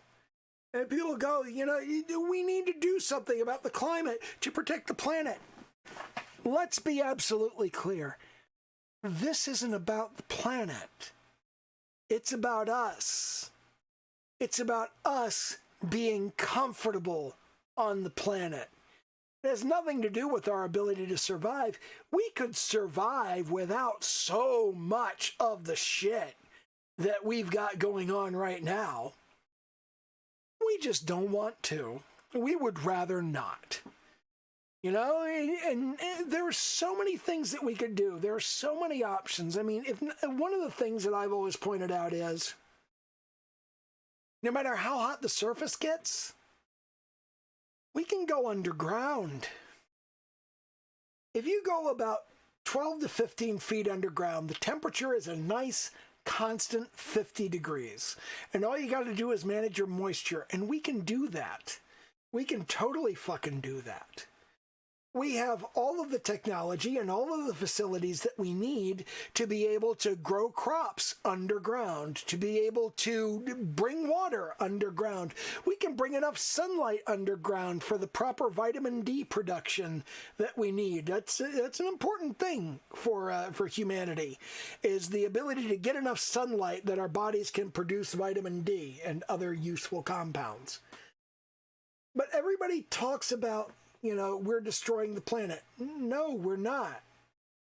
We're destroying our ability to be comfortable on the planet. We're destroying our ability to keep doing things the way we've always done things. We're destroying the concepts of equality and sensibility that we hold dear. The natural order of things is just fine. No matter what we do, we can't disrupt the natural order of things. I mean, no matter how much we fuck up the climate, no matter how much we fuck up the economy, the natural order of things is, if we fuck things up too much, we get to go extinct and die and leave the planet to somebody else. People always speculate it's going to be the dolphins. Dolphins don't have hands. They're not going to do any fucking thing. It's just not going to happen. Although, my favorite goddamn thing about dolphins, you want to know my favorite thing about dolphins? Dolphins love to use dead fish to masturbate in windows in front of spectators. Dolphins think that is the funnest thing in the world. They love the reactions of people looking through the window where they're like, look, I'm going to fuck this dead fish. And I just sit there and I go, yep, they're basically human. Kind of love that about them. I think it's kind of awesome. That's my favorite thing about dolphins. You need any more of an example that dolphins, there are so many like wonderful things about dolphins, but my favorite thing is they're fucking trolls. They're absolute fucking trolls. Oh God. There's a beluga whale in some aquarium that learned how to say get out. But it could only say it in a creepy, weird, whispery voice. And the night security guards were freaked the fuck out. And they were just like, they'd be walking through this particular area of the aquarium and they'd hear this creepy voice going, get out, get out, get out. And they eventually figured it out. It's the most common thing a beluga whale hears, because people are always getting in and out of the tank. And I'm going to get out now. I'm going to get out now. I'm about to get out. And the most common phrase they hear is get out. And he learned how to say it. And everybody's freaked out. Oh, it's haunted. And nobody thought he could be the whale. The whale saying it. Oh, God, I think that's hysterical. Cetaceans in general are just... They're absolutely delightful creatures. They really are. And I love that they're trolls. I love that they play jokes on other human beings. And, and there are areas... Human beings are such fucking perverts that in most of the areas where you can swim with wild dolphins, human beings have tried so frequently to have sex with the dolphins that now, in most of those areas, you're not allowed to swim because the dolphins will rape you. I think that's hilarious. I think that's the funniest goddamn thing ever, because that's what you fucking get for this shit.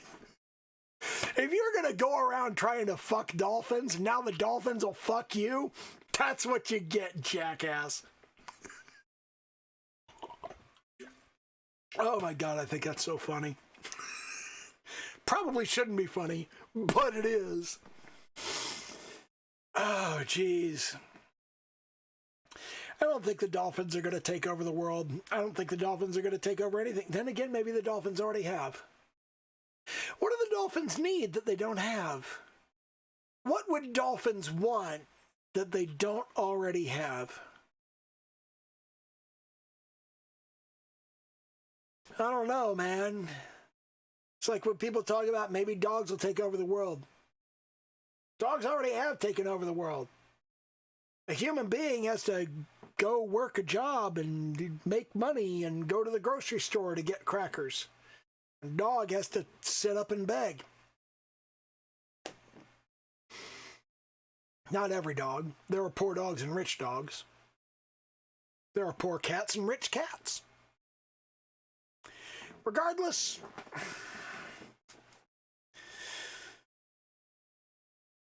I think on some level, the existence of an economy is a step backward for a species, is a step forward for a tiny percentage of the species, but it's a step backward for the rest.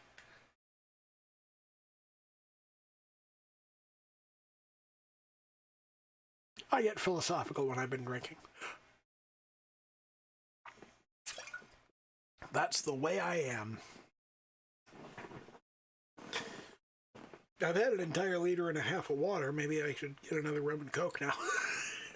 That'd be fun. I was talking about my planned Fallout 4 run. I gotta do a Brotherhood of Steel run. There are 2 achievements related to that. I've only got 4 achievements. I've only got 4 achievements left that I need to get in Fallout 4. And one of them is for siding with Paladin Dance on a particular mission, and the other is for completing the game on the side of the Brotherhood of Steel. And then I've got I'm down to 4. You know, I got one of them yesterday. You know, so I was down to 5, and now I'm down to 4. And one of them is for collecting 100,000 Nuka-Cola arcade tickets. I've got 34,000.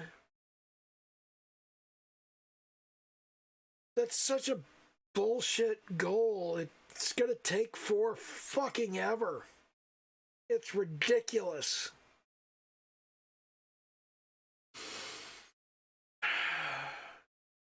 And then one of them is for like I've got to drink a bunch of flavored Nuka-Cola recipes that I made with like the Nuka-Cola mixer, and I've got to go and kill enemies that only exist in the Nuka World expansion. That's gonna be frustrating. Probably gonna be easier than fucking 100,000. You can program the controller, but there's not a lot you can do to get tickets. I've been using the basketball game to get tickets. I got about 35,000 tickets so far, and I can get about 1,500 tickets on one run of the basketball game because I've gotten really good at that shit.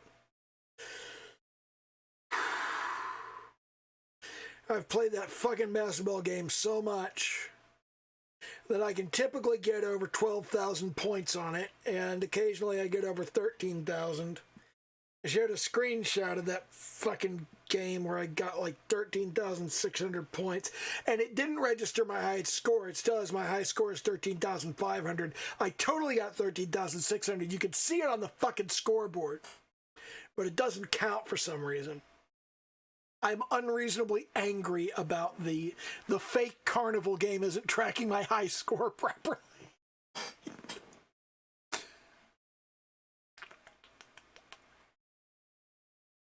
But yeah, that's frustrating. Okay, I've had enough water. I'm going to make myself another rum and coke. I'm going to run off for a minute and make myself a rum and coke because I've had enough water to stave off the hangover, so... yeah, that's going to be cool. I'll be right back.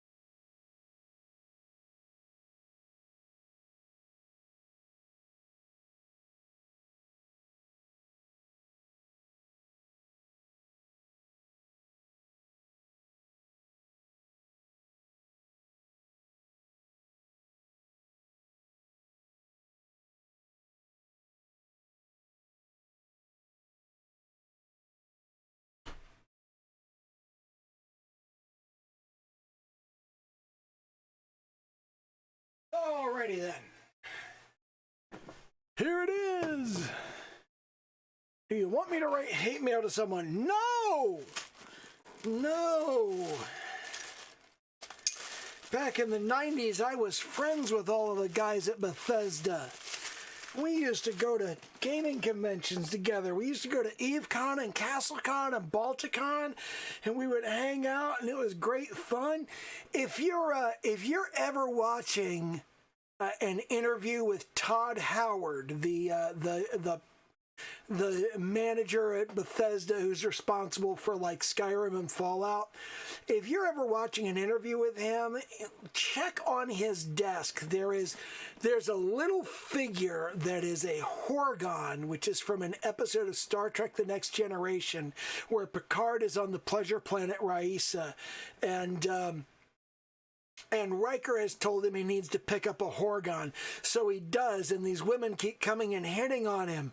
And finally one of them says, I don't understand, you're showing the Horgon, which means you're looking for Jamaharon, which is like a sex thing. And Picard is all upset. And basically, Riker has told him to get the Horgon, so he'll have the Horgon and women will see it and Picard will get laid. And that Horgon on Todd Howard's desk, I don't know for sure it's the same one, but I bought him one in like 1994 or thereabouts. And I believe it was EveCon. I think we were at EveCon when I bought that for him, and I said, you really need to get laid, so carry this around with you. And he still has a Horgon on his desk. So I guess that was a meaningful moment to him. And on some level, I think that like if I met him again and went, "Yo, Todd, it's me, Caliban," he'd be like, "What?" And we'd like hang out and shit. Probably not, but. I like to think that was an important moment for him because there is still a Horgon on his desk. But knowing what I do about Todd, and I'm not like a close friend of his, I was like a minor acquaintance at best. Knowing what I do about Todd, that's probably the actual Horgon from the episode of Star Trek. He's the kind of person who would do that, and yeah. But I do kind of sit there and go, I think it's awesome. He still has a Horgon. Probably not the Horgon I bought him. I'm pretty sure the one I bought him was just like a knockoff piece of shit that cost at most $20. And he's probably, like I said, got the actual prop from the actual show that he likely bought at auction for a few thousand. But yeah, all of the guys at Bethesda back in the early days, back in the days of Daggerfall and Morrowind, they were my friends. They were people that I hung out with. They were people that I went, oh my God, you make great fucking games. And I never had any particular early access or special privilege with those guys. I was a guy they knew from conventions. That was it. We didn't like hang out the rest of the time. We did run into each other on occasion at the Maryland Renaissance Festival because that was a thing. Everybody that was into that particular group of fandom in that area. We were all, we went to EveCon, we went to CastleCon, we went to Balticon, we went to the Maryland Renaissance Festival, and we were frequently members of a bulletin board called the Power Exchange, which was a BDSM board. So it's like there is a creepy sort of crossover between leather sex, Star Trek, and the Renaissance Festival, as Margaret Cho used to put it. I've met Margaret Cho at the Renaissance Festival. That was fun. Oh, the Maryland Renaissance Festival is the best. It really is. I used to basically live there for 6 weeks out of the year. I wouldn't fucking leave. I'd just stay there hanging out and sleeping in tents and drinking dragon piss. And it was, oh, God. That was awesome.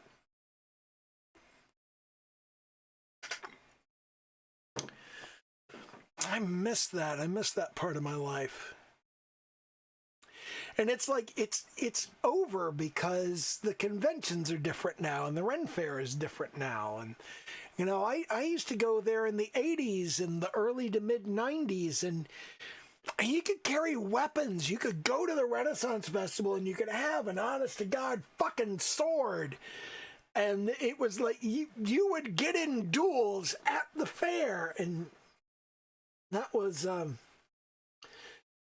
fun. And now people are pussies, and they're just like, oh, we went from a point of you have to peace bond all of your weapons to you're not allowed to bring weapons at all, and it's like now the festival sucks.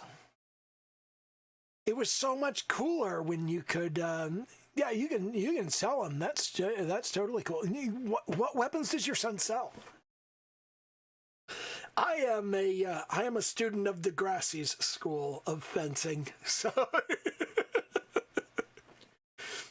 so what kind of weapons? Tell me more. Tell me more.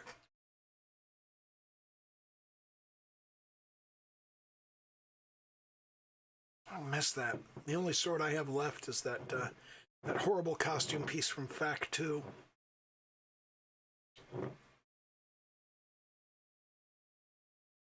Sabersmith. Ooh, I'm not like directly familiar with their stuff, but I am familiar with the name. I've heard the name. I've heard they make good shit.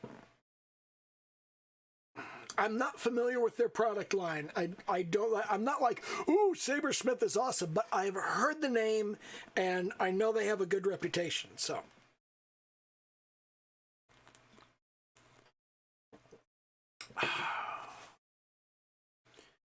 Man, your son works for Sabersmith? That is awesome. Holy shit, that's cool. I've been trying to convince my dad to let me set up a forge in the backyard, and he is convinced I'm going to set everything on fire. And I'm like, hello, licensed pyrotechnician.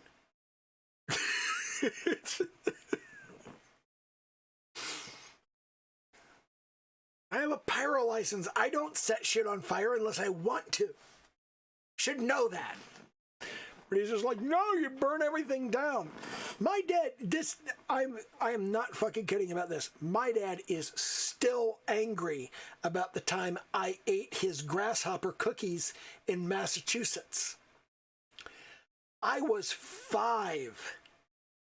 This is 45 years ago, and like every time he gets cookies at the grocery store that are just for him, he's like, don't you eat my fucking cookies. You always eat my cookies. It's 45 years ago. What the fuck? I mean, it's kind of hilarious, but at the same time, it's kind of fucking pathetic, you know?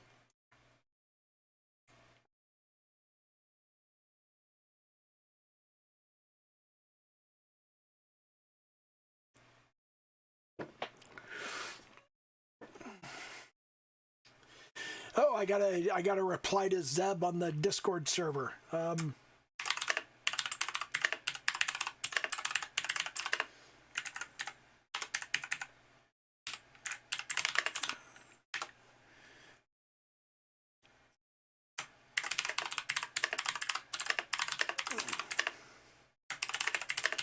Can't see it in.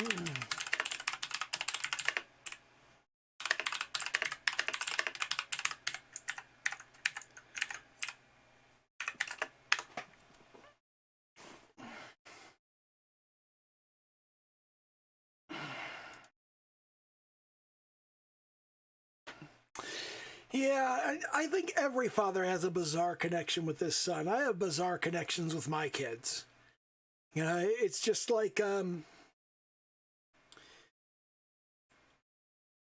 with my older son, our main connection is with video games. we don't really have personal conversations, and it's partially because he's really put off by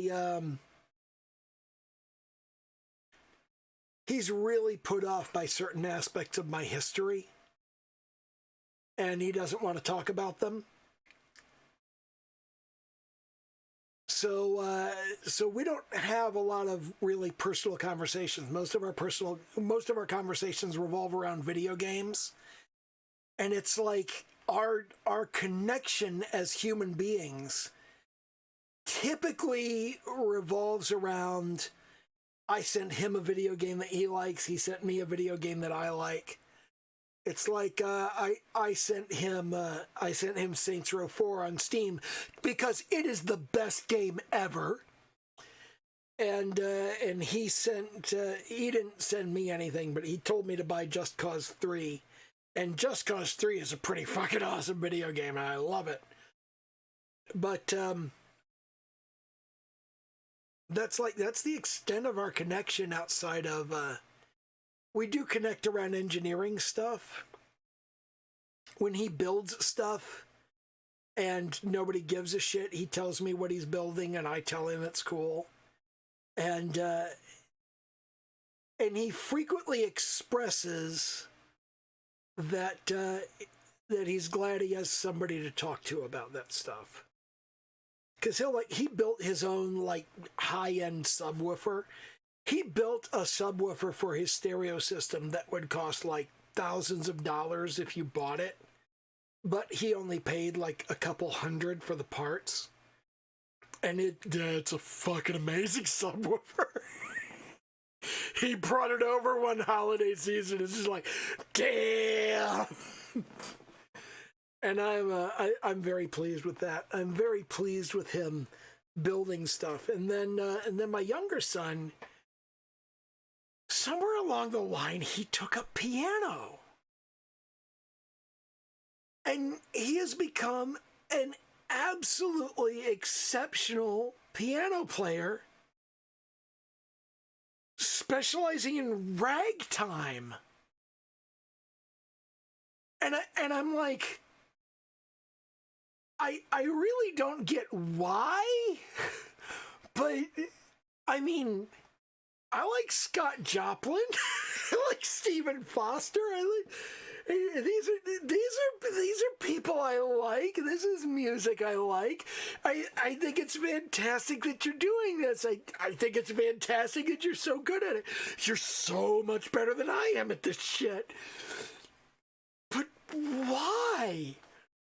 Why ragtime? And he's just like, I just like it. And I'm just so confused. I just really want to know the logic. He's so good. Oh man. He can absolutely nail the Maple Leaf Rag. And that's not a trivial piece. He's so fucking good. I'm so fucking impressed. And then, Connor will, play music for me, and I'm like, you are so fucking cool. And then Logan will, build speakers and shit. And I'm like, you are so fucking cool. They're both absolutely incredible, and they're so different in such different ways. But at the same time, it's just Logan's engineering and building shit, that's a thing that I love. That's a thing that I do. And I'm so glad that he does a thing that I love and that I do and that I can actually appreciate. And then, Connor is he's off doing his music. And I love that he's doing a thing that I do and a thing that I can appreciate. But at the same time, it's I talk to him and I go, here's the thing that really appeals to me. And they're like, yeah, I don't fucking care. It's I was telling Connor, I can't play ragtime the way that Stephen Foster and Scott Joplin did because I am more interested in playing my own music that I wrote and that I composed and that I arranged. And he's like, I have no fucking interest in that. And I'm like, How do you not want to make your own music? How do you not want to write your own stuff? How do you not want to compose and arrange and like make something that's all yours, that belongs to you, that nobody else has ever played or heard? And he's like, yeah, I just don't care. I don't understand that, but I mean, it's valid. He sounds a lot better than I do.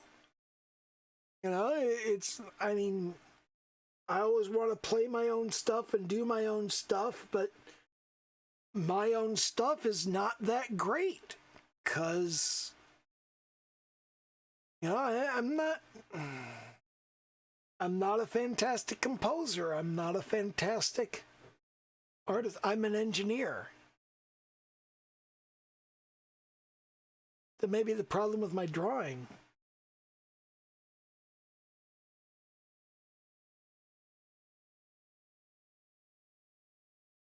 Not an artist, I'm an engineer.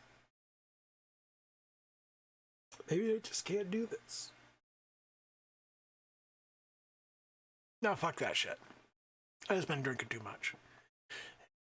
Drinking alcohol is a depressant. It will take you into places you don't want to go and that you don't want to be. Fuck that shit.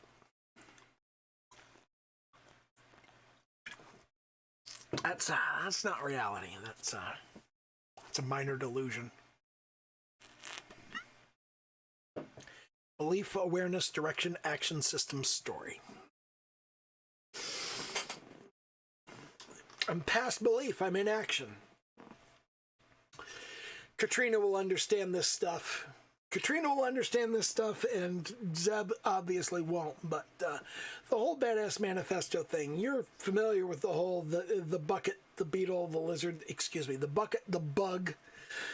I have to call it the bug now because Teespring doesn't like the word beetle. I can't make a beetle t-shirt. I have to make a bug t-shirt because Volkswagen has a trademark on the word beetle. And I'm like, this is a different trademark category and I have rights in it. But yeah, the bucket, the bug, the lizard, the dog, the monkey, the man, and the chief. I'm doing the beetle part right now. You know, and the entire reason I backed up to something that I'm not good at is I'm proving the point. Because when I was doing all of the presentations and I was doing all of the marketing and I was doing all of that stuff, people are just like, this process only works with marketing. It only works with sales. It only works with this particular thing. I'm using the Badass Manifesto in this process. I'm in the beetle stage right now. I have filled my bucket to an extent, and now I'm doing the work and producing the content. And we're not at the lizard stage yet. And the frustrating thing is, you see the Discord, there's 50 people there. You see the YouTube channel, there's 100 people there. I had an audience of thousands. It's so frustrating. It's so frustrating having... Fuck yeah, I have it. You only ask a sick... How dare you ask if I still have the bucket?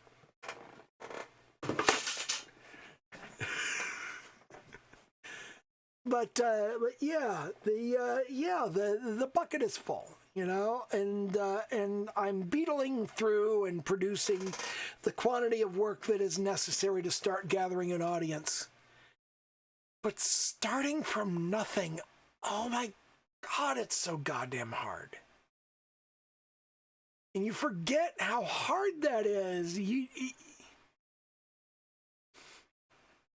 This is important. This is a thing that I needed to understand. This is a place that I needed to be, because when I developed the whole metaphor of the bucket, the bug, the lizard, the dog, all of that, and when I developed that whole metaphor of the Badass Manifesto, I already had thousands of people. I already had a substantial audience, an audience that I could reach out and go, hey, I made a thing, and they would pull out their fucking credit cards and wave them at me. And starting from nothing and going from zero and doing those first few videos, this first couple dozen, and the first, really you need like 150 to 200 videos, or 150 to 200 pieces of work to really garner an audience, to really get that kind of attention.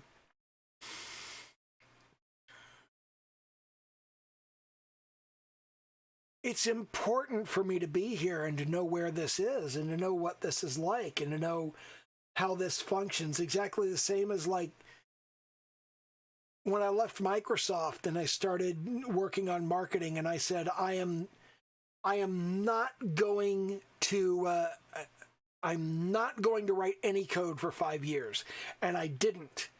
And God, that cost me. Mike Lance wanted me to partner with him on Warrior Plus. And neither of you are likely to know what Warrior Plus is, because I don't think Katrina was ever on the Warrior forum.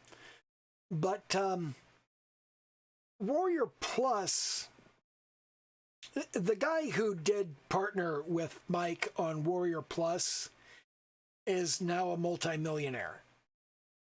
And I passed on that about a year and a half into my marketing studies because of the principle of the thing. I needed to spend those 5 years and not write any code, so I would understand what it was to go through life without writing code. And Mike came to me and said, come write code for me. I said, I don't write code. I'm not writing code right now. And he got a different partner, and they both got fucking rich, and I didn't. Pretty sure EBR would have come to me about JVZoo too. Chad Castleman is, I don't want to shit on Chad. Chad is a good engineer. I'm a better one. But yeah, Zeb makes a good point. Starting from nothing is what you do when you play games. Except not really. You start with the experience and understanding that that playing this game is going to be a lot like playing other games. That's one of the things that I do a lot. And you will see that there is there is the bucket stage, Fallout 4 survival guide, the official hardbound survival guide. I got this with my pre-order. I ordered it at the same time I ordered Fallout 4 back in 2015. And yeah, I do keep starting over in games, but not really. The bucket's already full. I already know how to play the game. What I do in there is, I beetle through to get like you get that whole beetle thing, and then you've got to whoa. It's not the same. The metaphor doesn't extend through the rest of it.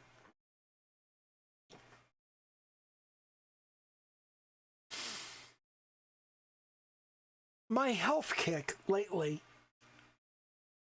has done good for my nervous system because I am sitting down and I can tell that I need to pee. I haven't been able to do that for years. I'm repairing parts of my system that I didn't think could be repaired. I wonder what specifically is doing that. I'll explain in more detail when I get back.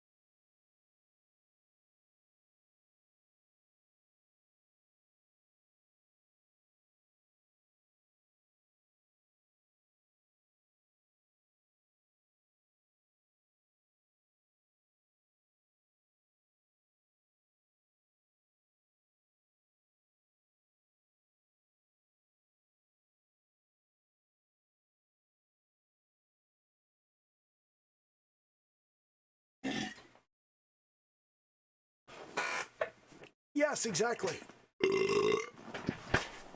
So anyway, in more detail, for like 10 to 15 years, I have been unable to tell whether I need to pee unless I stand up. So it's very important for me to like stand up every hour or two to check whether I needed to pee. and now I can tell. So and this is related to, for probably 20 years I've had bilateral neuropathy in my legs, and it's been better lately in a lot of ways, but at its worst, it's just my legs would just decide randomly, arbitrarily, all on their own, without a cause that I could distinguish, that they were on fire or they were frozen. They would just suddenly decide that the temperature was completely fucking unbearable. And I had to go through life with that issue. And I talked to doctors about it. And I had one doctor at one point say, these are your options. Option number one, fuck it, just go through that shit, because that's how life is. Option number two, we can do exploratory surgery to check on your nerves. There's a strong possibility that what you're having here is demyelination, which is impacting the ability of your nerves to function properly. After this exploratory surgery, there is roughly a 60% chance that you will retain full use of your legs.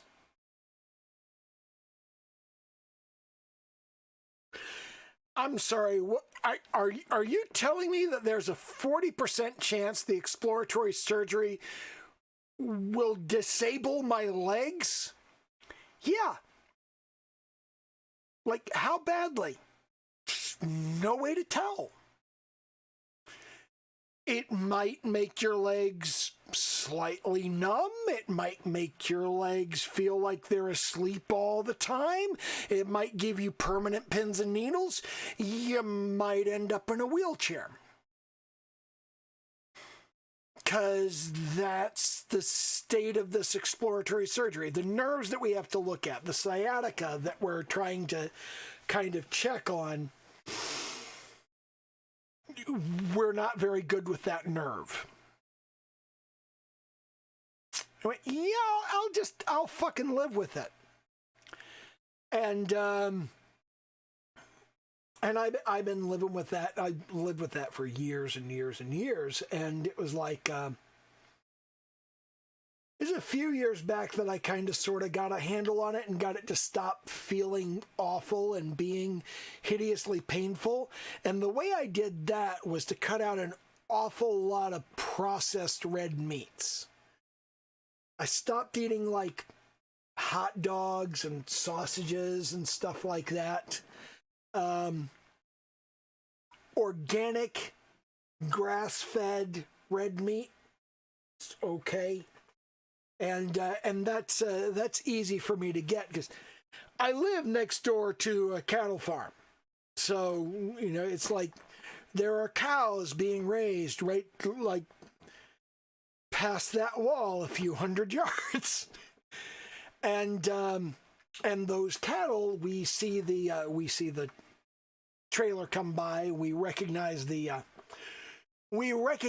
butcher coming to the farm, and we know that when the butcher comes to the farm, he's gonna butcher the cattle and then he's gonna drop the meat off at Green Valley Meats at the end of the road, and we know that tomorrow afternoon that cow's gonna be in the glass case. And we know the owners down there, so we will literally like we will see the butcher show up, and we will see a cow disappear, and we know exactly which cow it is. we know which cow has left the herd. And we'll go, ooh, that one looked delicious. And we'll call down to Green Valley Meats and go, you just got some meat to process, right? Could you put aside maybe this much of these cuts for us? So we will literally contact the meat market and say, hey, we'll come in tomorrow and buy like $200 worth of that cow that just came in today. Just set it aside for us. And the owner fucking loves us. He loves us for that, because it's like he gets the cow, he's got to pay for the beef, and then he's got to go through and butcher it, and he's got to put it out there. And when we're like, yeah, we want like $200 worth of that. That's my mother doesn't know how we can do it. She doesn't know. She's like, we watched that cow grow up. I'm like, yeah, it looked delicious. No, it's like you watched it. You watched it when it was a baby. You saw it when it was a baby with his mother. We had his mother too. And my mother's vegetarian. She's vegetarian in a weird way. My mother has this idea. She's like, I will not eat any animal that loves its babies.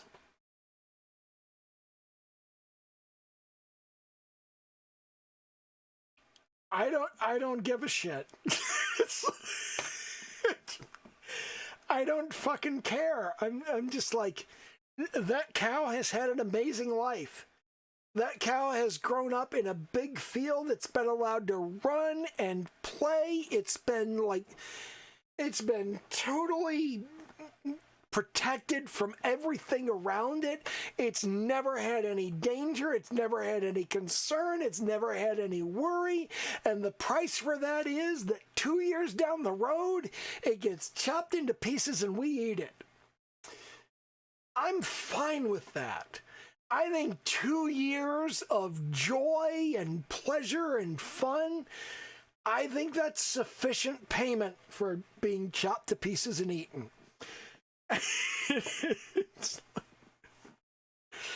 Yeah, my mother doesn't care about that. So she'll eat turtles. No, I don't think we've ever eaten turtles. She will eat lobster. She'll eat lobster, she'll eat shrimp, she'll eat most kinds of fish. She will not eat chicken. She'll not eat chicken, she'll not eat beef, she'll not eat pork. And I'm just like, pigs will eat their babies. You put them in the slightest amount of hardship, they will eat the babies. You know, they will they'll get nervous and just eat the baby. Oh yeah, turtles don't care about their young. Yeah, I understand that aspect of it, but we have never, to my knowledge, had an opportunity to have turtle soup. I'm Jewish. I keep kosher. I don't eat this shit. You know, pigs are absolutely mean. Oh my fucking God. I spent time in the Carolinas and I lived in Virginia. I've known pig farmers. I've known hog farmers. Hog farmers and pig farmers are different. I don't really understand the difference between hogs and pigs, but I know the difference between hog farmers and pig farmers. Hog farmers fucking hate their animals. I don't know why, but it's like, I did know a pig farmer in Virginia. He lived down in Stafford. He had a pig farm. He had one arm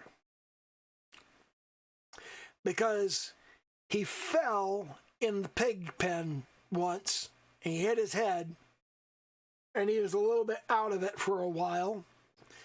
And as he was out of it, the pigs began to eat his arm. And between the pigs chewing on his arm and the infection that got into his arm from the nastiness of the pig pen, he had to have his arm amputated just below the elbow. And I'm just like, why would you continue farming this animal? It's like, why would you farm an animal that will eat you if you fall over in its fucking pen? Although, this has led me to an obvious observation. If you have a body to dispose of, take it to a pig farm. It's pretty fucking simple. They will absolutely eat bone, so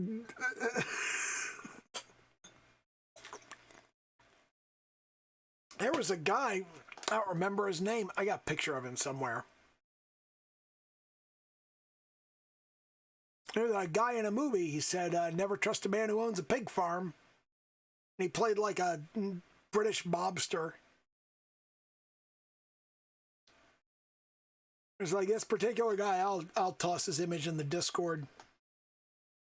See, all of y'all watching this later,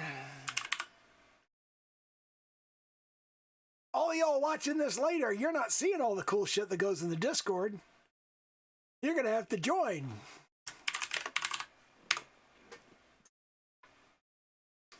Yeah, that guy. That guy. Never trust a man who owns a pig farm. Never trust a man with that fucking smile. That's what I say.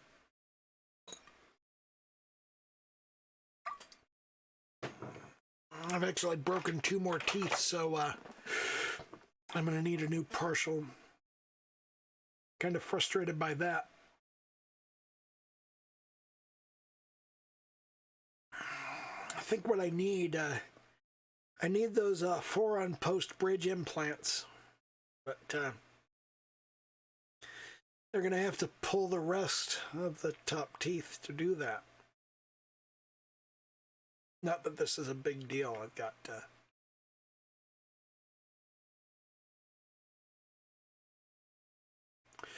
got 9 now, and I've got at least 2 that need to come out, and that's going to leave me with 7.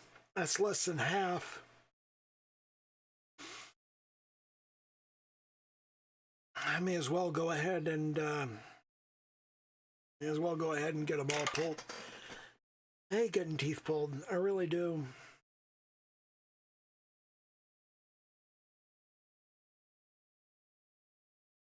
It's like you're losing a part of yourself.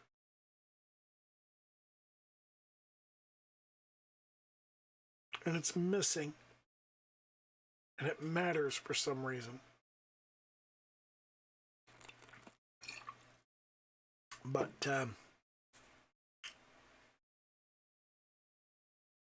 spent a couple of years homeless in the first couple of years after I got out of the military, because my dad's retired military. I went in the military, did not do well, did not adapt well to authority.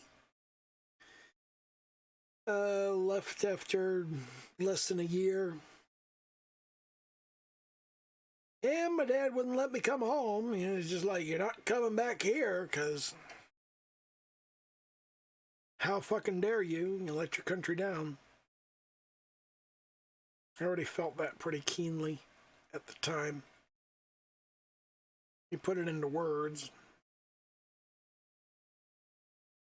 So I went back and was homeless in D.C. and, well, Katrina knows all the details of that. And nobody else needs to know.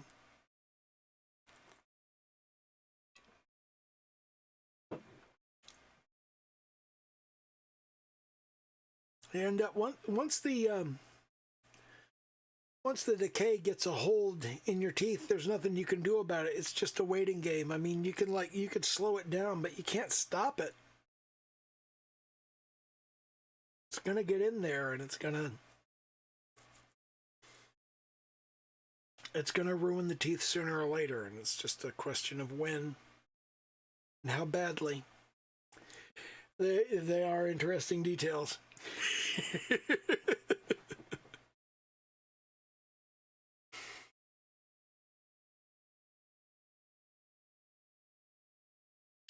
The fun part is, since I used to do these weekly drunk streams that were 8 hours long, and I would go through an entire half bottle of rum on stream, I don't know how much of the details Katrina knows. I just assume she knows them all.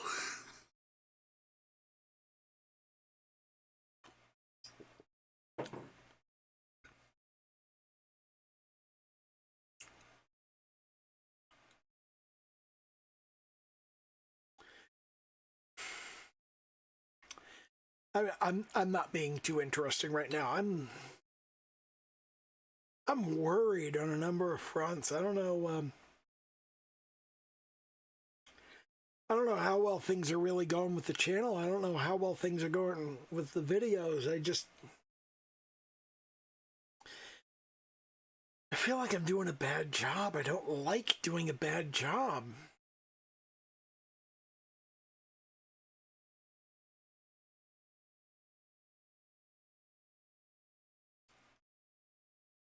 Well, it's almost Rosh Hashanah, so I got the whole critique thing coming up.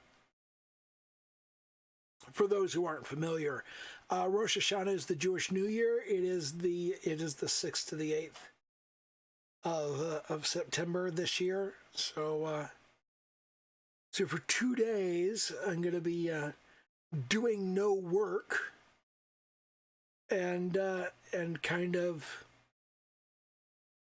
being reflective on what has and has not gone well over the past year, and what I should be doing better next year. And typically, I use these three touchstones. First, you have Rosh Hashanah, which is where I reflect on everything, and then my birthday comes up in November. And that's where I go, okay, I've reflected on everything. I'm going to start doing the shit that I need to do. And then by the new year, the idea is that by the new year, I'm already doing the shit that I need to do to hit the goals that I make for the new year. I don't make New Year's resolutions for I'm going to do a thing. I make New Year's resolutions for the thing I'm doing is going to get me to that place. I typically fail, but that's normal. Most people fail in their New Year's resolutions. It's just that my New Year's resolutions are based on shit I'm already doing. I've already been doing my shit for 2 months by the time most people are like going, oh, I'm going to lose weight. Nah, I've already been working on my shit since November. Fuck you.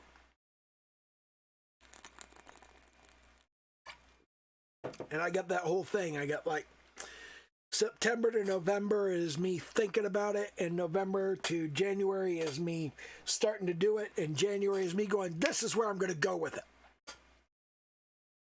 And that actually works real well. It's been real good to me. So yeah. And last year I hemmed and hawed around, and I was like, I need to actually do something. And then when my birthday rolled around, I was just like, okay, I'm going to find a thing that I'm going to do. And when I settled on YouTube, it was like, I didn't know what I was going to do. And I literally, initially, this was going to be a Minecraft channel. I mean, to give you some idea just how fucking low I'd sunk, it's just like, I'm going to do a Minecraft channel. There's 8 million fucking Minecraft channels. Well, there's 8 million art channels. So I don't think I'm like that much better. But at least the beneficial aspect of doing an art channel instead of a Minecraft channel is the art stuff is going to push the game development farther. I want to do some game development content on this channel, but I don't know if I'm ready to push that forward yet. I don't know if I'm ready to like schedule that.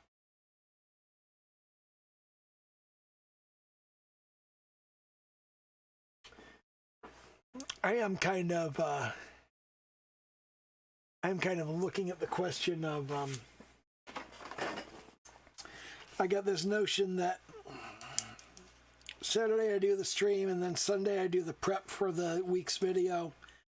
Monday I do the recording. Tuesday I do the editing and uploading. Then on Wednesday, the only thing I do is promote the video. Then on Thursday, it's all working on the game, and Friday, well, that's Shabbat. Once you get to sundown, Friday's the Sabbath. I don't do any fucking work. A lot of people find that weird. One of the most offensive conversations I have with people is where I tell people, "Oh, I need to go light candles for Shabbat." And they're like, "What?" And I'm like, "Oh, I'm Jewish, and it's Friday, and it's almost sundown. I need to go light candles." And they're like, "What? You do a religious thing?" "Yeah, I do a religious thing." And the response I get more often than not pisses me off so thoroughly, because so many people say, "But you're so smart." And I'm like, if you were in the same room with me and not just on the internet, I would smack the shit out of you. Fuck you.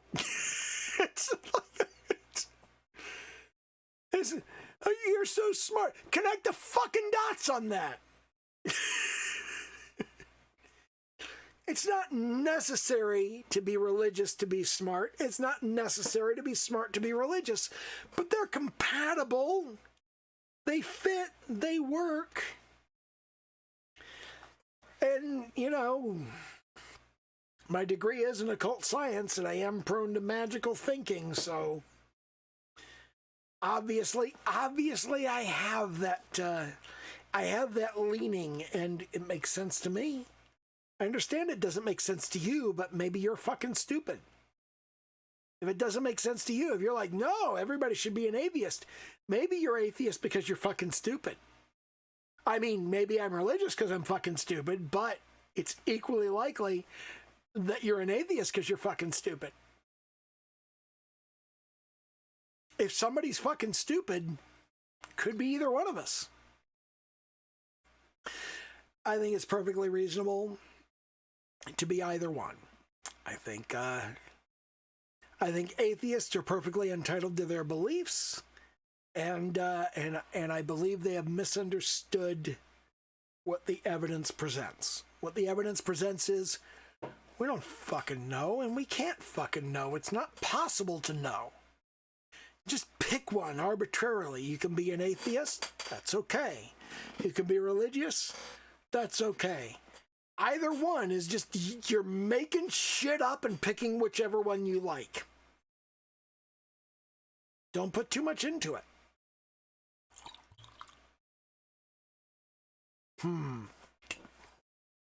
Should I have a fourth drink? Actually, I mix these stiff, so it's more like a 12th. Yeah, I should. I'll be right back.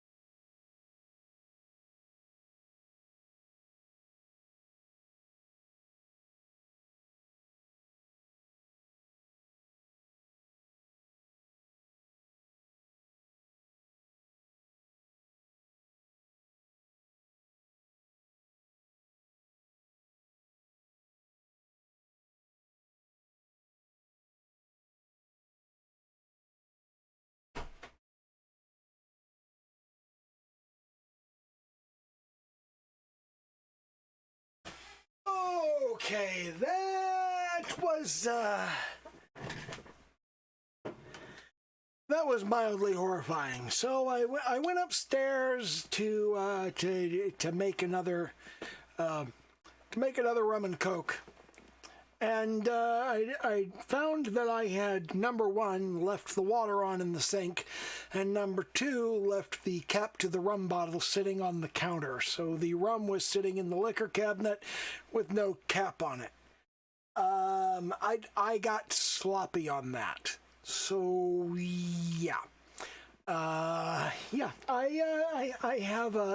have gone through and kind of clarified and looked over everything and gone, did I manage to turn off everything and put away everything and do a good job of all of this shit? And I think I have. Yes, goodness gracious.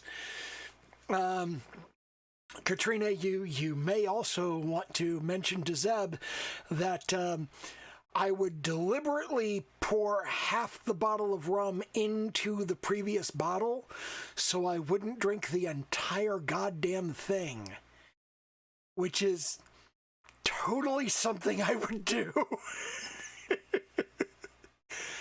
Yeah. How would I draw what differently?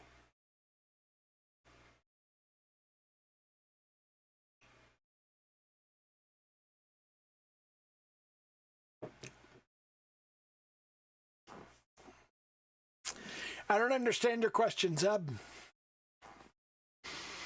I may be too drunk to understand your question. It's unlikely. I'm almost certainly too drunk to remember your question.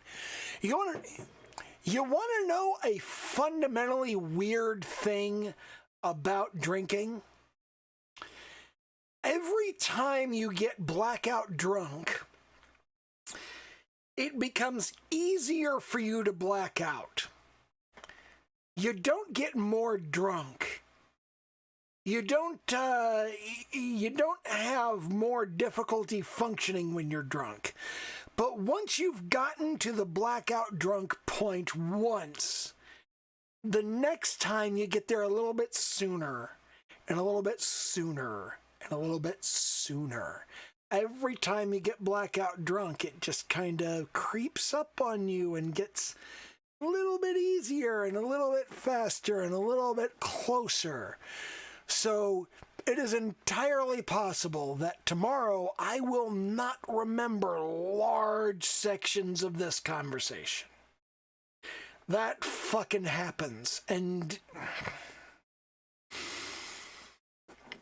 I have had people tell me, I mean, I've gotten blackout drunk at so many different functions with so many different groups of people. And it's like, you wake up in the morning and it's like, oh, I'm sleeping next to a naked woman. Or you wake up and you're like, I know what that feeling in the back of my throat is. And yeah, it's, yeah.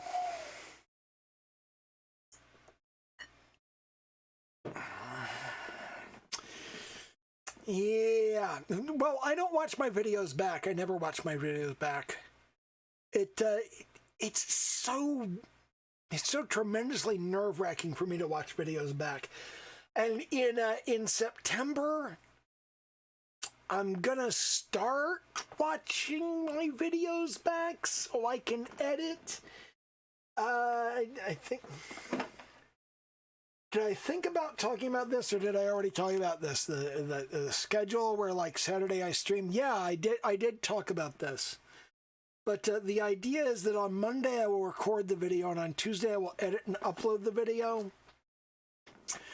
Starting in September, I'm going to start doing that. Not until like mid-September, because I better stick to Discord. No, that's going to be much worse. I know way too many 14-year-olds on Discord.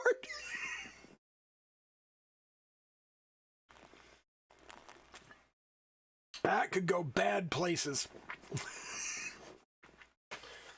But yeah, on Tuesday I want to edit and upload the videos. That is not going to happen until mid-September, because Rosh Hashanah is the 7th and the 8th. Well, it's sundown on the 6th to sundown on the 8th.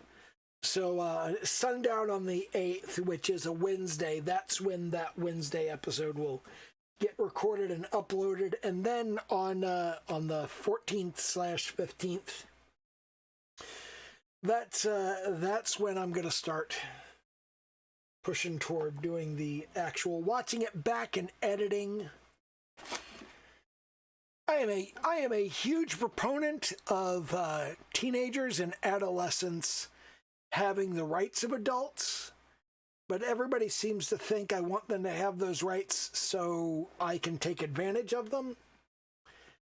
And really, it's just, we need consistency, because earlier this year, we had a 13-year-old in Oregon begin puberty blockers so that they could transition. It's assigned male at birth, wants to transition to female because it's a transgender woman. 13-year-old begins puberty blockers without parental consent. We allowed a 13-year-old to make that decision on their own without their parents. A 15-year-old here in Washington last year. Was it last year or was it earlier this year? One or the other. But a 15-year-old here in Washington had a double mastectomy to facilitate a gender transition to male. Transgender man, assigned female at birth. I don't want to be a woman. I want my breasts removed at 15 so that I can become a man. Did not have parental consent. We allowed this. We allowed a 13-year-old to make a decision that affects the rest of their life.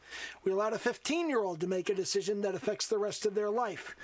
We had in Detroit, that's in your backyard, a 14-year-old black boy sent a dick pic to his girlfriend.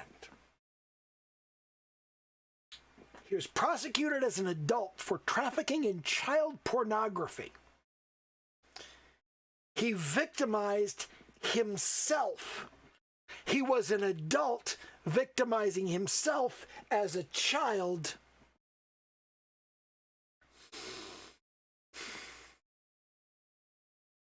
This is bullshit.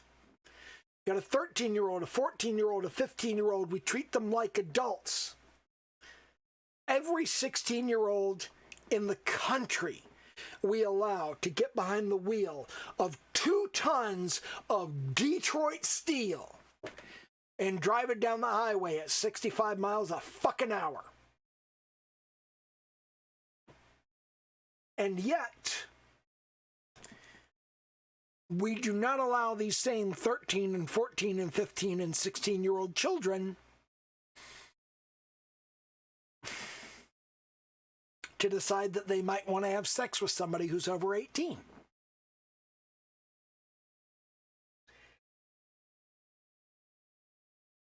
The people who are over 18, the adults, the people my age, the people in their 20s and 30s and 40s and 50s, none of their rights are being infringed. All of these bullshit people, these fucking the MAPS, minor attracted person, no MAPS, non-offending minor attracted persons. Oh, I have a fucking essay on those motherfuckers. The pedosexuals, the age fluid, the trans age, all of these people, their rights aren't being infringed. They're full of shit. They're lying sacks of shit. But the actual teenagers, the 13 and 14 and 15 and 16 and 17-year-olds,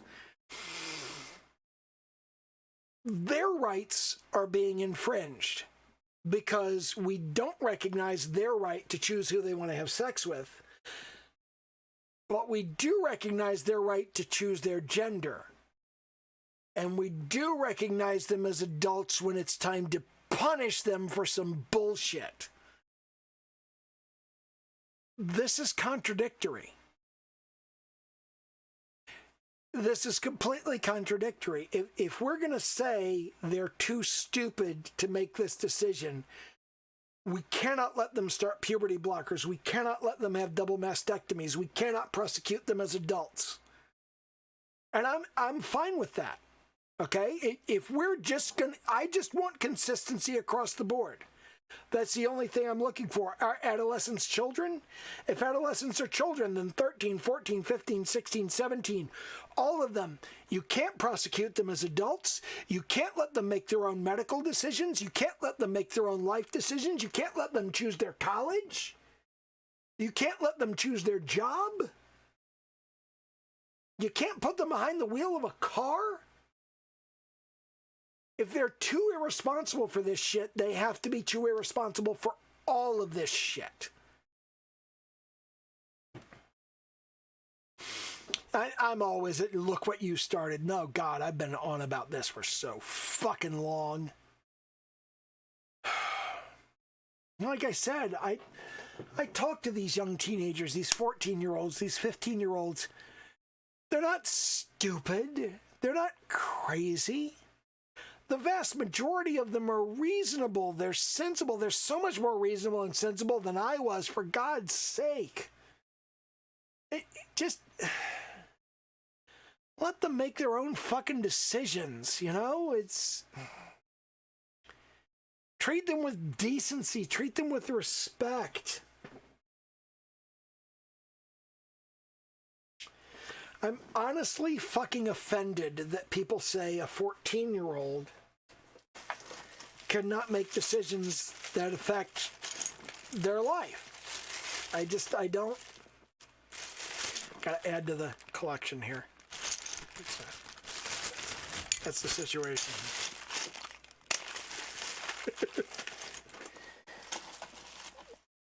They need to be able to make these decisions, and I'm just like, I don't know why people are so upset about it. Because it's just, everybody always says, you know, well, what if somebody manipulates them? That's illegal.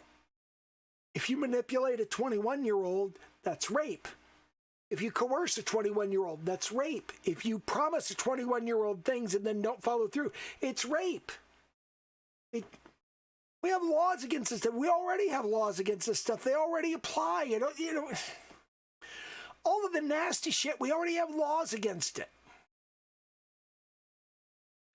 The only thing the age of consent, quote unquote, protects these teenagers from is whatever productive and meaningful and nice relationships they might have. That's the only thing we're preventing. All of the shit people are worried about, it's illegal with anyone of any age.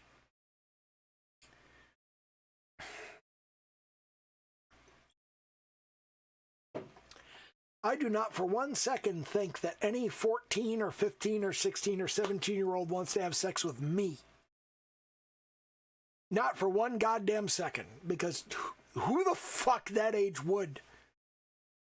I have no fucking teeth. What are you talking about?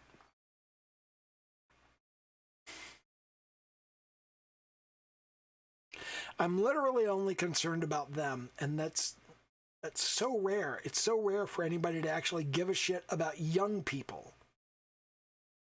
that we just automatically assume that it's a scam of some sort.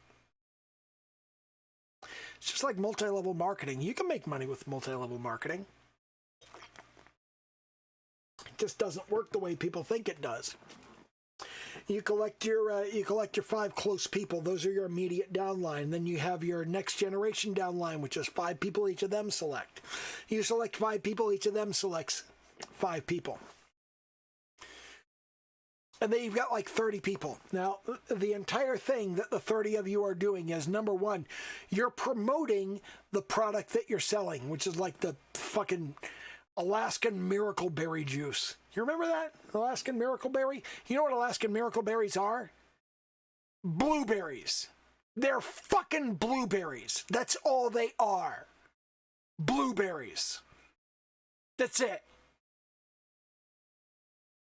So you're selling your Alaskan Miracle Berry juice. But if you want to do a good job selling your Alaskan Miracle Berry juice, you need sales training. The first one's free. Here's your first hour of sales training to teach you how to sell stuff. Now, take that first hour of sales training and go sell the Alaskan Miracle Berry juice. And when you make $2,000 selling the Alaskan Miracle Berry juice, come back and give us the $2,000. And we'll give you the rest of the sales training to sell Alaskan Miracle Berry juice. The average human being is going to sit there and go, well, I trust that the sales training on the Alaskan Miracle Berry juice is going to be so good that it's going to make me a lot of money. So I'm going to go ahead and use every credit card I've got to put together the $2,000 to buy the sales training.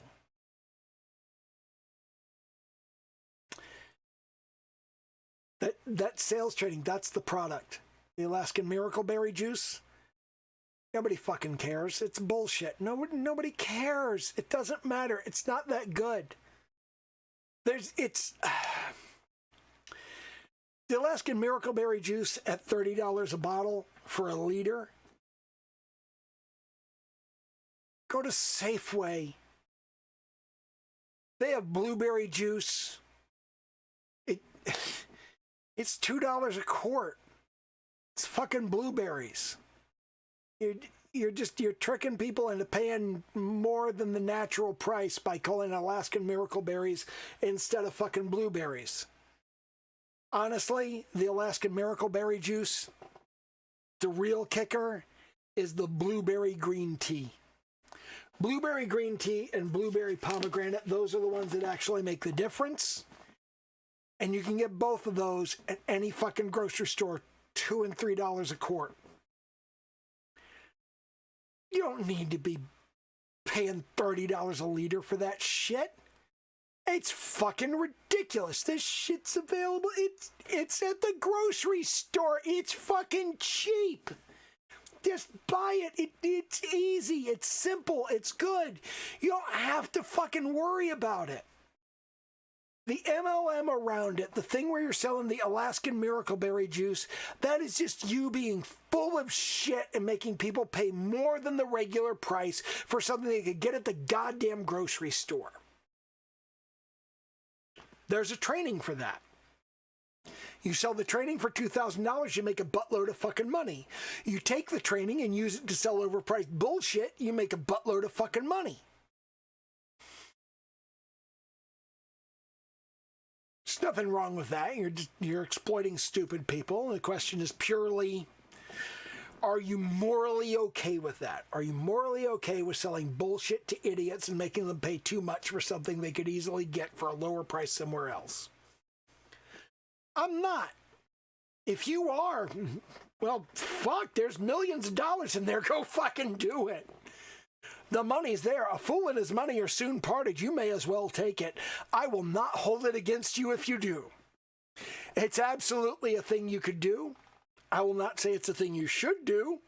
But if you think it's okay, go ahead and fucking do it. I'm cool with that.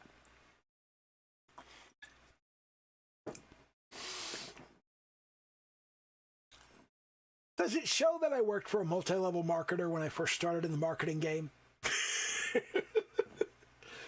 I know exactly how his shit works. I know exactly why his shit works. I know exactly how stupid the people are who lost money regardless of buying his shit.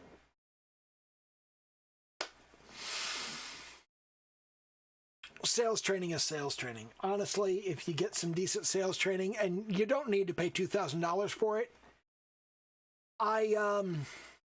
What's his name? Jonathan Blow. That was it. Jonathan Blow was the guy. If you look him up in the MLM space, then you'll see that this guy makes a boatload of fucking money. He was behind the Ripple RIPPL, the whole thing. He was a major part of that. Made a bunch of fucking money. He's fucking rich. And I know how he works. I know what he does. I know how he makes the money. And it is not by selling the product in the multi-level marketing program. It is by selling his own personal sales training for $2,000 a shot. Because what happens is you recruit somebody, you go, here's free sales training. Now go sell enough shit to make $2,000 and you can buy the rest of the sales training. People go, oh, well, I can come up with $2,000 to buy the sales training now. No. Go out and sell the product to make $2,000. When you sell the product to make $2,000, then you know it works. And the $2,000 for the sales training is free because you've used the existing sales training to get it. No. I'm going to overextend my credit to get the $2,000 to get the sales training. Okay, we're not going to tell you what to fucking do. A lot of people go fucking broke. I gotta pee again. God damn it. I am drinking too much. I'll be right back.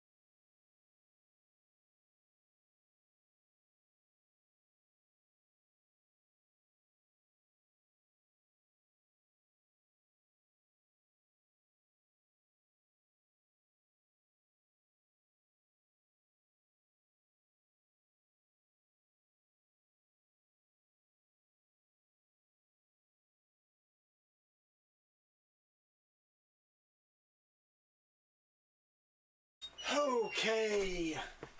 Sorry about the delay. I spent a few seconds eyeing a bottle of Bombay Sapphire and debating whether to just grab it and bring it downstairs. I really need to. There's a story that Stephen King used to tell, where his friend went to a therapist and said, "I'm worried I might be an alcoholic." And he said, "Well, how much do you typically drink?" And his friend said, "All of it." That's kind of me. I love to drink. I love to drink so fucking much. It's ridiculous how much I love to drink. Yeah, but yeah, that's me. How much do you drink? All of it. I drink all of it.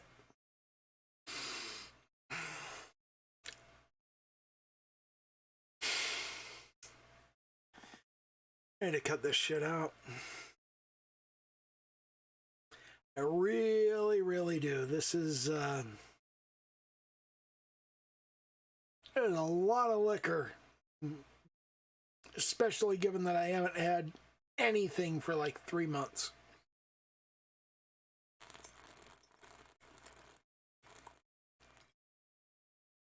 But yeah.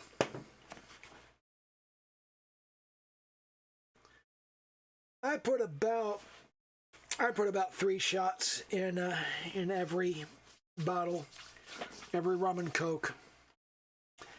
That's about what I do.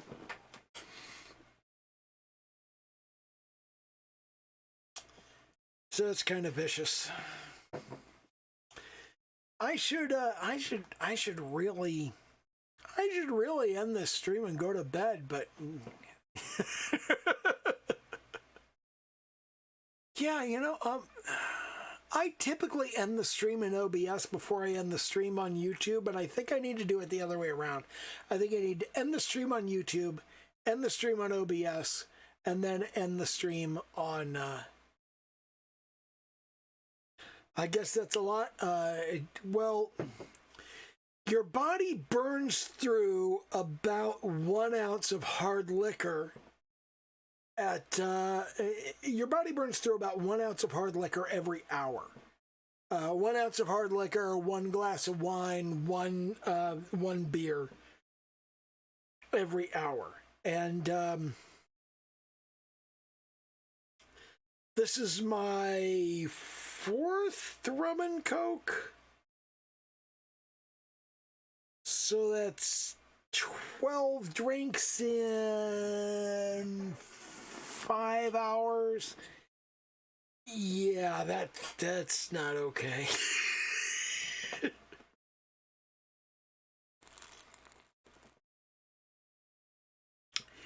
Yeah, I am dangerously close to blackout drunk. I may not remember any of this tomorrow.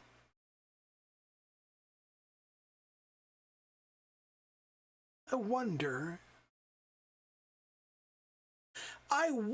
if drinking more water actually prevents the blackout thing, because it's like a huge driver of the whole hangover concept is that your brain is dehydrated. And because your brain is dehydrated, it shrinks, and because it shrinks, it pulls on the inside of your skull, and it hurts. Your brain is pulling on the inside of your skull, and your brain doesn't hurt, and the membrane pulling on the inside of your skull doesn't hurt. But the inside of your skull, where the membrane is pulling, that hurts. And that's totally a thing. What tale should I invent? Oh, great. I'm gonna have to come back and watch this. Oh shit, I'll have blacked out. I won't remember I need to come back and watch it. Oh shit, you can make up whatever you want. Oh geez, you can always make up whatever you want. You know my general policy around women. Women get to dictate the narrative. You take a woman home, you go into her place, she's in charge of what happened. Whatever she says, that's what happened. Every once in a while, I get a woman who goes, so I can tell people anything? Yeah, you can tell people anything. You can tell people absolutely anything at all. And they go, I'm going to tell everybody you had a tiny dick and couldn't get it up. Okay, go ahead. And then she goes and tells people I had a tiny dick and couldn't get it up. And they're like, hey, she said you had a tiny dick and couldn't get it up. Hey, it's not always tiny. It's just... I was having a bad night. I'm sorry I couldn't get it up. I would have gotten it up. I just had too much to drink. Blah, blah, blah, blah, blah. And they're just like, fuck. So, you really did, she really did like have trouble. Yeah, man, I'm sorry, man. It's just the way it is. Women get to dictate the narrative. Because if a woman says I have a tiny dick and couldn't get it up, nobody gives a shit. But if a woman says, you know, that like all kinds of shit happened, that reflects on her. It reflects on her so much more than it does for me. It always does. That's always the way it's been. It's just when a woman says, you know, yeah, he did the stuff, it matters more to her reputation than it does to mine, and it always means bad shit to her reputation. It never means bad shit to mine. When a woman says I've got a tiny dick, I'm like, she's talking shit. She's mad because she didn't come hard enough. And everybody will believe me. Everybody will believe she's lying if she talks shit about me. But if I talk shit about her, everybody will believe she's lying. We just always believe she's lying, don't we? No matter what happens. No matter what happened, she's lying. That's why we need feminism.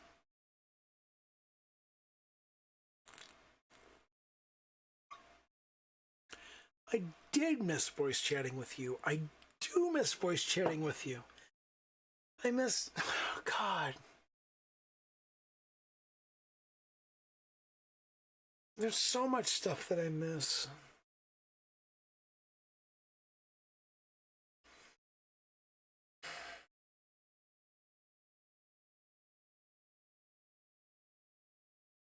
I don't know what my future is at this point.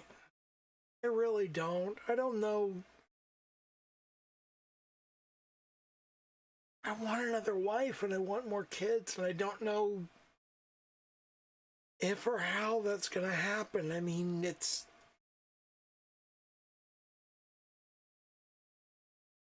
I mean, my fallback is the whole Korean matchmaker thing, but Korean matchmakers are, God, they're so much less.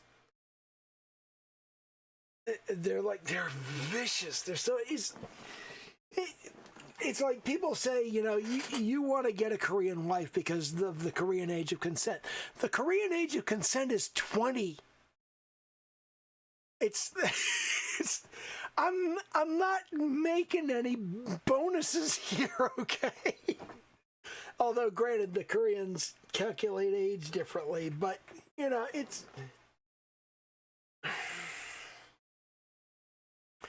The way Korean matchmakers work is like you pay them a bunch of money and then you take a test and then they show you the women that you're qualified for based on your test.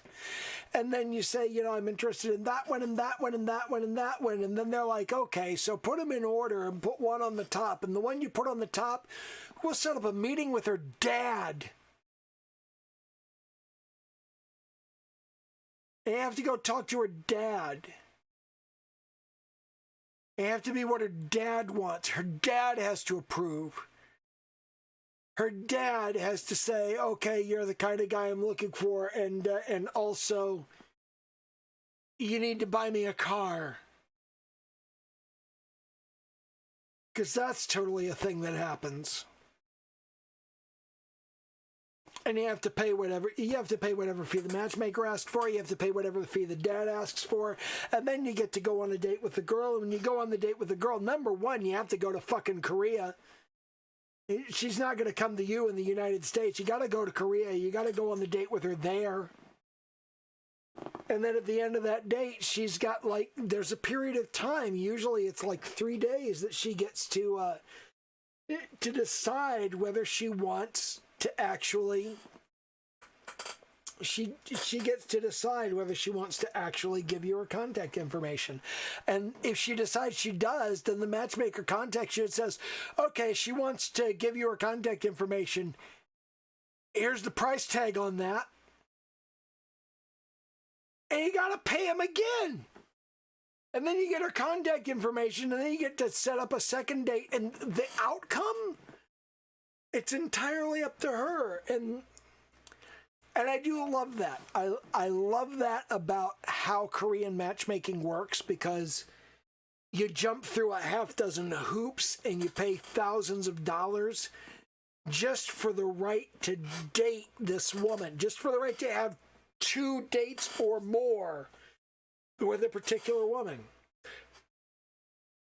I love that she's in charge of the whole thing. I love that the matchmaker gets to go, no, you don't get this one. I love that dad gets to go, no, you don't get this one. I love that she gets to go, no, you don't get me. And you have to pass those 3 gates. I love that you have to pass those 3 gates. And they're $4,000 to $6,000 every fucking gate. It's like you're talking $15,000 to $18,000 just to get to that point. And that's just to be dating this girl. No guarantees, but she does know what you're interested in the whole time, you know? I mean, when you go through the matchmaker, they know you're looking for a wife. And her father knows you're looking to get married, and she knows you're looking to get married. And if you get through all 3 gates, they all know where you're pointed. They all know where you're trying to go. And chances are you're going to end up there, but there's no guarantee. There's never a guarantee. And I do love that. China will guarantee it. You can send China enough money and they will send you a woman, and that's yours. You're done. China will fucking do that. Ukraine will do that. Russia will do that. There are a half dozen countries in the world that you can just you can send them enough money and they're like, here's your wife. Done. Korea actually needs you to qualify. They need you to interview. They need you to qualify. They need you to go on the date with the girl. Oh my God. Oh shit. Kind of love that.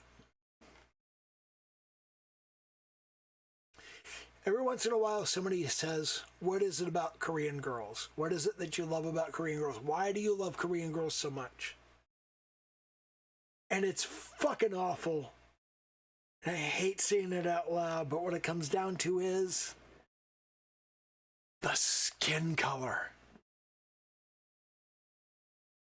Chinese women have a particular skin color.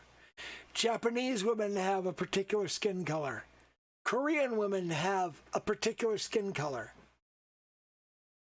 And the particular skin color of Korean women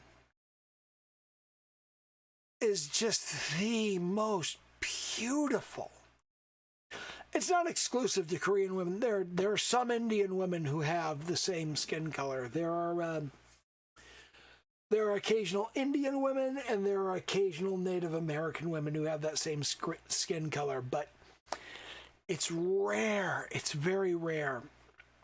I know one Indian woman with that skin color. If that one Indian woman said, I'd marry you, yes, but just that one. And I feel weird about it because I'm not saying every other skin color is awful. Lots of other skin colors are beautiful. Lots of other skin colors are wonderful. Yes, oh my God, there's this peculiar blue-black color to Nigerian women. I fucking love it. It's gorgeous. It's one of the most beautiful skin colors ever. But it's not this beautiful golden brown Korean skin color that I fucking love, that they have, and that some Indians have, and that a tiny few Native Americans have, and that pretty much nobody else has. Probably some Japanese people. I think there are probably some Japanese people that have that. Might be some Chinese people.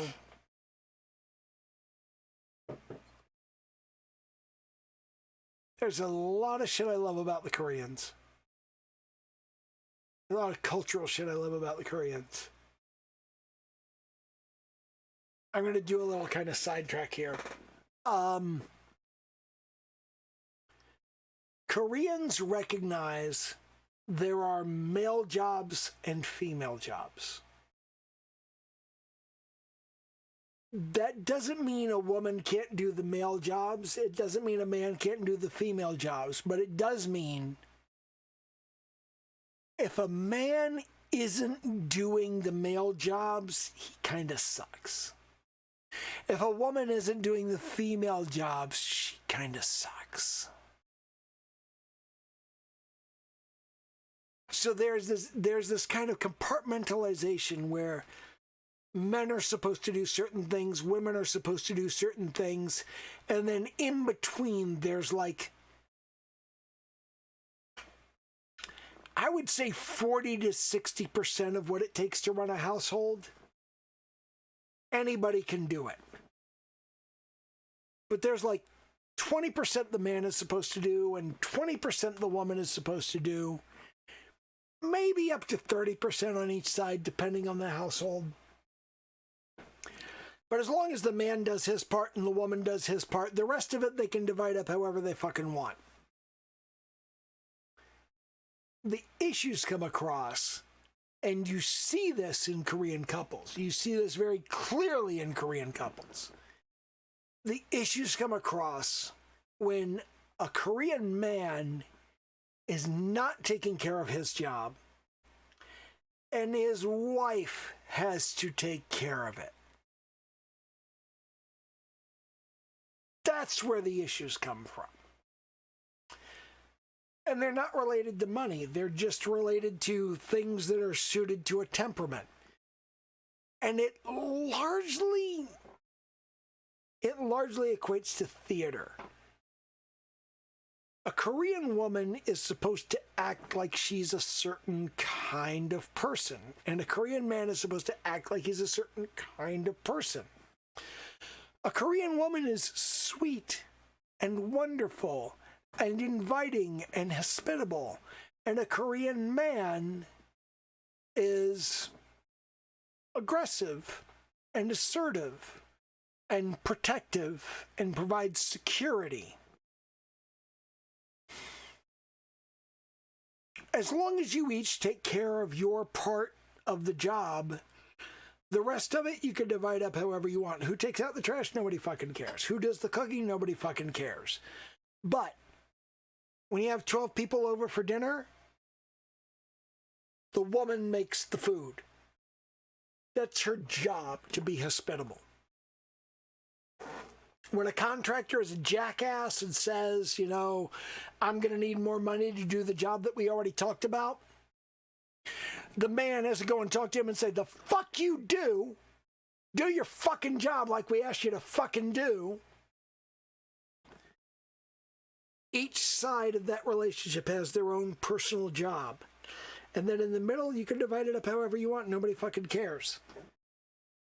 But you have your personal job. You have your personal thing that you do. And I like that. And the reason I like that is it doesn't divide the relationship into there's a strong person and a weak person. It divides the relationship into there is a male role and a female role, and everything else can be divided up however you want. I like that. I like Koreans. I like Korea. The Korean language is one of the most incredibly well-designed languages ever. When you really look closely at the Korean alphabet, or it's not really an alphabet, it's a syllabary, but it's kind of a combination. It's weird, but when you look at how the Korean language works, it's a diagram of how to speak it. Every ideogram is a diagram of how to make your mouth look when you say this sound. That's the most brilliant thing ever. And as an engineer, I love that so much. Oh my God. I cannot express how much I love that. The Korean language is the most beautifully constructed language that I've ever seen. And it's one of the most beautiful sounding languages that I've ever heard.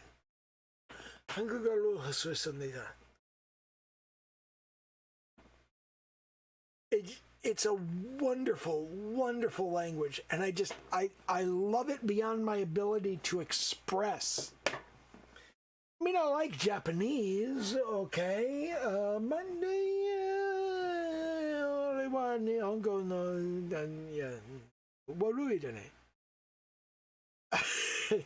My Japanese is not good. My Chinese is awful.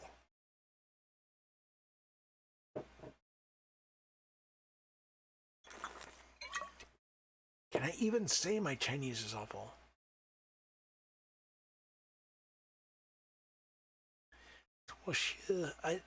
There's 我是 in there somewhere, but God, it's so difficult. And it's not even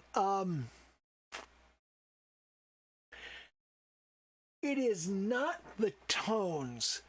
The tones, Zeb, you have a good night. You sleep well. Hey, Zeb's going away. We can talk about trans issues. He's not here to be all transphobic and homophobic and shit. Woohoo! I've sucked way too much dick to be homophobic. But, yeah, I love the Korean language. I love the Korean culture. I love the Korean people. They're amazing. And, most damningly, I look at Kim Jong-un, and I listen to Kim Jong-un, and I go, he doesn't sound that crazy. He doesn't sound crazy. He sounds reasonable. He sounds rational. He sounds like we could bring him into the. Talk more about how you love me. Oh, how do I love me? Let me count the ways. Sorry, that's all I know of that particular sonnet.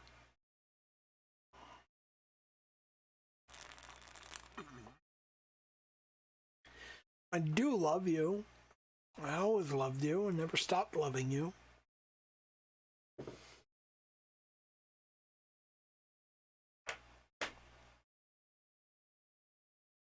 I have to pee, he said, as a transparent excuse to walk away and come back and change the subject.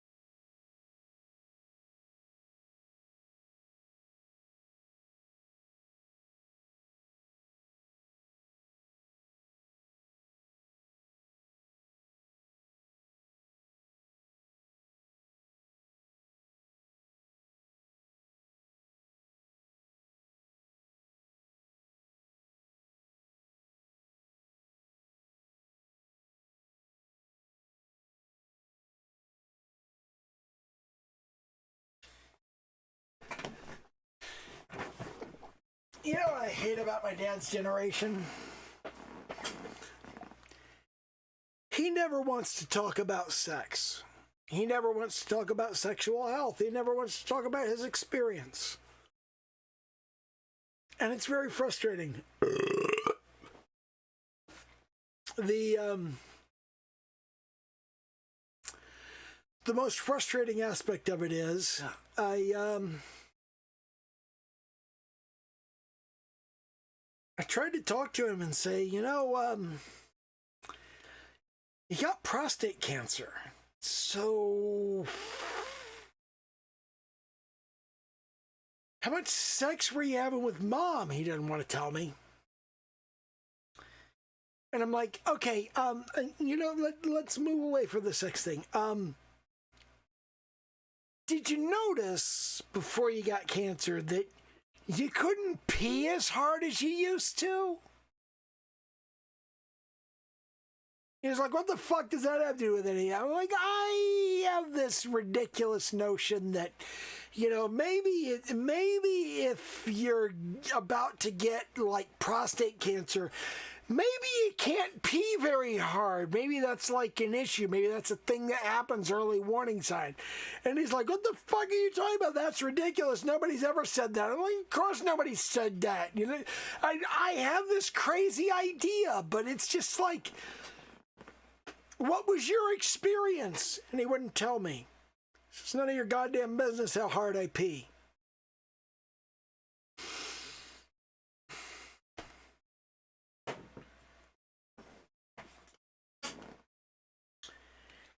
I started taking ZMA. I started taking zinc, magnesium, aspartate. And since I started taking this, I pee harder. I don't know if that's necessarily a good thing. I don't know if that's something I should be trying to, like something I should be measuring, whether it matters, but I do pee harder. I remember when I was like 20, I used to pee. When I was 20, I used to wake up and I'd have this big old boner and I'd have to wait like 15 minutes for it to calm the fuck down so I could pee in the first place, and then I would pee really fucking hard. I didn't notice that initially, but I noticed that when Richard Pryor talked about it. He said, remember when you were 20 you would pee real hard when you went in the bathroom? I went, oh yeah, that was totally a thing that used to happen. I used to pee really hard in the bathroom after I had to wait 10 minutes for my dick to go down because it was too hard. When I was like in my 20s. Now I take ZMA and I don't have to wait 20 minutes for my dick to get soft, but I do pee harder taking the ZMA. I don't know if it really matters. I don't know if it really makes a difference. I don't know if it's because of the ZMA.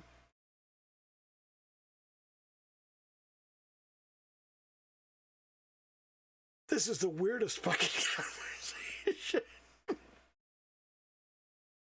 But yeah, it's like, I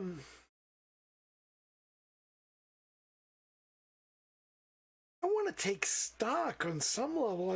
I want some indication. It's like, I want my dad to tell me, you know, I noticed a thing before they told me I had prostate cancer. Goes back 3 generations in my family. My grandparents on my dad's side died of cancer. My great-grandparents on my dad's side died of cancer. And my dad had to have a full prostatectomy. And now he told me he doesn't even remember what an erection feels like.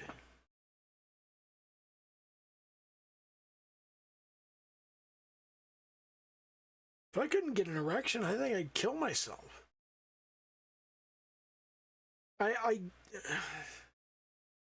Sex is so fucking important to me. It's so fucking central to my life. If I couldn't have sex, what's the point? What's the purpose of my existence?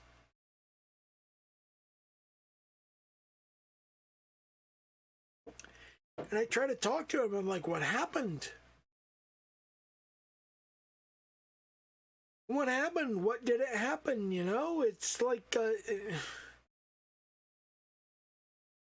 I've seen him fucking my mother doggy style, okay? That's as personal as you get.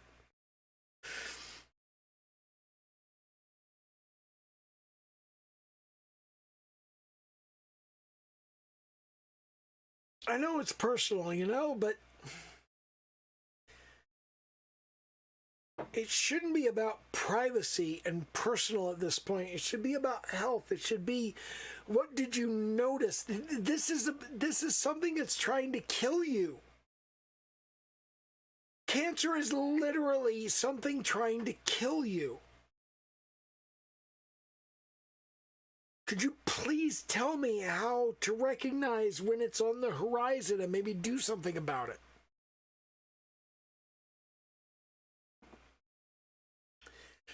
Told my dad when they first oh God, when they first discovered my dad was at risk for prostate cancer and should be regularly checked. I was like, you know, I don't know about the veracity of this. I don't know whether this is true or not, but they do say a happy prostate is a healthy prostate. So if you need some guidance on that particular front, I'm experienced in this. I'm experienced in this area. I don't know. He may have been less than happy about that.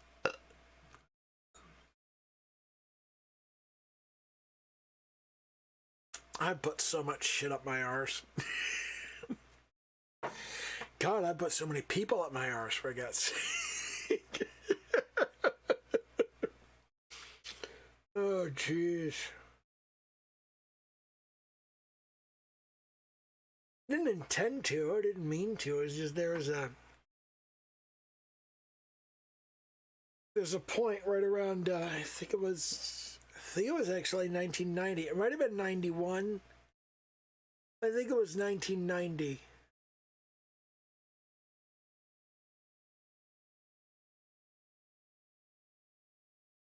I was never an anal guy. I was never a guy who like took it in the back door. I sold oral. That's what I did. I was a blowjob guy on DuPont Circle. That's what I did. That's what I sold. That's the product that I offered. And one day a guy came up and I told him the price, and we went into he said okay, and we went into the back alley and turned me around and shoved me into the wall, and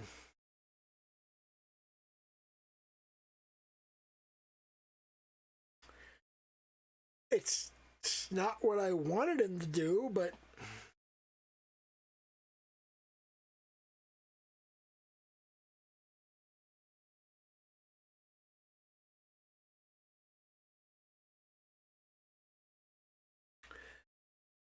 we always suggest, you know, it's always subtext.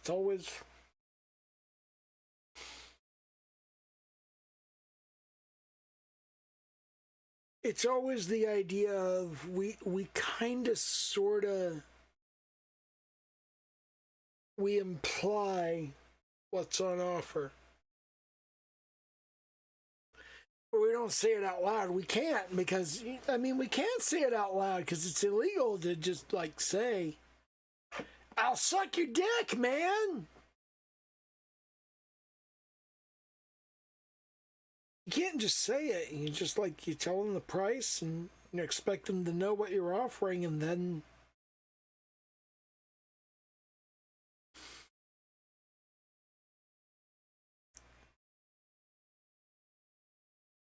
sometimes they misunderstand, I guess.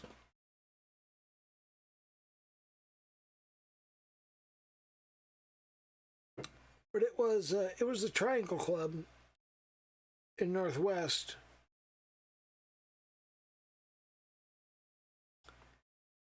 There was a guy who worked the opposite corner. He didn't.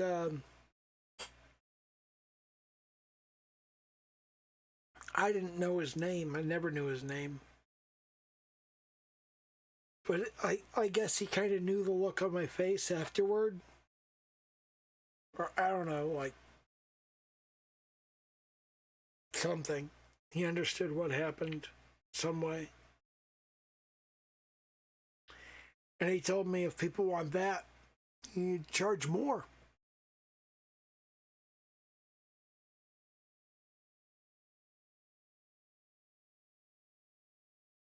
Especially back then, it's the early 90s.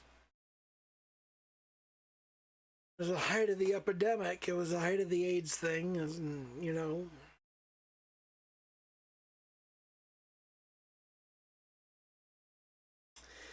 And we had this dumbass idea, I don't know where we got it, that you wouldn't get it through oral. I don't know where that came from. Looking back on it, it's ridiculous, but it's like you need to charge more for that because you can get the thing from it.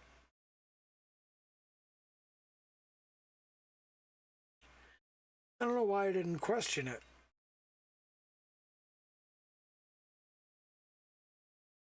Man, Zeb would be leaving the server if he was still here, wouldn't he?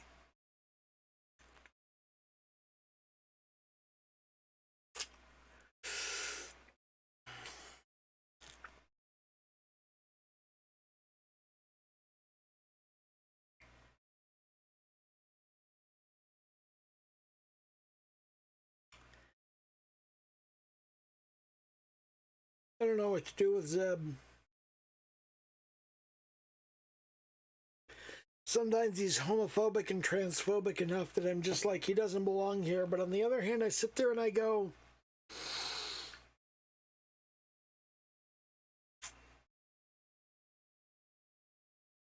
there are so many people that just stuck around, and it's like, really, it's like Janelle Asselin and Rachel Edidin. I don't remember Rachel's new name. Rachel Edidin isn't a she anymore. She's a he, and I don't remember his new name. And then there's Maria Huener, something like that. I don't know how to pronounce it.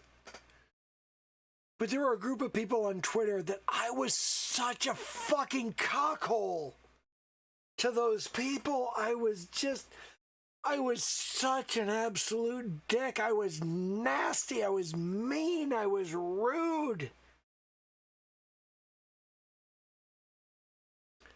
And they didn't block me. They didn't turn me off. They didn't say, you can't talk to me anymore. You're not allowed to be part of this conversation. They let me stay in the conversation.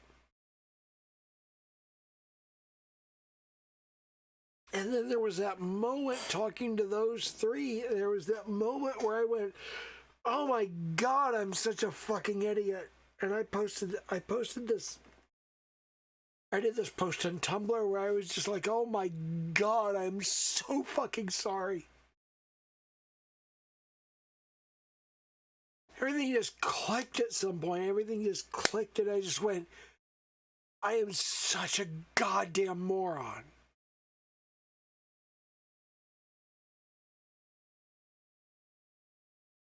So it's really hard for me to block anybody because, for God's sake, Rachel and Janelle and Maria, they should have blocked me for so goddamn long. And they didn't. They continued to engage, and they continued to respond, and they continued to tell me what they were talking about. And they got through. They got through because, and this has nothing to do with me, they got through because they stuck with it. They continued. They gave me the chance. That's such a fucking gift. It really is. Because you remember, I was writing for the fucking pickup artists at that time. I was still writing for people who are just like, running butter jobs and shit. Using NLP to get women to fuck them when they had no business getting laid in the first place.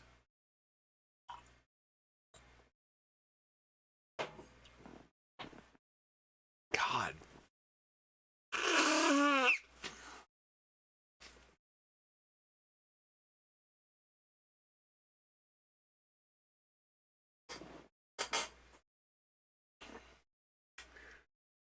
Why do I do this? Why do I let myself do this? Why do... Stupid question. Because it's real. Because it's real. Because it's the thing that I do. And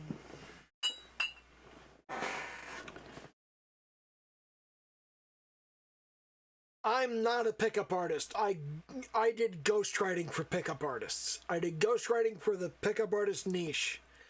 I understand the psychology. I understand the things that they do. I understand all the processes. I understand all the ideas. I am not a pickup artist.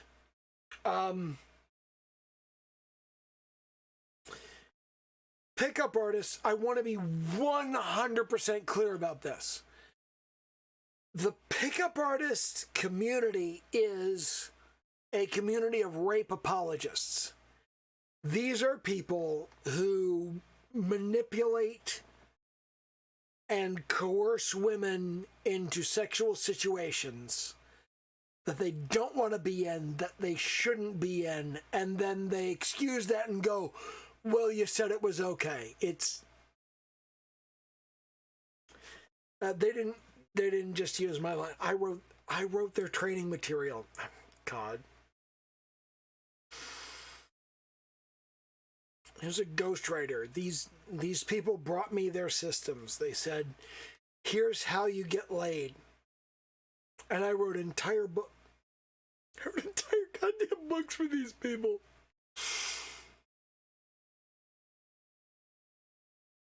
I wrote books teaching idiot, moron people who had no business talking to human beings in the first place. How to talk other human beings into having sex with them. It's not just using my lines. I wrote the manuals.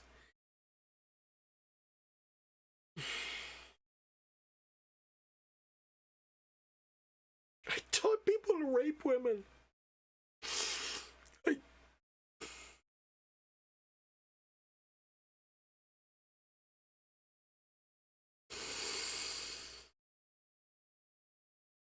I don't want the responsibility for that, but I have the responsibility for it. I have the accountability for it.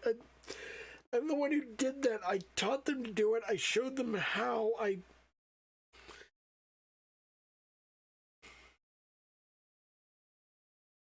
They're absolutely predatory to stunted men, but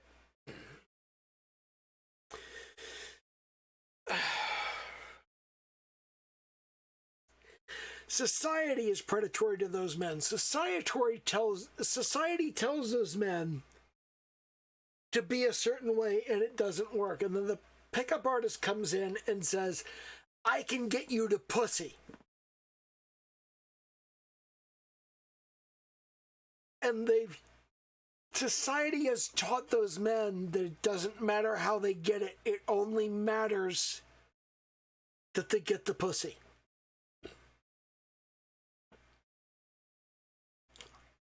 There's so much more to it than that.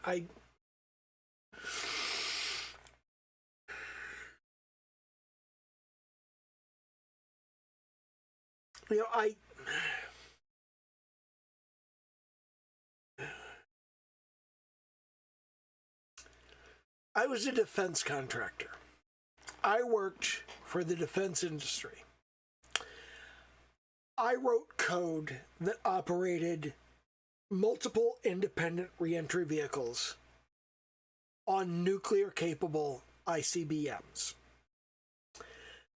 I have designed and tested and perfected machinery that is designed to exterminate all fucking life on this planet. And we are at most 12 hours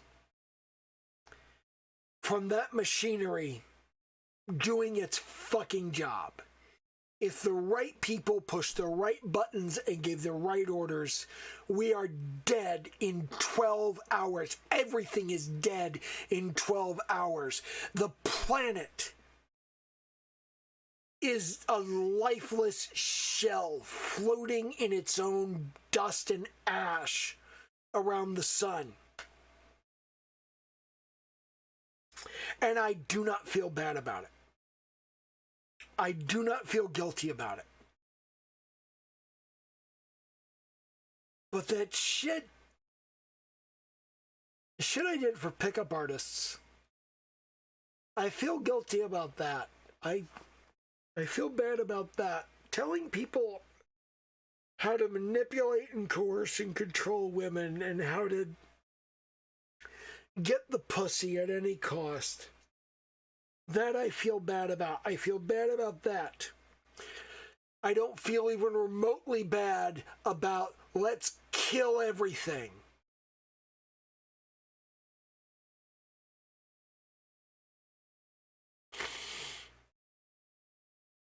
That's the thing about pickup artist shit. It's so goddamn awful. Society at large holds you accountable, but not really, no. I didn't force no, but I gave it to them. I gave them the information. I'm not going to name any names, but I wrote a book for a guy. It was a 20,000 word book. I wrote a book that said, here's how you get laid and nobody feels bad about it. And he said, this isn't good enough.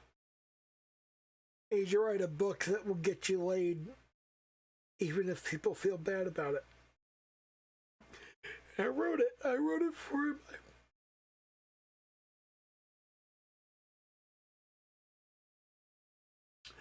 I wrote that for him. I told him.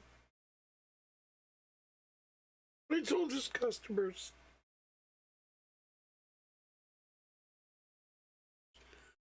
I told them how to rape women and get away with it. And I have to live with that. I always have to live with that.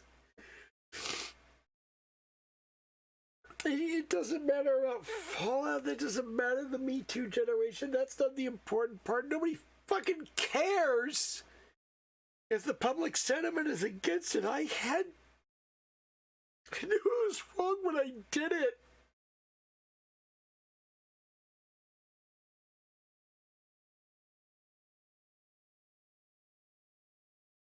And I taught his customers how to do it anyway.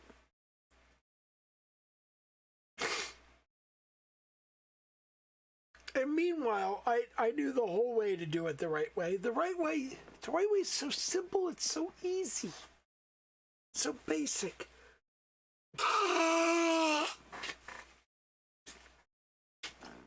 It's so basic. All you have to do.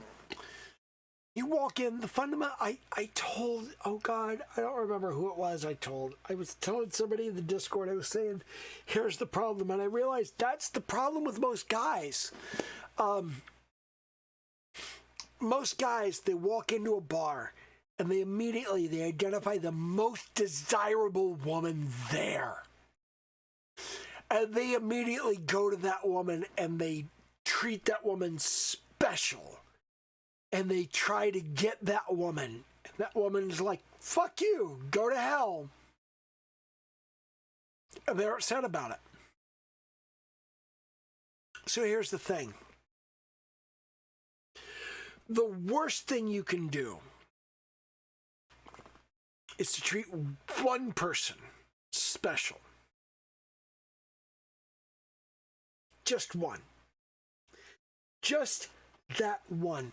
The right thing to do, and this is the thing I've done this for years, and it works so well. You go in and you immediately, every single person that you find even remotely attractive, everybody you would fuck, smile, say hi, be positive, have some tiny, minor, positive interaction on your way around. Walk all the way around the entire bar, the entire club, the whole fucking situation. Just walk you around the whole thing. Everybody you see, if you're even remotely interested, express your interest. Say hi. Be nice. And at the end of it, by the time you get to the end of that bar, you turn around and you look, there's a dozen people following you. A dozen people that you would fuck at the drop of a hat are hanging on your every word, waiting for you to say more. You don't have to chase the most desirable woman in the bar. Just be nice to everybody you pass.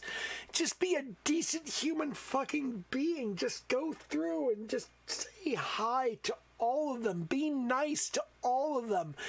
And once you're through the room, there's this collection, there's this pack of people.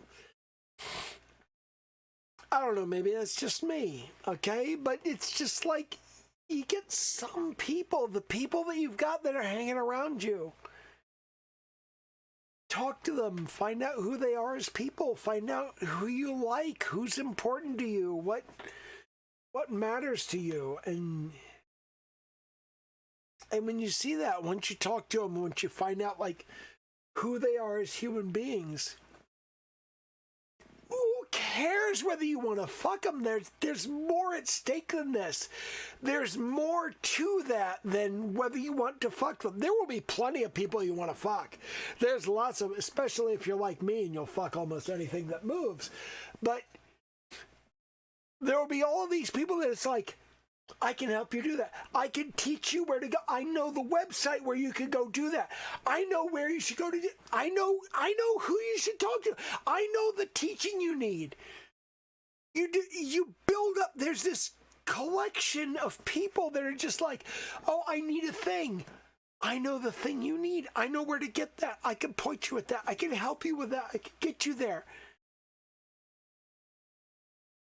Who you're fucking is just such a tiny, tiny little matter. It's such a minuscule part. I mean, fundamentally, the issue is you have two basic directions you can go whenever you have an interaction with a human being. And those two directions are, number one, can make them feel good about themselves. And number two, you can make them feel bad about themselves. If you just choose in every situation to make them feel good about themselves, if you choose to go, no, I'm gonna make you feel good. I'm gonna make you feel good about yourself. I'm gonna help you go to where you're gonna feel good about yourself. I'm gonna lead you down the path where you'll feel good about yourself.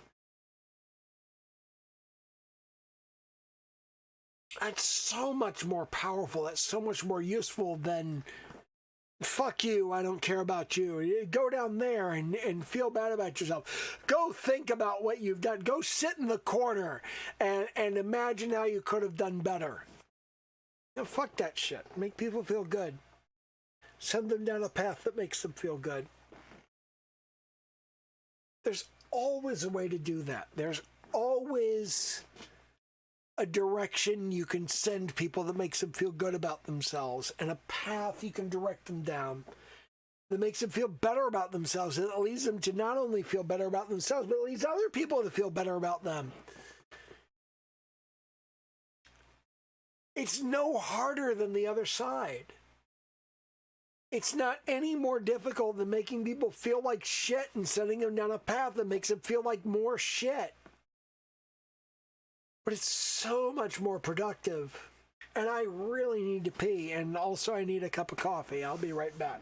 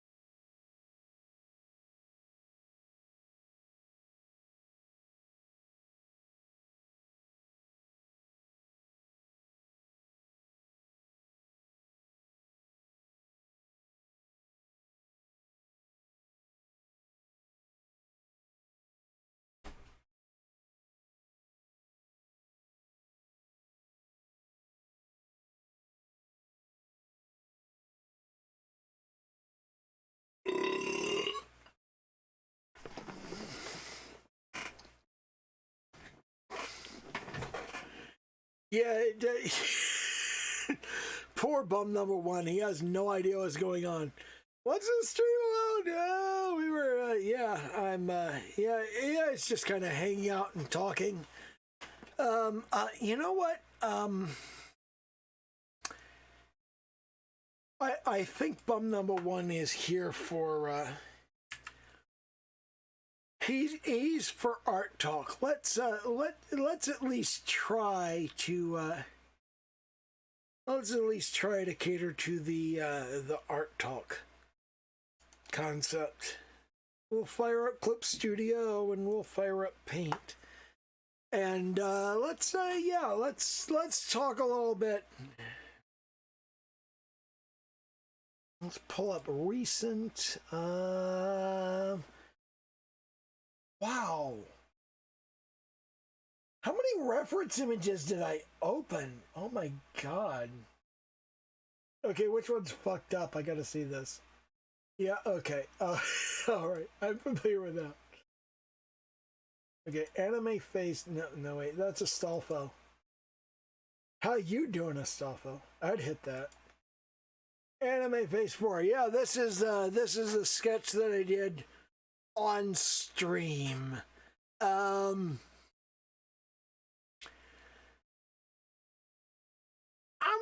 not happy with it. It was it's a thing, I guess. That's where things are. We got eyebrows and eyes and a nose and a mouth, and I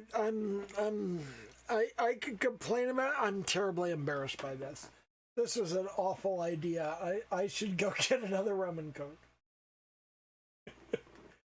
Yeah, I basically, you know what? No, let's stick with Paint.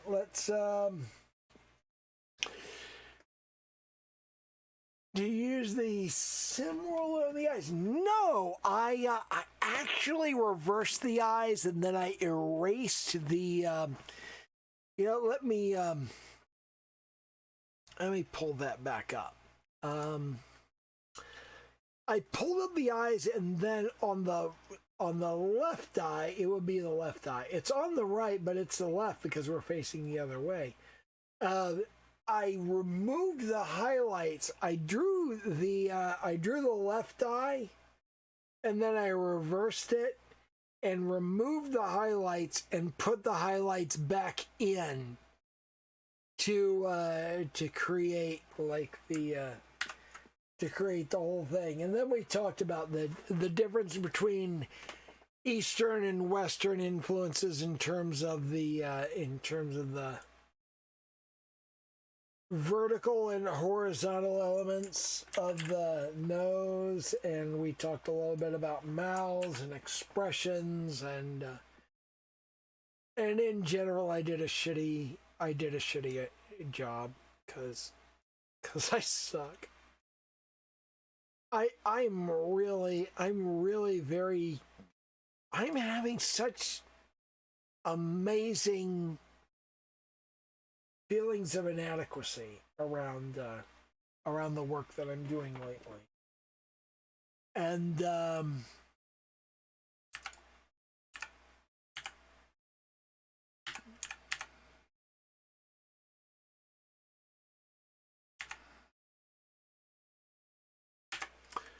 where's it? There it is. Okay, yeah, there. Yeah. So, yeah. I always forget that the numbers on the keyboard and the numbers on the number pad. All right, look how tidy your desktop is. Oh, that's just one part of my desktop. That's that part of my desktop. That's not the other part of my desktop. Yeah, that's I actually do have it pretty tidy though. If you look, I have over here on the corner, I have Word, Excel, I have Microsoft Office up along the top, and then I have LibreOffice, and what's the bottom here? Oh, that's a Mids. That's a Minecraft utility. But over on the far left, I have Microsoft Office, LibreOffice, and a Minecraft utility. And then immediately next to that, I have Clip Studio. I have all of my art stuff. Okay, I have all of my art and music stuff. Then I have all my coding stuff, all of my game engines. So it's pretty well organized, but that's just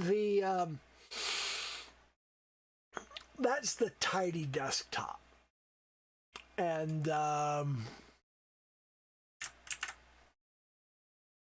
I do have a less tidy desktop, which has like every old thing in it, but yeah, I'm gonna throw that in the Discord. So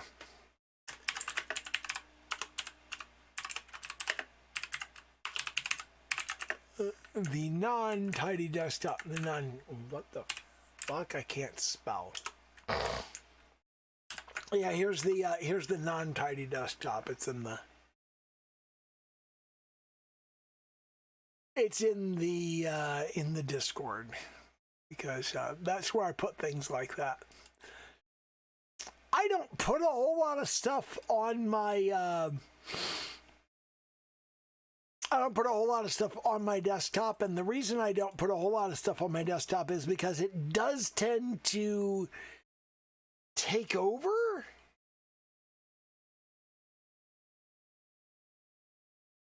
And because it tends to take over, I don't like to have it all there.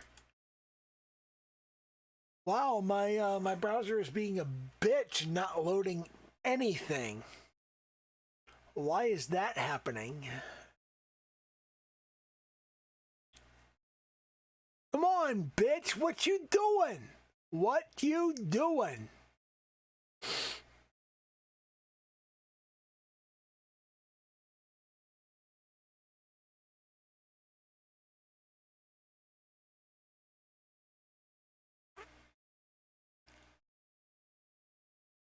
What the hell?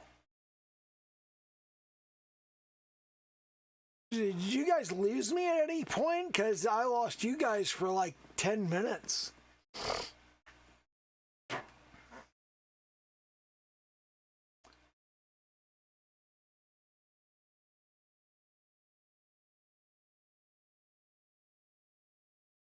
Now you can see my desktop too. I'll bet it's in the Discord. I'll go take a look.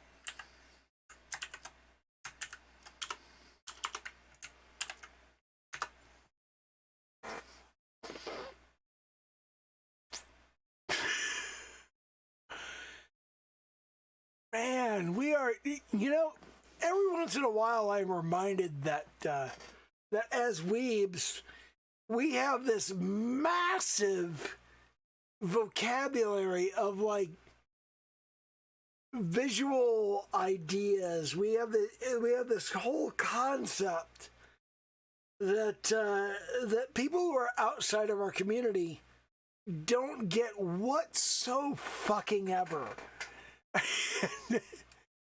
And that kind of cracks me up, yeah. Hey, yeah, you have a gang. I would talk to Bum Number One, but he's probably out of the stream already. Have a good time.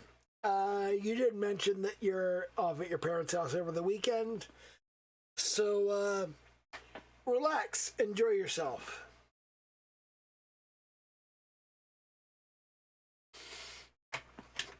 Hey, Katrina.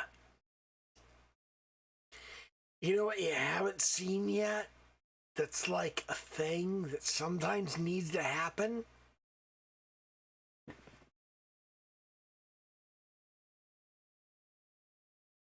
Oh my God. Oh my God. That's a new thing for you, isn't it?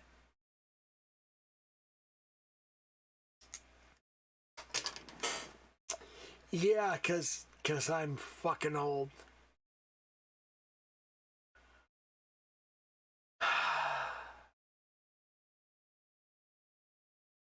For 20 some years, I wore glasses, and then I got laser surgery, and laser surgery will fix the nearsightedness or farsightedness of your eyes. What it will not fix is the continuing degeneration of eyes that are old.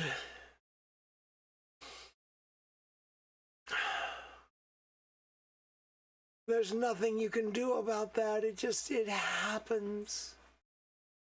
And you have to deal with it. You still have to wear the reading glasses. You still have to.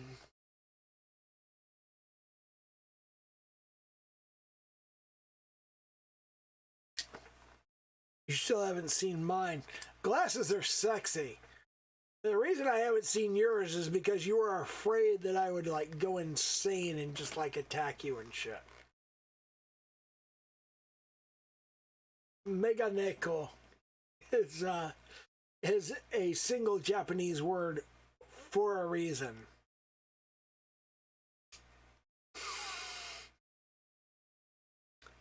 Megane means glasses. Meganeko means girl with glasses. Hello. There's no particular word for a guy with glasses. I don't know. I feel like there should be, but there isn't one. I don't know. It's mildly offensive. defensive on the same level. Oh my god. Oh. I had the perfect example of how offensive it is. I think it's in which, oh, that's, I'm in the wrong folder.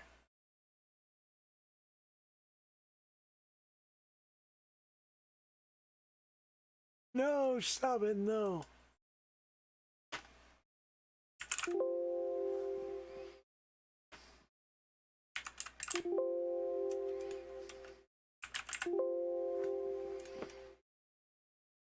What the hell? Oh, where is it? Where is it? Morgan?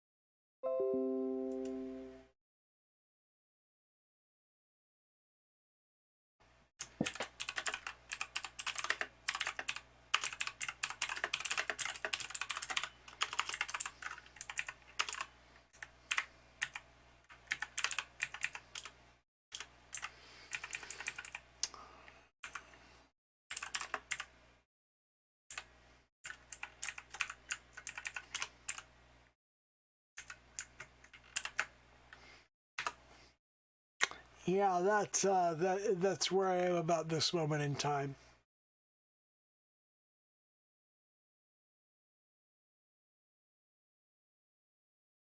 I just threw that over in the Discord.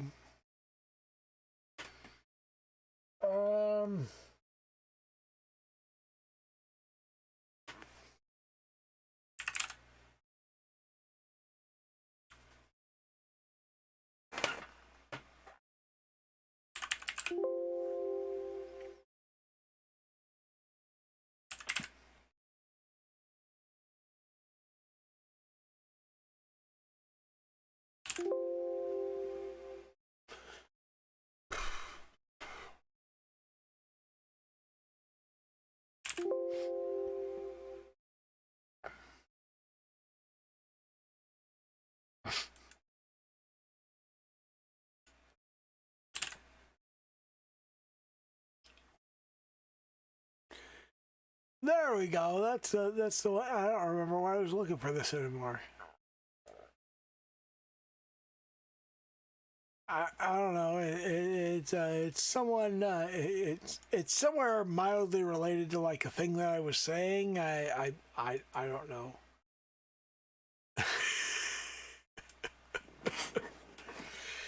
Yeah, that's God. I've had way too much to drink. I should have more to drink. I like having a buttload to drink. It's awesome. Okay, water. I need water. That's the important thing. Water.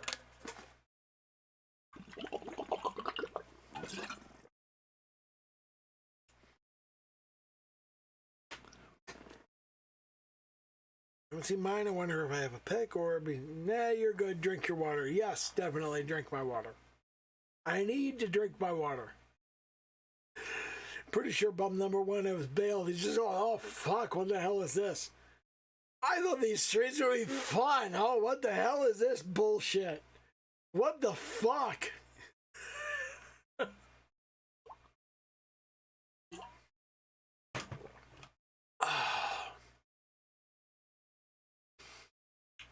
um, um,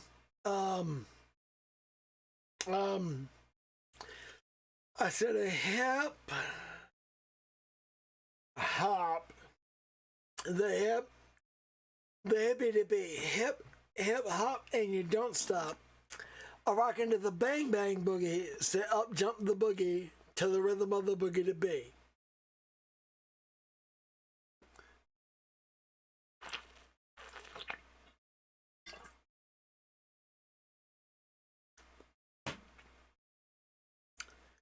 Now that you're completely confused. I've had way too much to drink. I should really bail off of this. I have no reason to I have no reason to continue streaming on this shit. This is a bad idea. I should not do this. Did you see the link? Link in the Discord? Is it in the Discord? Katrina. Instagram. You sent me an Instagram link. Whoa, what the? What? Oh my God.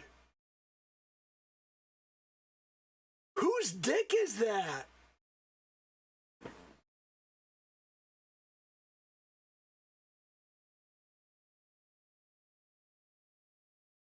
I mean, that's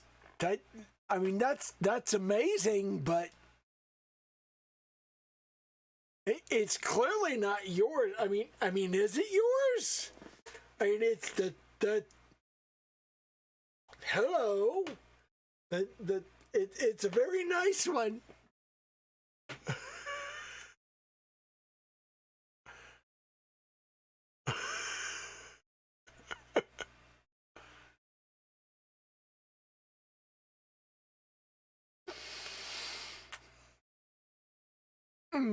Yes, yes, very much. Yes, I would. I would like some of that.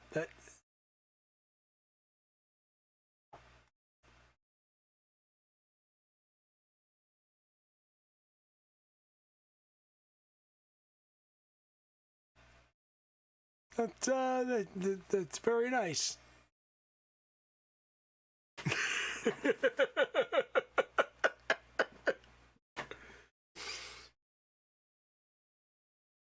Oh, people are offended by YouTube comments. Somebody complained that coral are dying off the coast of Venice, and I'm just like, who the fuck cares? It's not like there's 8 million acres of fucking ocean for coral to fucking grow in, and they're offended by that. I mean, that's the fact. That's what it comes down to.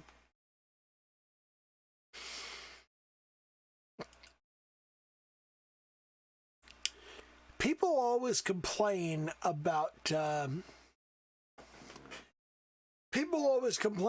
environment being destroyed, and it's not the world's environment being destroyed, it's our environment. It's the human environment becoming uncomfortable for humans. Gorillas don't mind temperatures over 100 degrees. Coral don't mind temperatures over 100 degrees. The species that exist on the... Oh my God, what the fuck did I just do? I just knocked over my water and dumped it all over the fucking floor. This is how you know I'm legitimately drunk. If I wasn't, I would not be doing anything like this.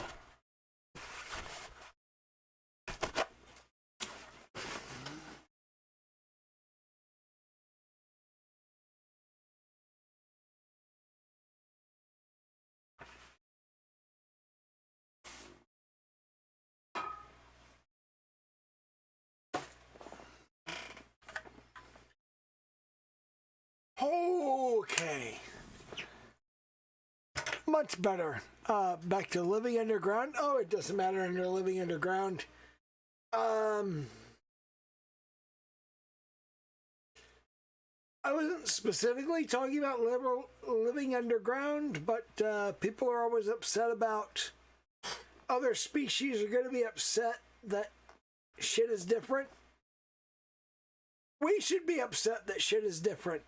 We should change. We should alter our reality. But we never do. We try to alter everybody else's reality. That creates problems. Yeah, I always get there again.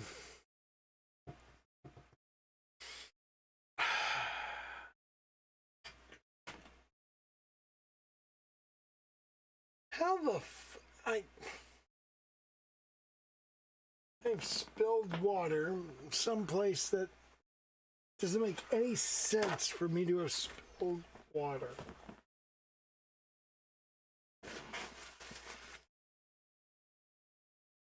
But it's spilled there anyway.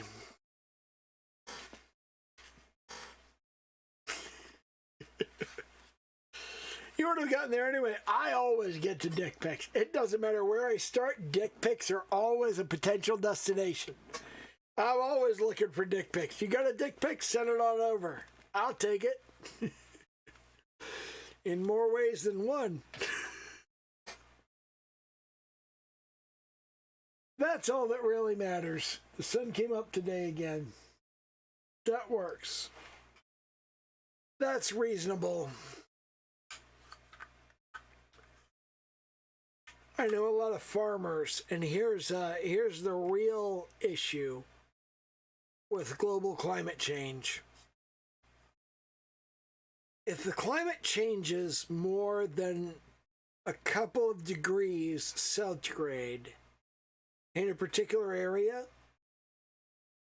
the crop that we grow there won't grow there anymore. And we need to grow something else.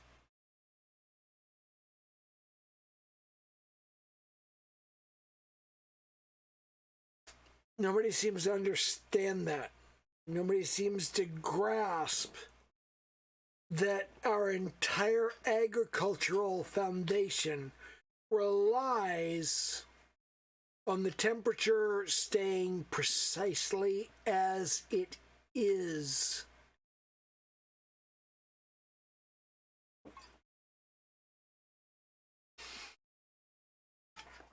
We need to become very close and very fast friends with everyone that has a vast array of northern land, like Canada, not so hard, and Russia, slightly harder. We need to be very good friends with Canada and very good friends with Russia, because in 50 to 100 years, that's where all the food grows.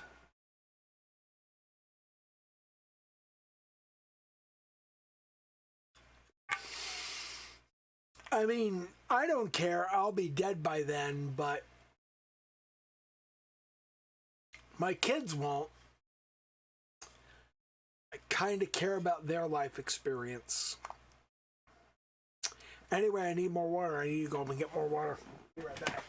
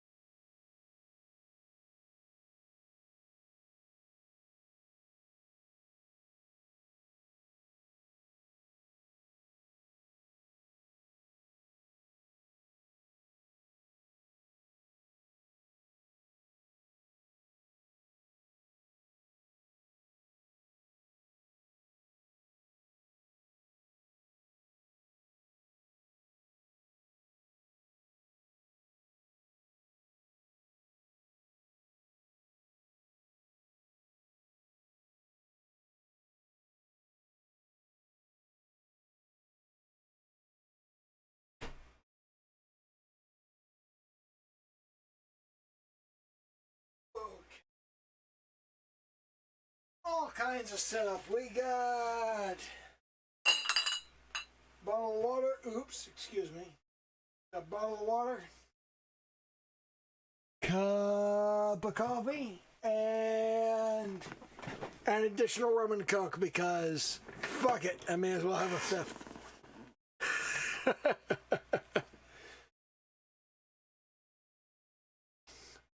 Blank, blank, blank. Okay. I don't even know if anybody's still here.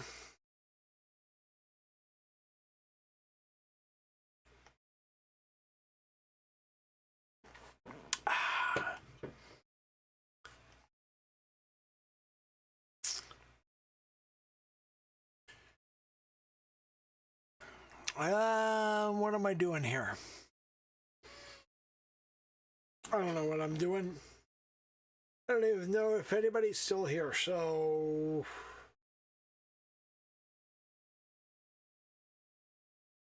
I'm still here. Why would I go to bed like it? Where would I go to bed like it? Yeah, me either. I'm not a go-to-bed person. I'm not a normal person. Stream health, let's see. Okay, analytics. Yeah, there we go. That's the thing. What, is bum number 1 here? I never get to talk to him live. Or her. I don't know anything about who this person is.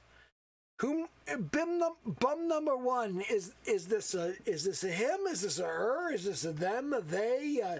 A him or a his or their, a gizger or gem? I don't know. I'm Gormail. I'm Gizger and Ger. I don't know. It's you never know these days. I'm fine with that. It's okay. Be whatever gender you want. You can totally be any fucking gender. You have every right to be every goddamn gender.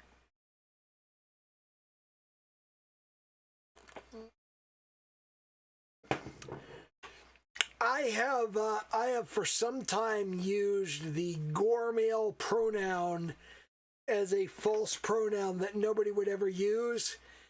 And somewhere on the internet, I discovered that Gormail is a real thing that real people use and do.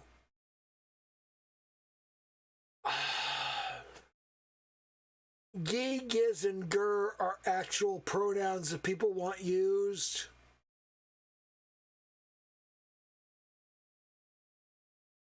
Fuck it. I'm okay with that.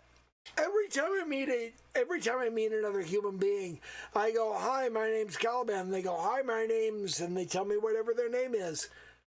And I just believe them. I don't demand to see their ID. I don't demand any kind of documentation. I don't say, "What the fuck?" I don't know. I guess maybe gourmet mail, but I just gourmet mail just seems like,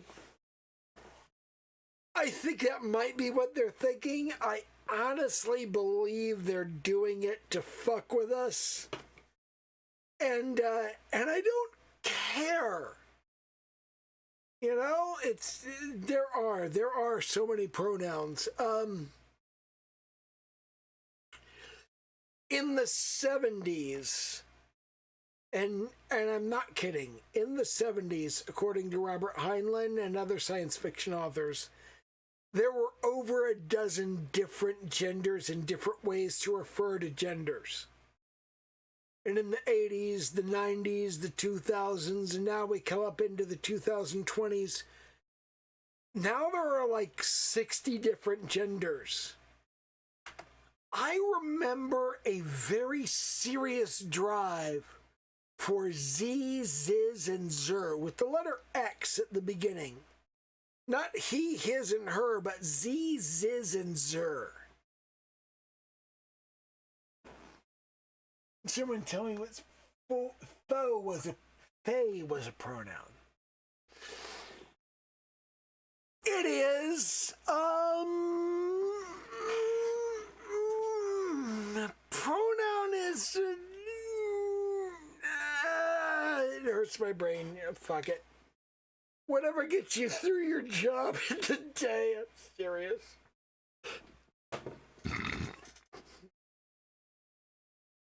I do not in any way deny the experience. Excuse me.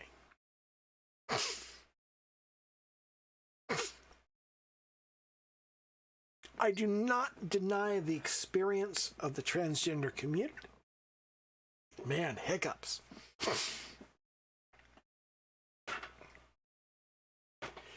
If you feel a particular way and you want to be called a particular way, go right ahead. That's fine. I have no problem with that.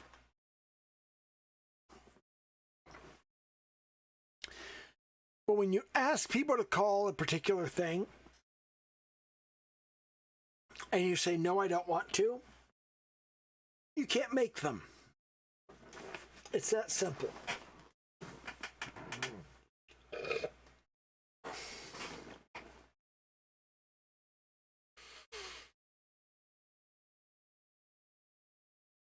I really ought to go to bed.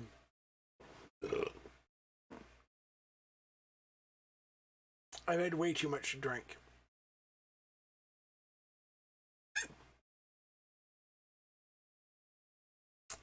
Being confused is normal. That's totally a thing people should do. People should do. People should be confused when it comes to gender and to what gender they are and how they identify.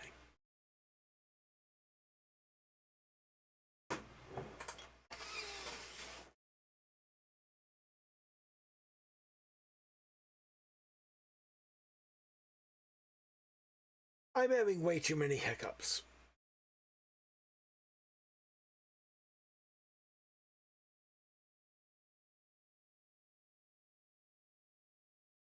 That's not you have the hiccups. That's you've poisoned yourself.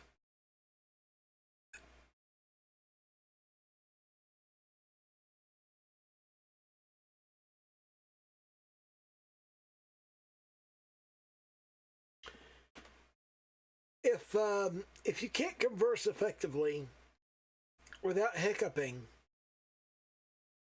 that generally means you've had way too much to drink, which I almost certainly have.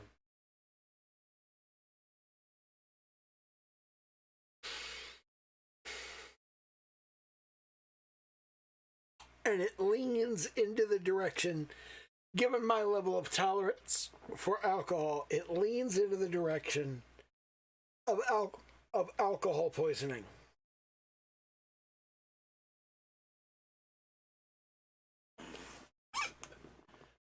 I'm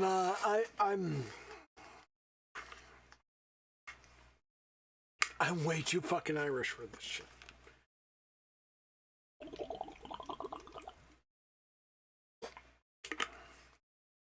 Let's try giving the body some water. Might work, might not.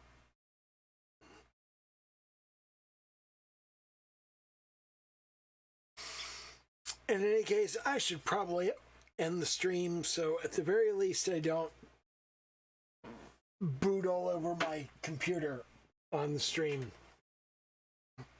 That's a UK/Australian expression for, vomiting. I don't want to vomit all over my computer on stream. So I should probably bail. Yeah, don't do that either. I should definitely not do that. I'll see y'all on Wednesday.